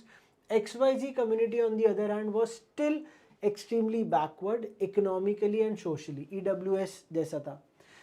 To remedy this situation, the state government decided to sub-classify the ST community and provide sub-quotas within the existing reservation में करना चाहते थे. To this effect, an order was released on 15th April 2007. Is the order legally sound? यहाँ पे जो order दिया गया है क्या वो सही है कि नहीं? तो in context with Article 341, क्योंकि ये तो पहले की बात हुई है ना, 2005 में वर्डिक्ट दिया गया था इस केस में, which had rule SC/ST classification contrary है. तो यहाँ पे ये कॉन्ट्ररी निकल के आ रहा है अगेंस्ट 341, तो आंसर बी या डी में से निकलेगा. और रेफरेंस जो मिल के आ रहा है, वो 341 से निकल के आ रहा है, तो इसका करेक्ट आंसर ऑप्शन बी बन रहा है, डी नहीं, because it says disadvantages of the community violating the right to equality. और राइट टू इक्वालिटी की बात पैसेज में डायरेक्टली नहीं की गई है, आर्टिकल की रेफरेंस दी है. तो करेक्ट आंसर इसका ऑप्शन बी बनता है. अगर किसी ने दूसरा ऑप्शन किया है, I can see someone is given yes since there is a rational basis for distinction and a rational nexus to be achieve. अब आपने पैसेज में ईयर का कॉन्टेक्स्ट नहीं देखा भाई. 2005 के अराउंड तो ये वैसे भी डिस्क्रिमिनेटरी नहीं माना जा रहा था, राइट, कॉन्ट्ररी माना जा रहा था, sorry not the term discriminatory, contrary माना जा रहा था. तो भाई आंसर तो बी होगा, राइट दीक्षित. चलो next question. In the state of Uttar Pradesh the SC community was protesting against police apathy towards the crimes done against them. The protest had gotten fairly large to the extent that it was preventing traffic flow and disrupting public peace. To maintain order while not shutting down the protest entirely, the state government decided to sub-classify SC group as A, B and C. तो हुआ क्या, उत्तर प्रदेश में SC community police के against कुछ ना कुछ protest कर रहे थे, the crime done against them, क्योंकि भाई आप सही तरीके से हमारा ध्यान नहीं रख रहे हैं, so is the reason. Now to maintain the order and everything, the state government decided कि हम SCs को group A, B, C में divide कर लेते हैं. Then it released an order saying that only group A was allowed to protest since they were the most affected and the rest has to go home. तो उनने SC community को 3 group में divide किया, बोला A में ज़्यादा affected लोग हैं, A प्रोटेस्ट कर सकते हैं, B और C प्रोटेस्ट नहीं कर सकते. मतलब देखो कितने फनी फैक्ट है ना. The order was challenge in the court. तो इस केस में करेक्ट आंसर क्या निकल के आता है, come on, was there a rational nexus from the object sought? भाई क्लासिफिकेशन से ऑब्जेक्ट क्या अचीव करना चाहते थे, ईज करना चाहते थे कि डिफिकल्ट करना चाहते थे? तो यहाँ पे कोई भी रैशनल नेक्सस नहीं निकल के आ रहा है। For the object sought to be achieve the order is unlawful एक ऑप्शन हो सकता है। If there is an empirical data supporting the claim that group A was affected the most, the order is lawful. तो now you are saying कि अगर empirical data होता तो, but court ने क्या बोला था, एम्पेरिकल डेटा होगा तभी कर सकते, होता तो क्या, तो हाइपोथेटिकल हो गया, ठीक है। बेटर ऑप्शन डी लग रहा है, C could have been the closer one. Since the right to protest can never be curtailed, the order is unlawful, तो ये तो थोड़ा आउट ऑफ कॉन्टेक्स्ट जा रहा है। Public order has to be maintain, order is lawful, तो इसकी explanation directly in context with passage नहीं जा रही, तो by elimination the correct answer comes out to be option D, not B. Okay, so Deekshit and Shweta, well done guys, you have given correct option for this answer. Let's move to question number 3. With regard to sub classification of SC ST category, which of the following is true? तो अब मुझे यहाँ पे सारे options देखने पड़ेंगे। Sub classification being contradictory to article 341 is unlawful, ऐसा नहीं है। Sub classification can not be based on political whims and fantasies, ऐसा है। There is a remarkable uniformity in the depressed class as shown by historical data, depressed class की बात नहीं की गई है और यूनिफॉर्मिटी भी नहीं थी, ठीक है। A sub group inside SC/ST can further be sub classified, इसी पे तो डिबेट चल रहा है, इसी पे तो हाँ ना की बात हुई थी। तो आई थिंक डी भी एलिमिनेट हो जाता है, तो करेक्ट आंसर हमारे पास बचता है ऑप्शन सी, थर्ड का answer is C. Let's move to question number 4. The state of Kerala came up with 7 subclasses inside the SC class. तो 7 क्लासेस में डिवाइड कर दिया। These classes were differentiated on the basis of economic standing. This economic standing was further ascertained. तो उनने 7 classes का division economic standard के basis पे किया था, and once the economic standing was ascertained through multiple economic surveys, the sub classification were used for various state government benefits that were earlier provided to all members of SC class. तो पहले सारे class को होता था, अब सब classes में division हुआ और कुछ कुछ को उसके बेनिफिट्स मिल रहे हैं, ठीक है, for various benefits. However it was later shown that the economic surveys used had minor statistical problems. तो जो भी यहाँ सर्वे यूज हुआ था जिसके बेसिस पे क्लासिफिकेशन कर रहे थे, उसमें कुछ गड़बड़ी निकली भाई। चलो, how does this change the legal validity of the sub classification? Can we have answers guys? क्या सब क्लासिफिकेशन वैलिड है, नहीं है?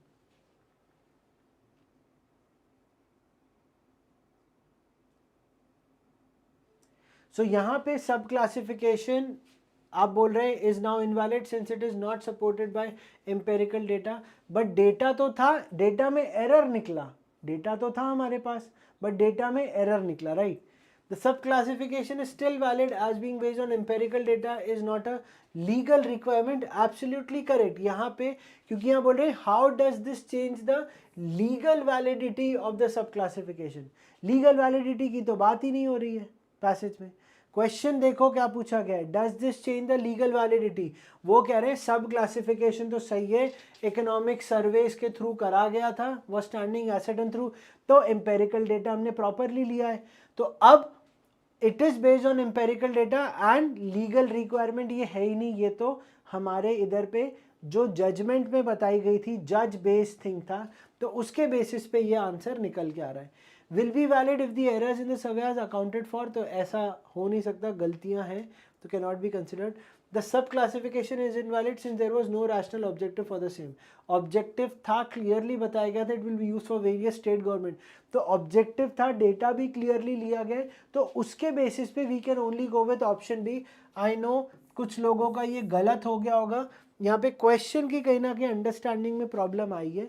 क्वेश्चन समझो ना क्या दिया है, स्टेट ऑफ केरला में 7 सब क्लास लेके आए थे SC के अंदर, इन क्लासेस को डिवाइडेड डिफरेंशिएटेड इकोनॉमिक स्टैंडिंग के बेसिस, ये इकोनॉमिक स्टैंडिंग जो की थी कि इसका इतना पैसा, इसका इतना पैसा, जो इकोनॉमिक स्टैंडिंग की थी that is on the basis of multiple economic surveys, तो एम्पेरिकल डेटा तो प्रॉपरली आया।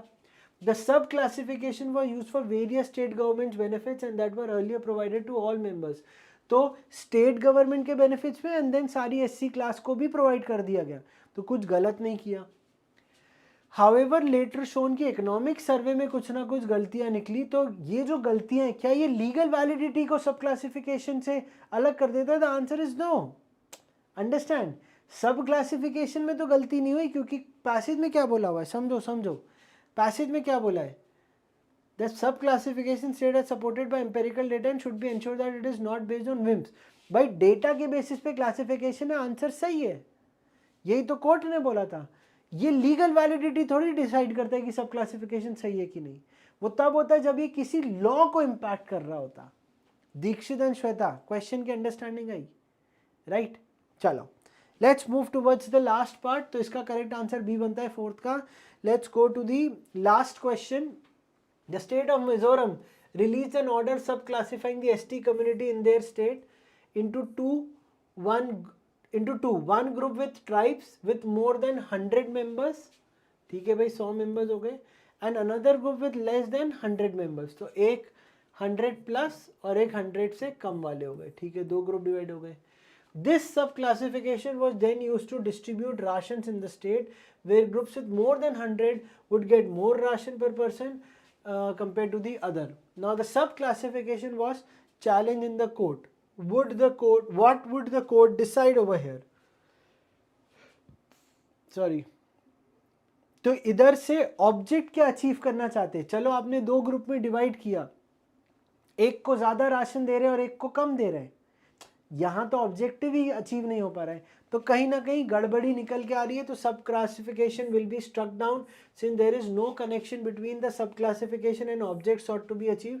अगर आप ट्राइब्स को डिवाइड कर रहे हो ना, 100 से ज़्यादा मेंबर और 100 से कम, तो राशन 100 से ज़्यादा वालों को ज़्यादा दिया जाएगा, compare to the other group उनको कम दिया जाएगा। ऐसा सब क्लासिफिकेशन कोर्ट में चैलेंज हो रहा है, ये गलत है ना?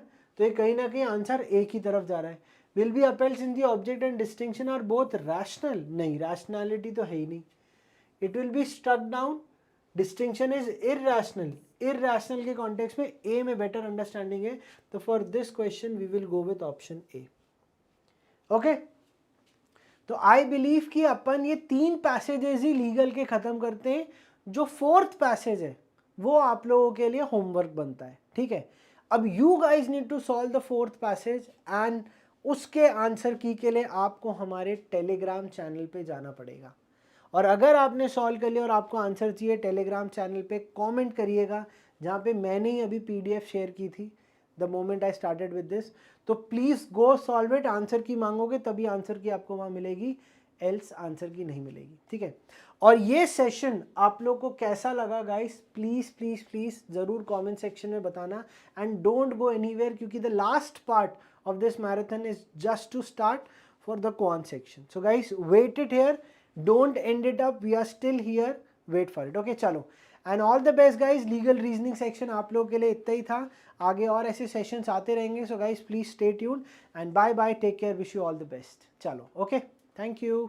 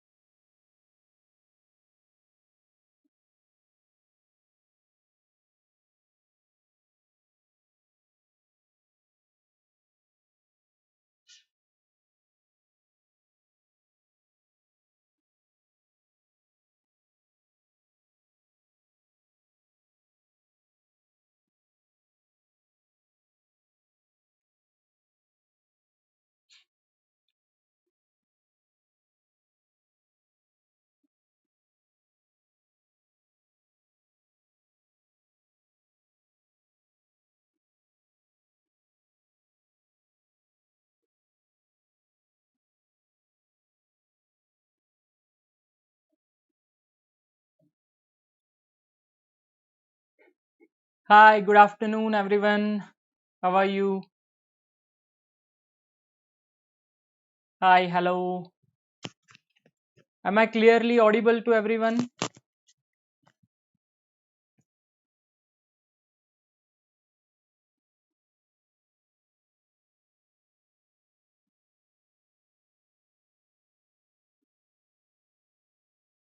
Hi, good afternoon, everyone. How are you? Hi, hello. Am I clearly audible to everyone? Okay, thank you, Dikshit. Thank you, Shweta.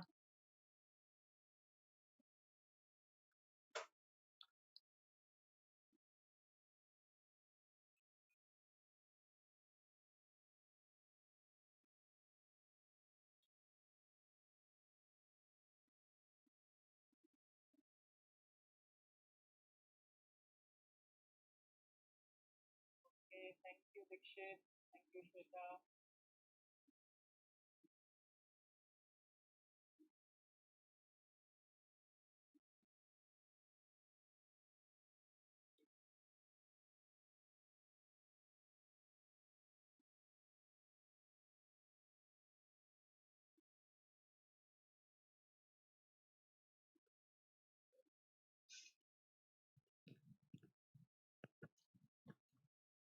Okay, so today we are going to look at some nice passages on quantitative techniques which will be helpful for you in quantitative techniques section.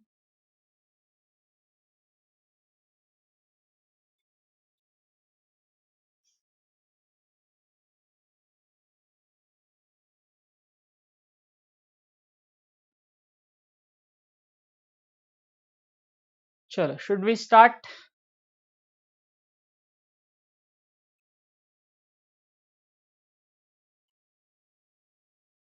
Okay, so let's move to our first passage.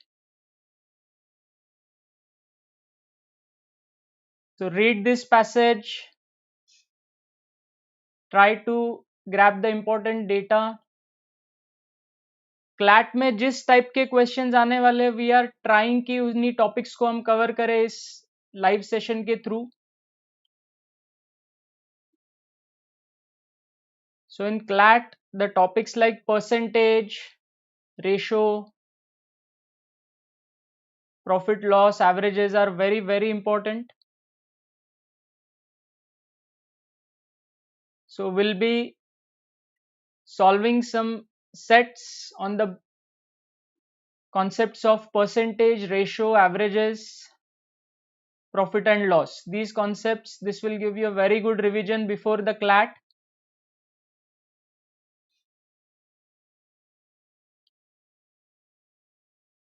Chalo, everyone is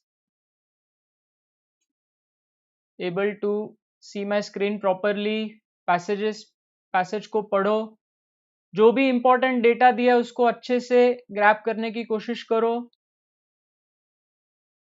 and it is very important in quantitative technique section कि आप जो भी information दिया उसको properly tabulate करो.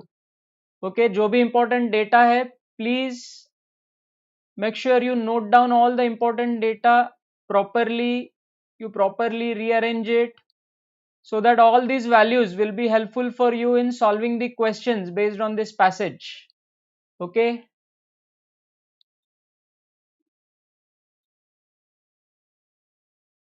so I'm giving you a couple of minutes to read the passage and find out some important values which will be helpful in solving the questions based on this passage.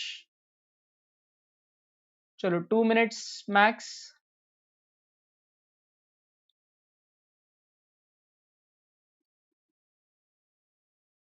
All those who are live, please share it with your friends who are going to appear for CLAT. अपने friends के साथ share करो.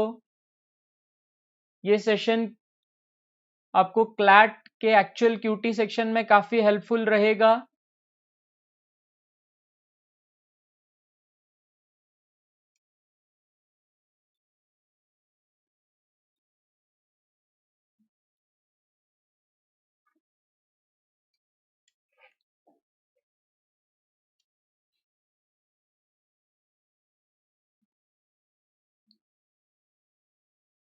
चलो passage में देखो क्या क्या important points दिए हुए हैं, क्या क्या वैल्यूज हमें निकालने पड़ेंगे.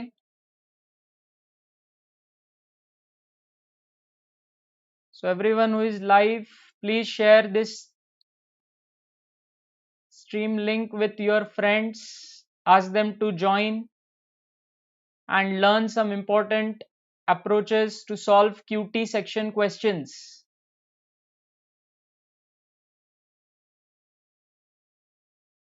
In last 4 years you can see QT section में repetitively 3-4 टॉपिक्स पे ही क्वेश्चंस आ रहे हैं. So we are trying to cover those topics today. Concepts of those topics we are trying to cover today. So ask your friends to join and learn some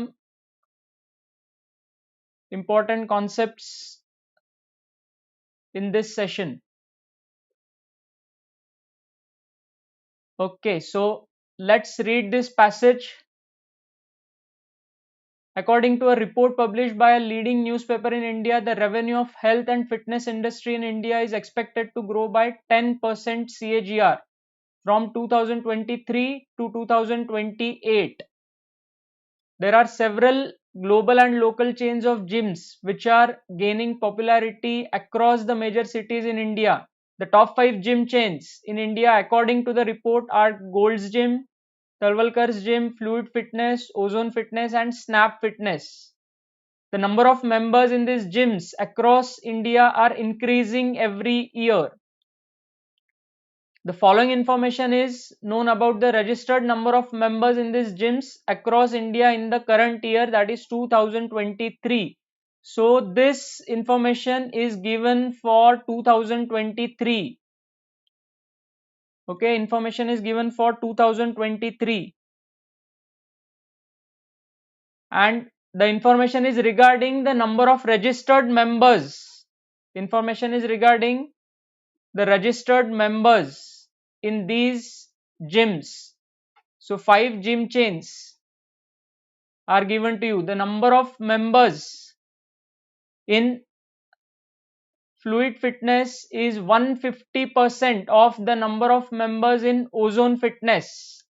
So whenever you see percentage number 150% of number of members in Ozone Fitness, of के बाद जो भी word लिखा है वो आपका base value होना चाहिए. तो when we do not know the actual values, here we do not know the actual value of Fluid Fitness, also Ozone Fitness, how many members are there in both of these gyms. We do not know for Ozone, we do not know for Fluid.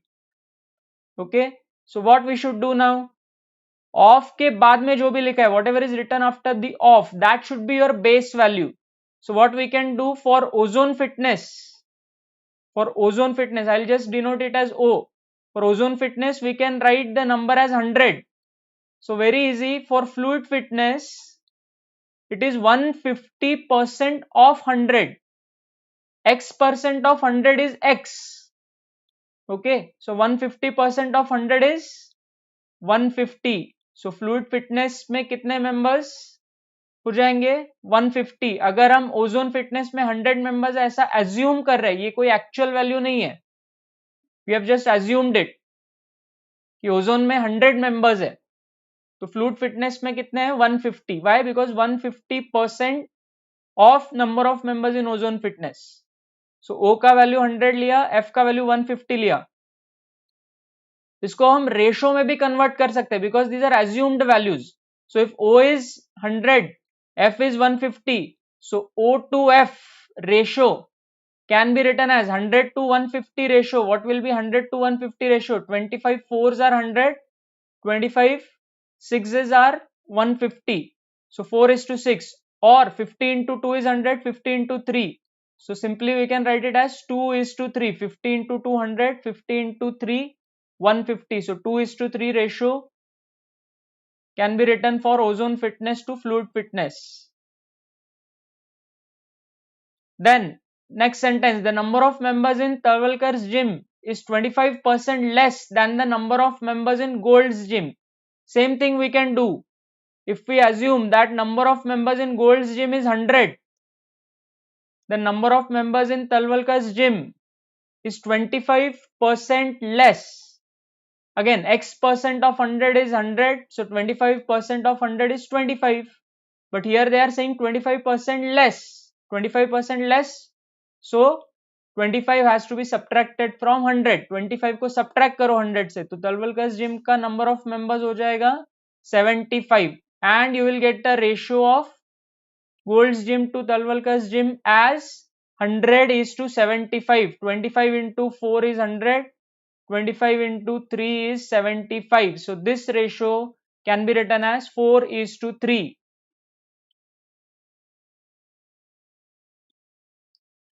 Everyone is clear till this part? चलो कुछ doubts आते हैं तो comments में लिख के पूछो. Next, the ratio of number of members in Talwalkar's Gym to the number of members in Fluid Fitness is 5:4. Now directly the ratio is given to you. Talwalkar's Gym to Fluid Fitness, this ratio is given as 5:4. Right? Then some average number of members in Talwalkar's Ozone and Snap Fitness is given as 90,000. This is the actual value. बाकी सारे values percentage या ratio में दिए हुए हैं. So 90,000 is an actual value. So एक बार जैसे ये last वाला sentence पढ़ लेते हैं. The number of members in Gold's Gym is 400% more than the number of members in Snap Fitness. 400% more than Snap Fitness. So if Snap Fitness has 100 members, same method can be used. अगर Snap Fitness में 100 members है, तो Gold's Gym has how many members? 400% more. 400% of 100 is 400. So 400 से ज्यादा, मतलब 100 plus 400 will be 500. So you'll get Gold's to Snap Fitness ratio as 5:1. 5:1. Okay. Now you have got 4 ratios. If you try to combine all these ratios, इसको अगर combine किया तो हमें एक single ratio मिल जाएगा. Number of members of all these 5 gym chains, उसका एक single ratio हमें मिल जाएगा. Okay. So what we have to do? Search for common elements in the ratio. तो अगर मैं second और third ratio को देखता हूँ, common element क्या है? Common element T है. So यहाँ पे 3, यहाँ पे 5. Okay, common element is 3 and 5. T is common element, means Talwalkar's Gym, but those values are 3 and 5. Okay, so this value of 3 and this value of 5 can be converted into a single value of LCM of 3 and 5. LCM of 3 and 5. 3 and 5 का LCM क्या है? 15. But उसके लिए इसको 5 से multiply करना पड़ेगा. 5 into 3 15. तो ये 4 भी 5 से मल्टीप्लाई हो जाएगा. So this ratio can be written as 20:15. Okay, ये 4:3 का रेशियो चेंज नहीं हो रहा है, सिर्फ उसके वैल्यूज हम अलग फॉर्मेट में लिख रहे हैं 20:15 के फॉर्मेट में. और सेम वे यहाँ पे 5 into 3 15 होगा. 5 into 3 is 15. तो ये 4 into 3 will be 12.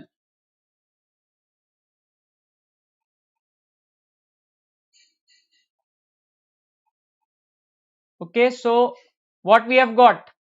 We have got ratio of Gold's Gym to Talwalkar's Gym to Fluid Fitness. This ratio can be now written as 20:15:12.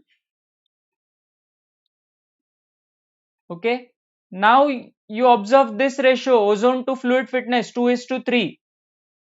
But ये जो रेशो हमें मिला है G:2T:2F, इसमें F का वैल्यू 12 है. तो क्या हम ये O:2F का जो रेशो है, इसको 3 का वैल्यू है यहाँ पे फ्लूइड का, इसको 12 में कन्वर्ट करना है तो क्या करना पड़ेगा? 4 से मल्टीप्लाई करना पड़ेगा. सो 2 into 4 will become 8, 3 into 4 will become 12. So we can join number of members in ozone fitness also. Fluid fitness value is 12, यहाँ पे भी 12. तो O का वैल्यू इसी रेशो में हम ज्वाइन कर सकते हैं 8. और लास्ट में यहाँ पे ये जो रेशियो G/S का रेशियो, G/S मतलब Gold's Gym to snap Fitness, ये रेशियो। सो गोल्ड्स जिम का वैल्यू 20 है, हम जो कंबाइन कर रहे हैं रेशियो उसमें गोल्ड्स जिम का वैल्यू अभी 20 है और यहाँ पे 5 है, तो multiplied by 4, 5 into 4 is 20, 1 into 4 is 4। So if we combine this ratio, यहाँ पे स्नैप फिटनेस का वैल्यू हो जाएगा 4। Okay, so now we have converted all these values, the number of members in these 5 gyms, in a single ratio. What is the advantage of converting it into a single ratio? Advantage ये है कि इन सबको अब हम एक value assume कर सकते हैं जो कि एक सिंगल वेरिएबल है, 20x, 15x, 12x, 8x, 4x।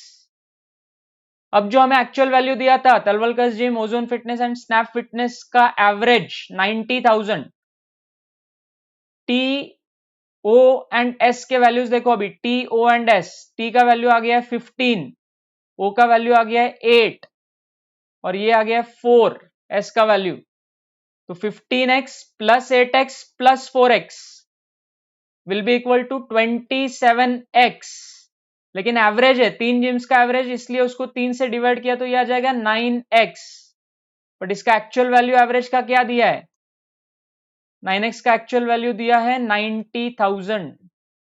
सो x का वैल्यू आपका कितना आ जाएगा, 90,000 डिवाइडेड बाय 9, 10,000। x का वैल्यू 10,000 आ गया तो क्या हमें सारे एक्चुअल वैल्यूज मिल गए, सारे जिम में कितने मेंबर्स है, 20x। सो 20 इंटू 10,000, तो ये कितने हो जाएंगे, गोल्ड्स जिम में नंबर ऑफ मेंबर्स 2 lakhs। 2023 में गोल्ड जिम के मेंबर्स 2 lakhs, तलवलकर जिम्स के 15 इंटू 10,000, 1,50,000, फ्लूइड फिटनेस के 12 इंटू 10,000, 1,20,000। ये सारा वैल्यूज टेबुलेट कर लेना, एक टेबल में अच्छे से इसको लिख लेना है। 1,20,000 फ्लूइड फिटनेस में, ओजोन फिटनेस में 8 इंटू 10,000, सो 80,000, और स्नैप फिटनेस में 4 इंटू 10,000, सो 40,000। सारे एक्चुअल वैल्यूज हमें मिल गए। इसका एक प्रॉपरली टेबल बना के ये सारे वैल्यूज हम लिख लेंगे before we solve the questions based on this passage. Clear है?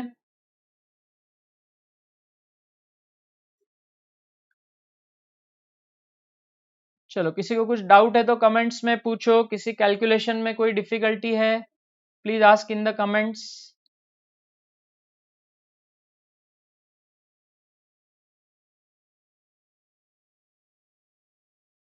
If any doubts are there, please ask in the comment. Type your doubts in the chat box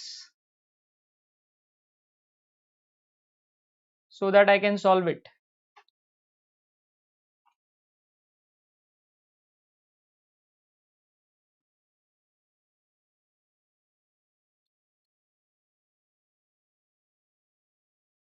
Everyone is clear?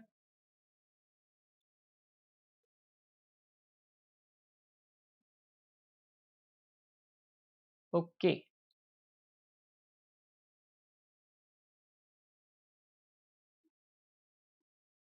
Chalo, so let's move to questions. Question number 1. What is the number of members in Talwalkar's gym across India in 2023? I hope सबने values लिख लिए, हमने जो values निकाले थे. Now you can send your answers. You already have the values with you.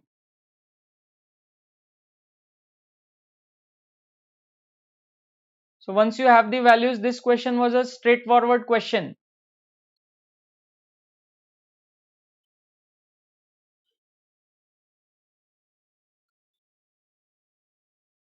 चलो type करके बताओ इसका आंसर क्या आएगा क्वेश्चन नंबर 1 का।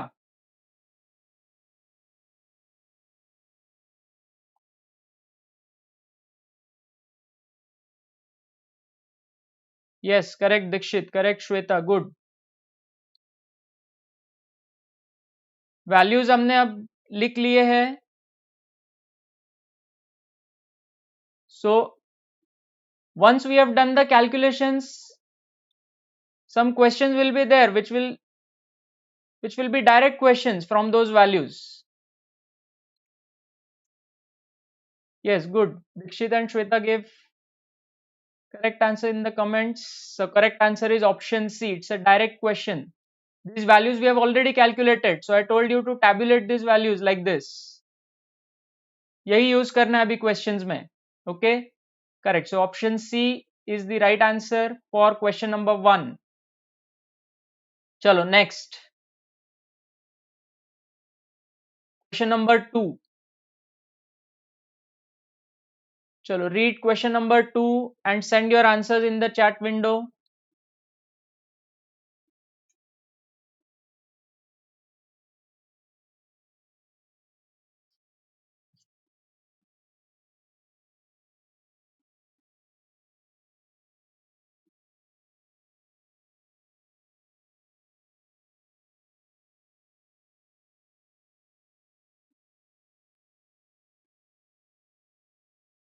If the number of branches of Gold's Gym across India is 80, then what is the average number of members per branch of Gold's Gym in 2023?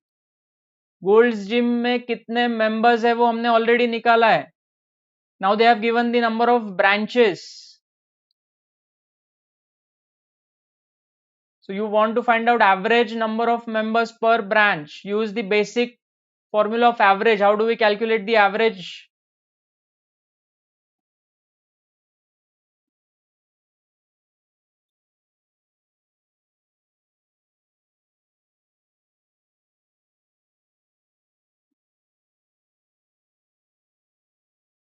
Gold gym में कितने members है वो हमने निकाला है, उसके नंबर ऑफ ब्रांचेस दिए, हर branch में ऑन एन एवरेज कितने लोग हैं, कितने मेंबर्स है वो पूछा है.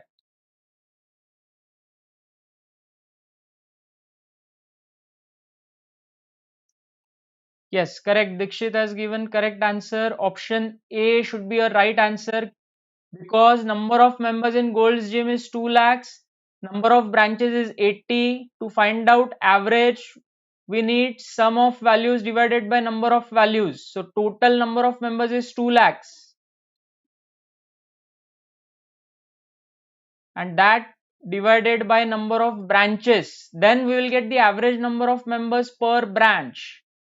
So 20,000 divided by 200 divided by 8 is 25. So average that you are getting is 2500. So correct answer is option A. Option A is the right answer.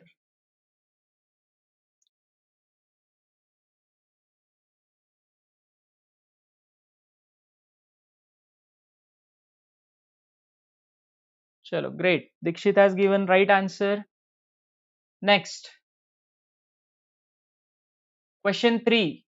Find the ratio of number of members in fluid fitness to that in snap fitness across India in 2023. Number of members in fluid fitness to snap fitness. Ratio पूछा है, फिर से direct question है. Number of members हमें पता है,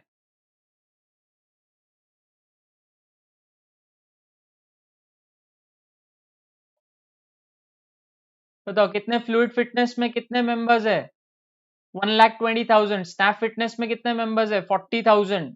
सो क्या आएगा ratio,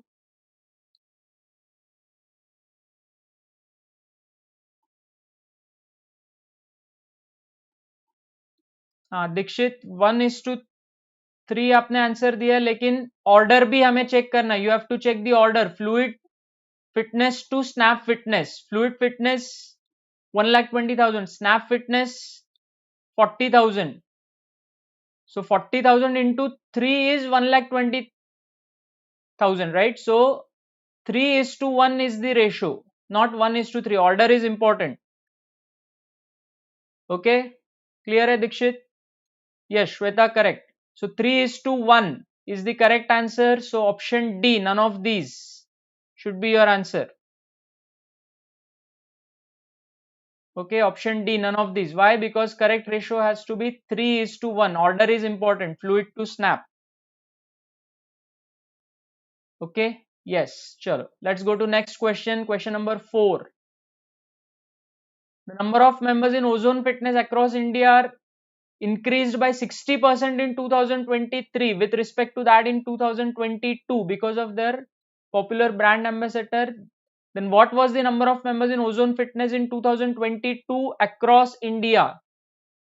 So very good question. 2023 के number of members हमें पता है that there are 80,000 members, but they are asking for 2022 and they have given a percentage increase value that number of members from 2022 to 2023 it increased by 60%.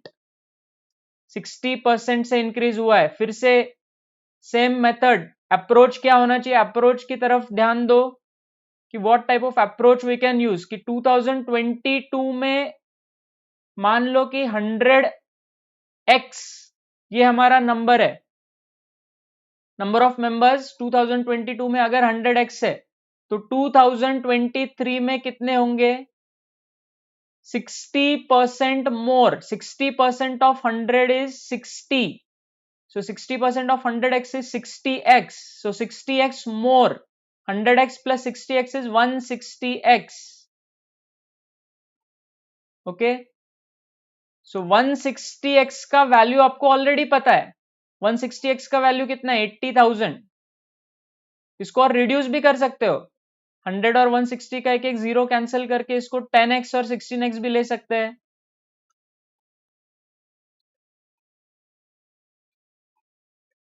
Whatever value you take, accordingly आपका x का value मिल जाएगा यहाँ पे आपको.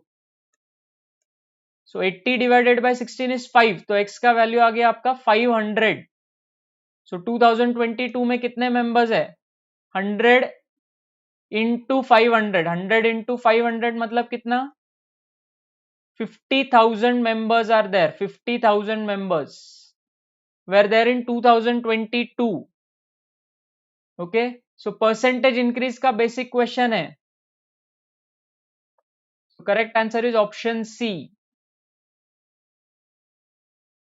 50,000 में जब हम 60% का इंक्रीज करेंगे 60% of 50,000 is 30,000. That's how it is increased by 30,000 to get number of members equal to 80,000 in 2023.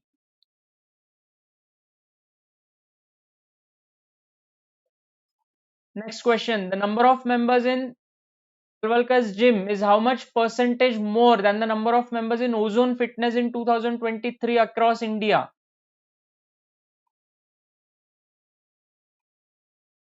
So number of members in Talwalkar's gym is 1,50,000. It is how much percent more than number of members in ozone fitness? So very easy, percentage increase whenever you have to calculate. Either you can use these direct values 1,50,000 and 80,000 or simply cancel out all the common factors. So 1,50,000 means 15 into 10,000. So we have cancelled out 4 zeros here. So here also you can cancel out 4 zeros. So simply you can keep these values as 15 and 8 and find out the required percentage increase. Percentage more means percentage increase, and the simple way to calculate percentage increase is that take the difference between two values. 15 minus 8 is 7 and divide it by smaller value out of the two. 7 upon 8, difference is 7, smaller value is 8. So there is increase of 7 on the base of it. That is what the meaning of calculating percentage increase is. Okay, so 7 by 8 into 100, 700 divided by 8. Now these fractions are very important. If someone knows that 1 by 4 is 25%, then 1 by 8 is half of 25%, that is 12.5%. So 7 by 8 is simply 7 times of this. Okay, 12 into 7, 84 and 0.5 into 7, 3.5. 84 plus 3.5 is 87.5%. Remembering such values will help to save your time. But अगर नहीं पता है जिनको, they can simply do division also. It is also not going to take too much time. यहाँ भी 700 divided by 8 किया, वही answer मिल जाएगा आपको.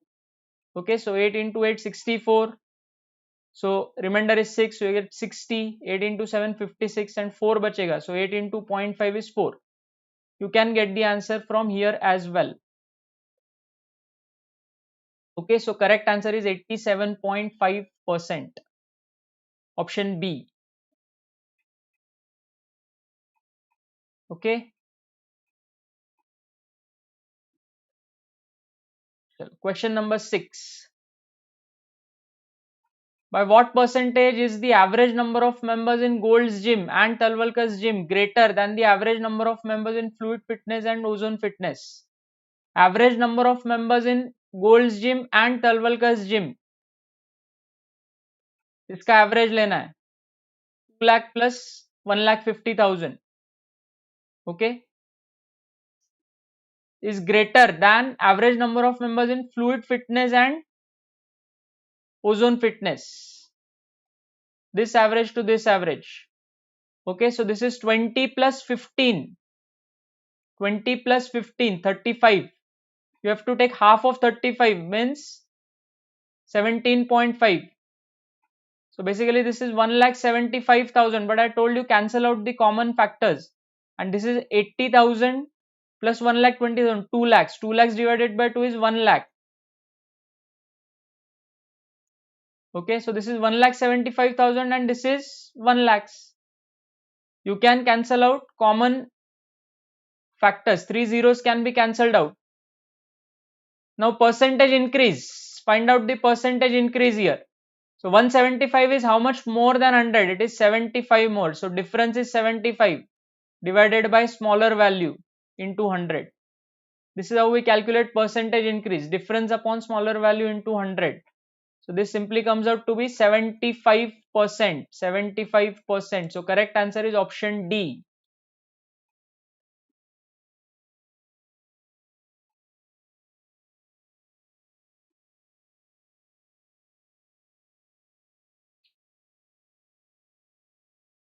Okay, D is the correct answer. नहीं, श्वेता दीक्षित B नहीं होगा, D होगा आंसर. Okay. चलो, let's move to our next passage, next set for QT today. Ask your friends to join the session.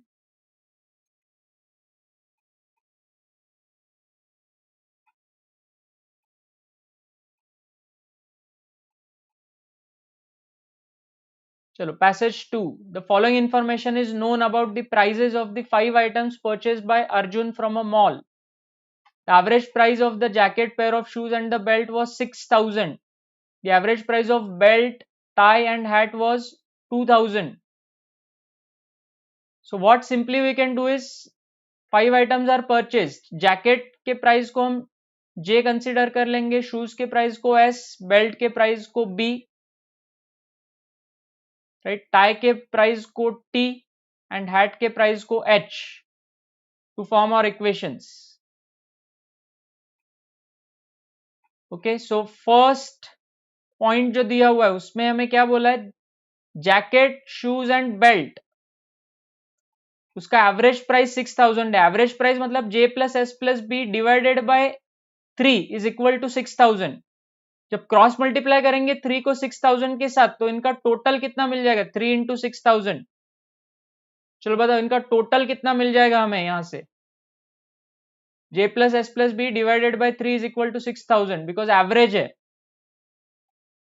So divided by 3 into 6,000, how much will be the total? It will be 18,000. 3 into 6,000. Okay, and similar type of equation हम second point से भी बना सकते हैं कि B plus T plus H is equal to 2 into 3,000. 2 into 3,000 will be equal to 6,000. Third point, the ratio of tie to ratio of jacket is equal to 1:3. Fourth point, ratio of shoes to hat,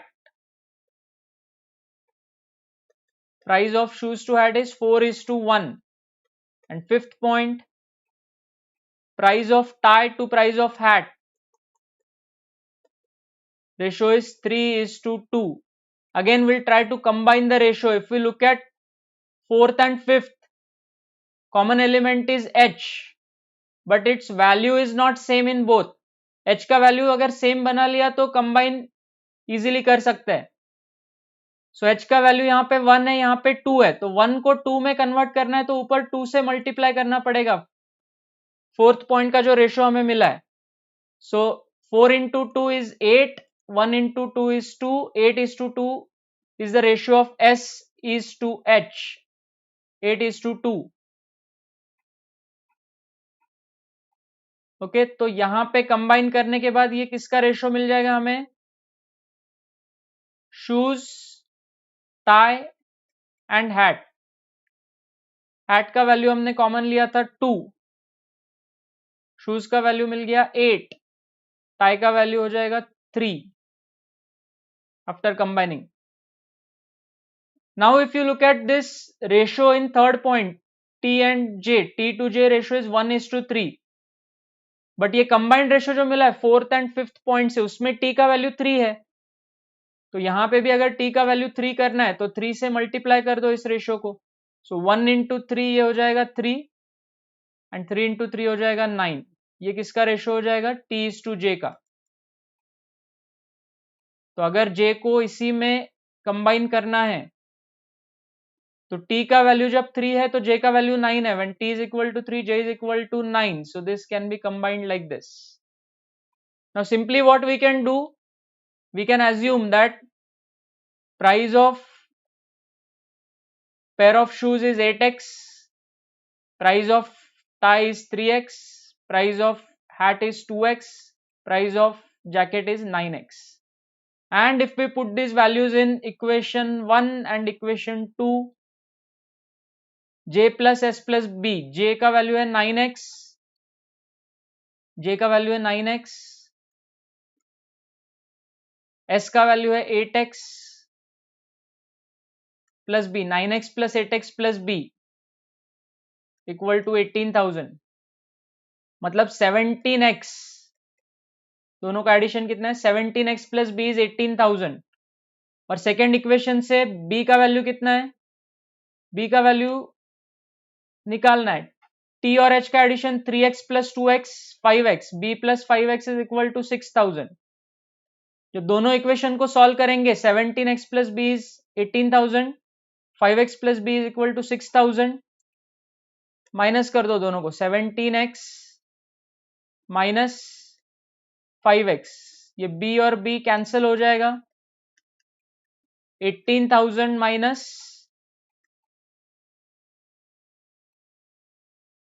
6,000, ये मिल जाएगा 12,000. मतलब आपको 17 minus 5, 12x equal to 12,000 मिल जाएगा. 12x equal to 12,000 मतलब x equal to 1,000. If x is equal to 1,000, क्या values मिल जाएंगे? Price of shoes 8x है, मतलब शूज का प्राइस हो गया 8,000. राइट, सारे नोट डाउन कर लो अभी. यहाँ पे शूज का प्राइस हो गया 8,000 रुपीज, टाई का वैल्यू हो गया 3,000 रुपीज, हैट का वैल्यू हो गया 2,000 रुपीज और जैकेट का वैल्यू हो गया 9,000 रुपीज. ओके, और बी का वैल्यू, बी प्लस 5,000 इज 6,000, मतलब बी का वैल्यू मिल जाएगा 1,000. All the values we have obtained. These values only you have to use for solving the questions now. Okay, from these values we can answer the questions.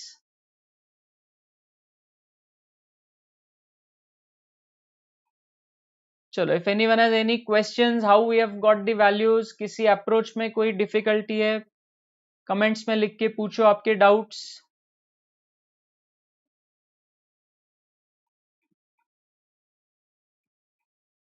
ये stream का link ज्यादा से ज्यादा लोगों के साथ शेयर करो, आपके फ्रेंड्स के साथ. काफी इंपॉर्टेंट अप्रोचेज हम सीख रहे हैं क्यूटी के.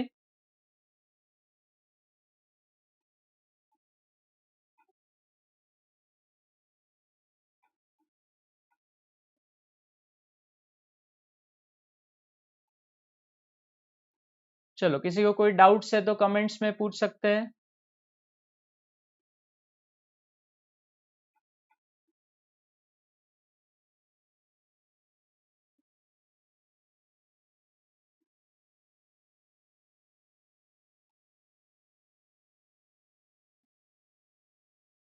Okay.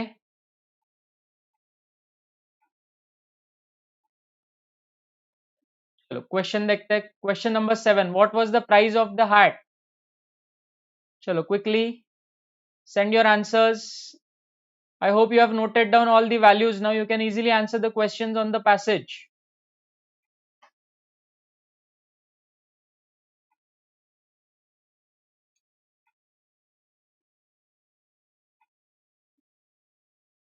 Yes, correct, Shweta.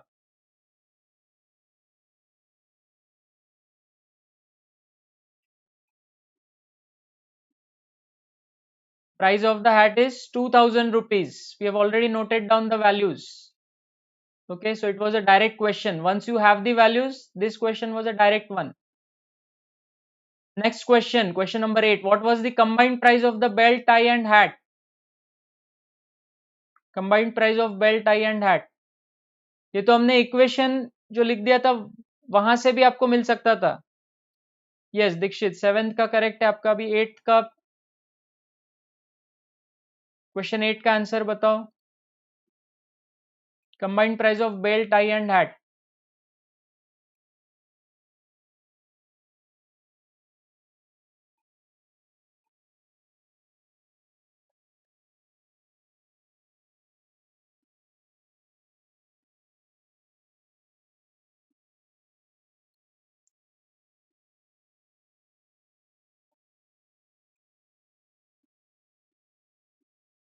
Yes correct Shweta. Combined price is 6000. 3 plus 2 plus 1, 6000 rupees. Option A is the correct answer. Yes. चलो क्वेश्चन नंबर 9. क्वेश्चन नंबर 9 का आंसर बताओ. What is the ratio of price of pair of shoes to the price of jacket?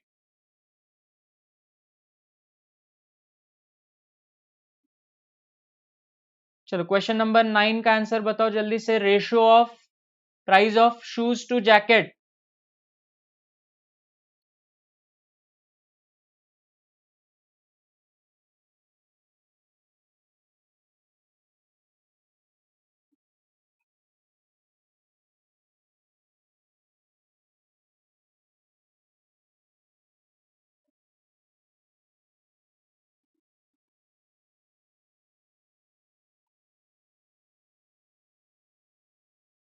Yes, price of shoes to price of jacket ratio is 8000 to 9000 means 8 is to 9. Correct. Yes, Dikshit, Shweta, correct. So option B, 8 is to 9 is the correct answer. And question number 10. By what percentage is the price of the tie less than the price of the pair of shoes?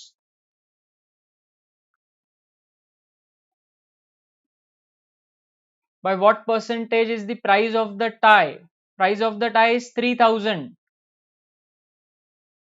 Is how much percent less than 8000? So percentage less means percentage decrease. How do we calculate percentage decrease? Take the difference between the two values. 8000 and 3000 ko simply you can take 8 and 3 also. So difference is 5 divided by greater value out of the two. 5 by 8 into 100. So 1 by 8 is 12.5%. 12.5 into 5 is 62.5%. ये fraction अभी थोड़ी देर पहले हमने discuss किया था. Yes Shweta Dixit correct. 62.5% is the correct answer. Very good. 62.5%. जिनको नहीं पता है कि 1 by 8 इज 12.5%, सिंपल डिवीजन कर लो, कोई प्रॉब्लम नहीं है. 500 डिवाइडेड बाय 8 कर लो, still you will get 62.5% as the answer. Good. चलो let's move to our next passage for today. तो इन लास्ट टू पैसेजेस हमने काफी अच्छे परसेंटेजेस, रेशियो, एवरेजेस के कॉन्सेप्ट्स देखे. चलो passage 3, set number 3. Read the information. In a stationery store, 8 different brands of notebooks are available. So 8 brands आपको दिए हुए, the information about their MRPs, maximum retail prices, is given. मतलब यहाँ पे कुछ प्रॉफिट एंड लॉस के concepts का use हो सकता है. MRPs मतलब your mark prices. The average price of elite and classic is rupees 72. The ratio of prices of ultra, A5 and classic is 9:8:10 respectively. The price of eco is 3/4 of price of elite. Additionally, eco's price is 25% lower than that of A5. The price of max is 50% more than that of A5. The price of pro is 30% less than that of classic. The price of smart is 5/7 of that of pro. So basically 8 brands का comparison आपको percentage और averages के terms में यहाँ पे दिया हुआ है. So फिर से एक टेबल बना लेना है, सारे वैल्यूज को एक वेरिएबल में कन्वर्ट करने का ट्राई करो, और जो एक्चुअल वैल्यू दिया है, the average price of elite and classic 72. After that you will gate actual values of all these brands of notebooks. तो एक इस टाइप का टेबल बना के यहाँ पे भी इंफॉर्मेशन दिया है. so जैसे ये वाला रेशियो आपको पहले दिया है, देखो the ratio of prices of ultra A5 and classic is 9:8:10. Ultra A5 and classic 9:8:10. So simply क्या कर सकते हैं, यहाँ पे इसको 9x ले लो, ultra A5 8x and classic 10x. These values can be assumed as MRPs. Next, the price of eco is 3/4 of price of elite. Just hold on, eco और elite के बारे में अभी कुछ भी इंफॉर्मेशन नहीं है, पहले आगे देख लो क्या बोला है. Additionally, eco's price is 25% lower than that of A5. A5 का 8x है, तो उसका 25%, 8x का 25%, मतलब 1/4 of 8x is equal to 2x. So 2x से कम होना चाहिए किसका प्राइस, इको का price.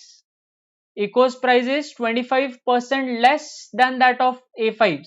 So 8x minus 2x, 25% less. 25% we have calculated 2x, but you need to check more or less. So it is less. 8x minus 2x is 6x. So eco's price is 6x. अब ये पीछे वाला जो sentence दिया था इसके पहले, वो अभी हम एलिट का प्राइस यहां से निकाल सकते हैं. The price of echo is 3/4 of price of elite. 3/4 of elite is price of echo which is 6x. So cross multiply कर लो, 6 into 4x 24x. 24x divided by 3 is 8x. तो elite का भी price x के terms में आपको मिल जाएगा यहाँ पे 8x, right. Next, the price of max is 50% more than that of A5. 50%, very easy to calculate. 50% means half. Half of A5 is 4x. So 50% more means 4x more than 8x. 4x more. 8x plus 4x is 12x. So max का price आपको मिल जाएगा यहाँ पे 12x. Next, the price of Pro is 30% less than that of classic. Price of Pro is 30% less than that of classic. Classic का price है 10x, उसका 30%, 10x का 30% is equal to 3x. 30% of 10x is 3x. 30% less, so 3x less. 10x minus 3x. This is given for Pro. 10x minus 3x means 7x. And lastly, the price of Smart is 5/7 of price of Pro. 5/7 of 7x is 5x. This is given for price of Smart. So price of Smart is 5x. So we have converted all the MRPs of given 8 brands in a single variable of x. Now if we read the first sentence, that average price of elite and classic is rupees 72. Elite is 8x, classic is 10x. Average of that, so 8x plus 10x by 2 8x plus 10x is 18x. 18x by 2 is 9x is equal to 72 rupees. 9x equal to 72. So x is equal to 8 rupees. X is equal to 8. Once you get value of x as 8, actual values of all these 8 brands, actual MRPs of all these 8 brands can be found out. Chalo, quickly multiply 8 into 8, 64, 10 into 8, 80, 7 into 8, 56, 6 into 8, 48, again 64, 12 into 8, 96, 8 into 5, 40, and 8 into 9, 72. ऐसा अगर हम table में लिख लेंगे तो सारे questions, जो भी क्वेश्चंस इस पैसेज पे पूछे गए, सारे इजीली हम आंसर कर सकते हैं once we have noted down all these values.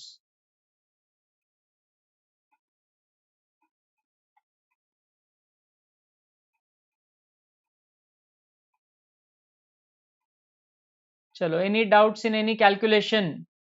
जो भी कैलकुलेशंस हमने किए यहाँ पे based on the concepts of percentage, ratio, average.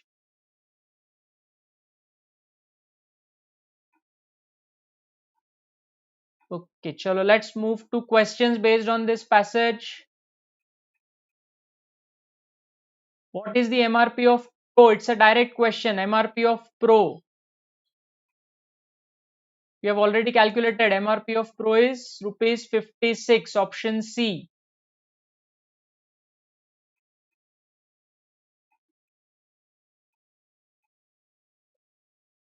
MRP of Smart. Direct questions hai. So I'll rush through them. Smart, rupees 40. This we have already noted down in the table. So this question you can try now. ये profit and loss का एक discount का concept है. MRP आपको दिया हुआ है. Discount का मतलब होता है प्राइस में reduction. So if a discount of 25% is applied on the MRP of Ultra, what will be the final selling price of Ultra? Ultra का आपको यहाँ पे MRP दिया है. Calculated MRP of Ultra. 25% discount इस पे अप्लाई करना है, उसके बाद आपको फाइनल सेलिंग प्राइस मिलेगा. चलो ये क्वेश्चन कैलकुलेट करके बताओ answer. Type your answer for this question, question 13 in the chat box and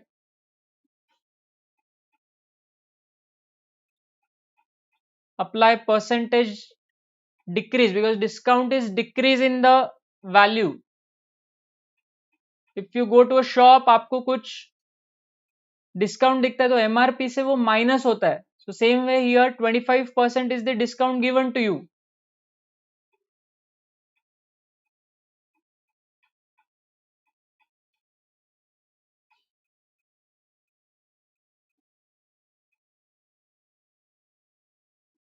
चलो गुड, श्वेता और दीक्षित ने आंसर दे दिया. चलो चेक करते. 72, 25% ऑफ 72, 25% मतलब 1/4. 1/4 of 72 is 18 rupees.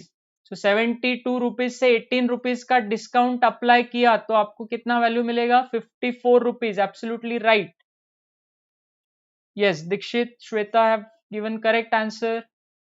Rupees 54. 25% discount is applied.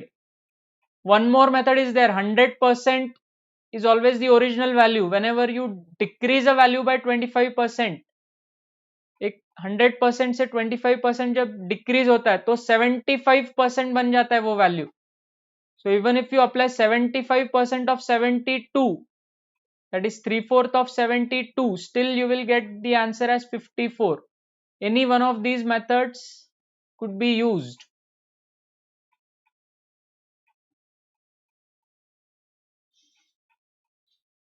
Chalo, so we have understood the discount concept from question 13. Question number 14.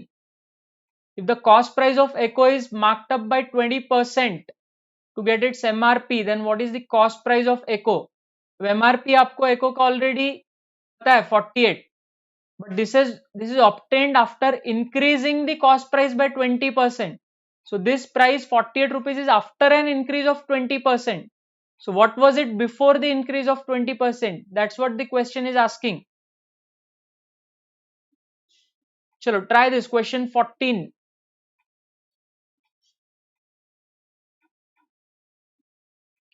20% increase से पहले कितना होगा प्राइस? वही आपका कॉस्ट प्राइस होता है. मार्कअप परसेंटेज कॉस्ट प्राइस पे जब हम लगाते हैं वो परसेंटेज इंक्रीज होता है. It is an increase in the cost price. So 20% से इंक्रीज करने के बाद एमआरपी 48 मिला है, तो कॉस्ट प्राइस कितना है? चलो आपके आंसर्स बताओ जल्दी से कमेंट्स में.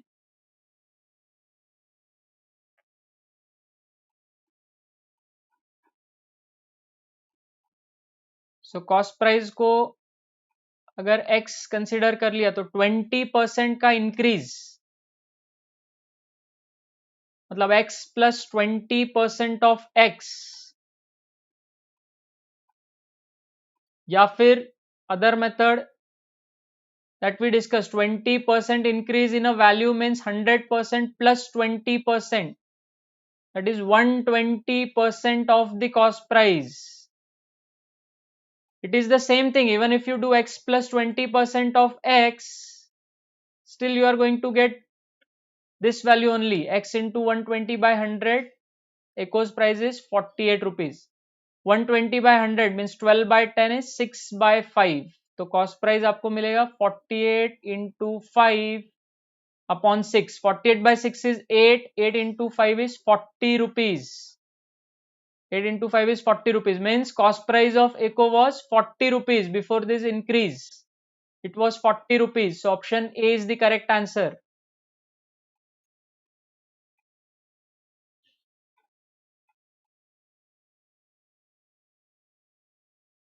Okay, so markup percentage concept is used here. Next, question 15. It's a direct question. Difference between MRPs of A5 and Classic. Difference between the MRPs of A5 and Classic. Simple one. 80 minus 64. How much is the difference? 16 rupees. So we can easily answer this. Option A. Question 16. What is the ratio of MRP of Elite to MRP of A5? MRP of Elite to MRP of A5. दोनों के prices same है. 64:64 मतलब ratio is 1:1. 1:1 is not given in the answer. So correct answer is option D. None of these. 1:1 should be the answer. Right. So again it was a direct question. And question 17. By what percentage is the MRP of Max more than the MRP of Ultra? MRP of Max is 96. MRP of Ultra is 72. Percentage more means you have to take the difference between the two values, which is 96 minus 72 is 24 upon smaller value into 100. So 24 upon 72 is 1/3. 1/3 of 100. 100 divided by 3 comes out to be 33.33 recurring. So 33.33%. So option B, Bombay is the correct answer. 33.33%.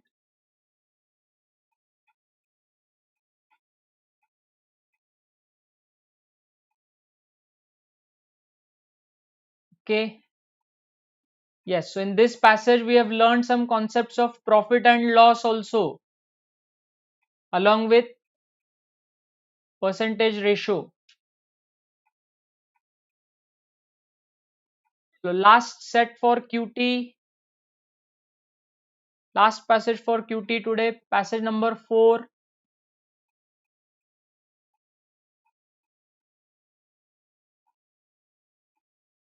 A survey showed data regarding the number of customers visiting a mall in Mumbai on 7 days of a week.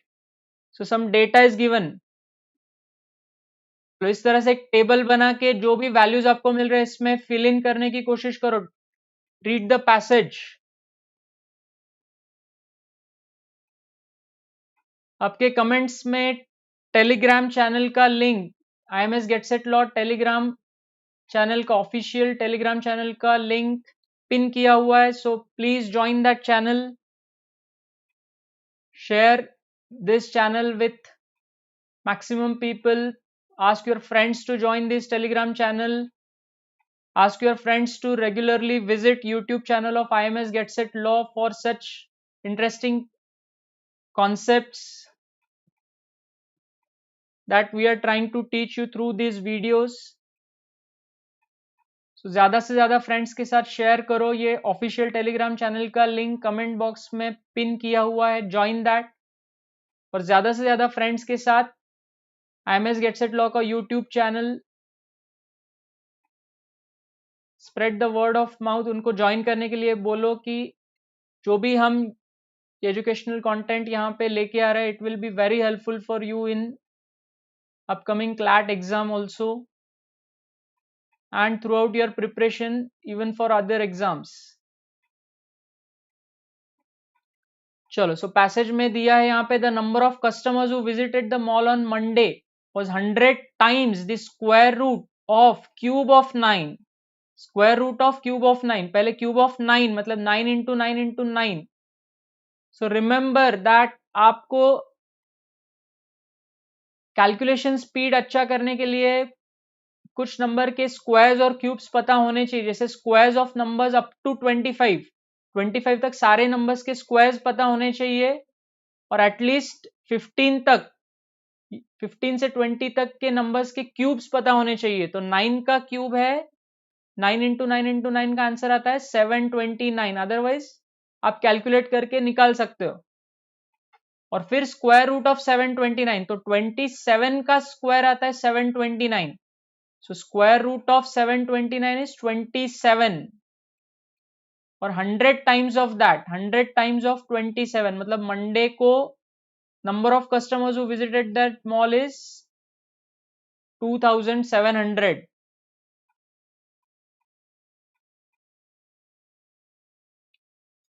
Okay, the next sentence, the ratio of number of customers who visited the mall on Monday to that on Wednesday to that on Thursday is 3:2:5. 3:2:5. Now 3 parts value is 2700. 3 to 2700 multiple is 900. 3 into 900 is 2700. So 2 into 900 will be 1800 and 5 into 900 will be 4500. So ये आपको मिल गया. यहाँ पे Monday, Wednesday and Thursday कितने customers ने visit किया था mall में, that value you have got. Next, the number of customers who visited the mall on Tuesday was 33.33% less than the number of customers who visited the mall on Wednesday. 33.33% होता है 1/3. 100 divided by 3 is 33.33%. So इसका fraction आएगा 1/3. 1/3 less than the number of customers on Wednesday. तो Wednesday में 1800 customers were there. उसका 1/3 कितना होगा? 1800 का 1/3 हो जाएगा 600. So 600 less. So 1800 minus 600. तो number of customers who visited on Tuesday would be 1200 customers. उसके बाद बोला है the number of customers who visited the mall on Friday was 10/9 times the number of customers who visited the mall on Thursday. Thursday is 4500. 10/9 of this. 10/9 times of 4500. So 45/9 is 5. So 500 into 10 is 5000. Number of customers on Friday हो जाएगा 5000. 10/9 से 4500 को multiply करना है simply.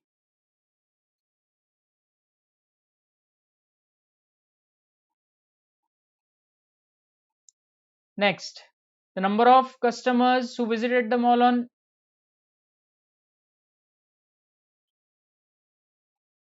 Sunday was 150% more than the number of customers who visited the mall on Saturday. Okay, Saturday का भी एक data यहाँ पे एक और सेंटेंस था, ये भी सॉल्व कर लेते हैं. The number of customers who visited the mall on Saturday was 100% more than the average number of customers who visited the mall on Monday, Wednesday and Thursday.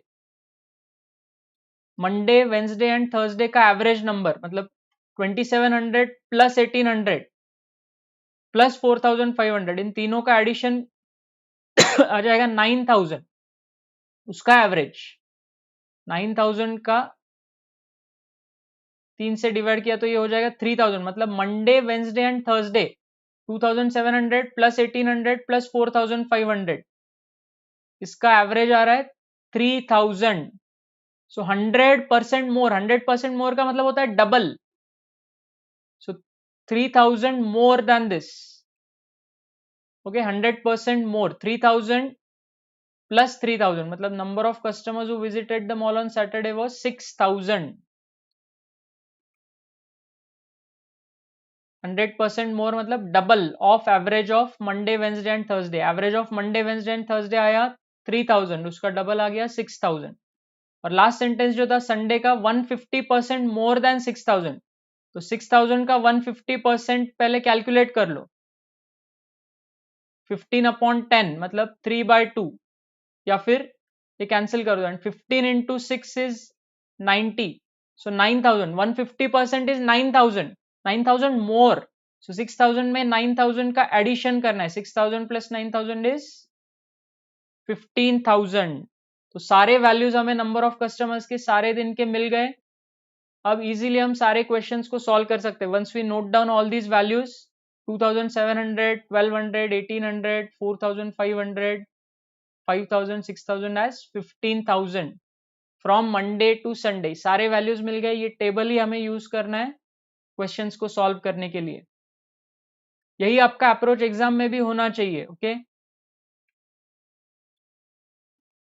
चलो, तो पहला क्वेश्चन इस पैसेज पे बेस्ड क्या है? How many customers visited the mall on Tuesday. Tuesday का answer हमें directly मिल जाएगा यहाँ पे 1200, ऑप्शन डी. फिर से question number 19 is also direct question. Friday का आंसर मिल जाएगा हमें यहाँ पे 5000, option C.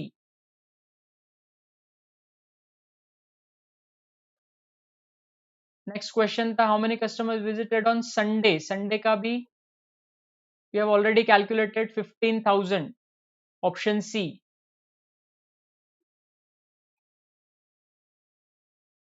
And number of customers on Saturday is also direct question, is again 6,000.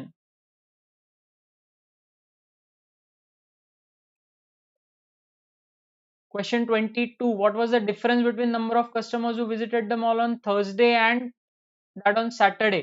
Thursday और Saturday का difference 6,000 और 4,500 का difference कितना है? Option A 1500. ये सारे डायरेक्ट क्वेश्चंस है. वंस पैसेज सॉल्व कर लिया, क्वेश्चंस काफी इजी थे इस पैसेज पे. बट इंपॉर्टेंट थिंग इज उसके वैल्यूज आपको अच्छे से नोट डाउन कर लेने हैं कोई भी पैसेज सॉल्व करने के बाद. Question 23, number of customers who visited the mall on Sunday was what percentage of total customers who visited the mall in that week. तो इसका टोटल हमें यहाँ पे निकालना है. सो लास्ट के दो जीरोस कॉमन है यहाँ पे हर जगह पे.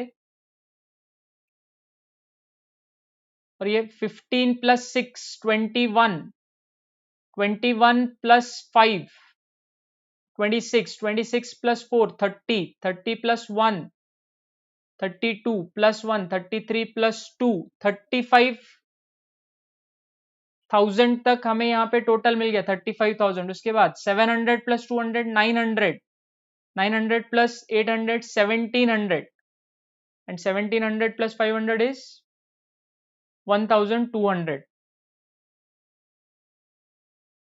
Sorry, 1700 plus 5,000. Oh, sorry, 500. This is 1700 plus 500 is 2200. 2200. तो ये हमारा टोटल आ गया था 34,000. 34,000 plus 2,200 total comes out to be 36,200. 15 plus 6 21 plus 5 26 plus 4 30 plus 1 plus 1 32 plus 2 34,000 और 2,200. सो टोटल हमारा मिल गया 36,200. Sunday 15,000 customers visited. That should be divided by 36,200. 15,000 is what percentage of total? That is 36,200. This is what we need to calculate. Okay, so simply what we can do here is 150 को 36 से divide कर सकते हैं यहाँ पे, या फिर और डिवाइड करना है इसको तो ये हो जाएगा 75 2 से डिवाइड किया और यहाँ पे 181. So simply what we can do now, 75 and 181. If I divide this by 10, एक जीरो यहाँ से कैंसिल और यहाँ पे 18.1 मतलब अप्रोक्सीमेटली 18 इसको ले लिया, तो 75 को 18 से डिवाइड कर दो, तो 18 into 4 is 72, remainder is 3, that is 30, 18 into 1, so 4.1 something मिलेगा और 10 से मल्टीप्लाई करने के बाद मिलेगा 41%. क्विकली ऑप्शन से अगर देखा तो एग्जैक्ट आंसर कोई निकालने की जरूरत होती नहीं है, अप्रोक्सीमेटली हमें निकालना answer which comes out near 41%. Okay, 41%. That is option D. Question 24. What was the approximate average number of customers per day who visited the mall? So total we have already calculated 36,200. Per day का निकालना है तो 7 से divide कर लो इसको, 7 into 5,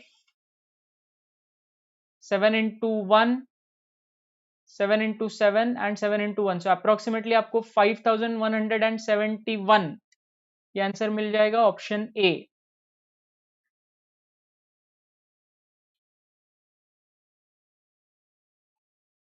And last question, the number of customers who visited the mall on Saturday was what percent of number of customers who visited the mall on Sunday? Means 6,000 is what percent of 15,000?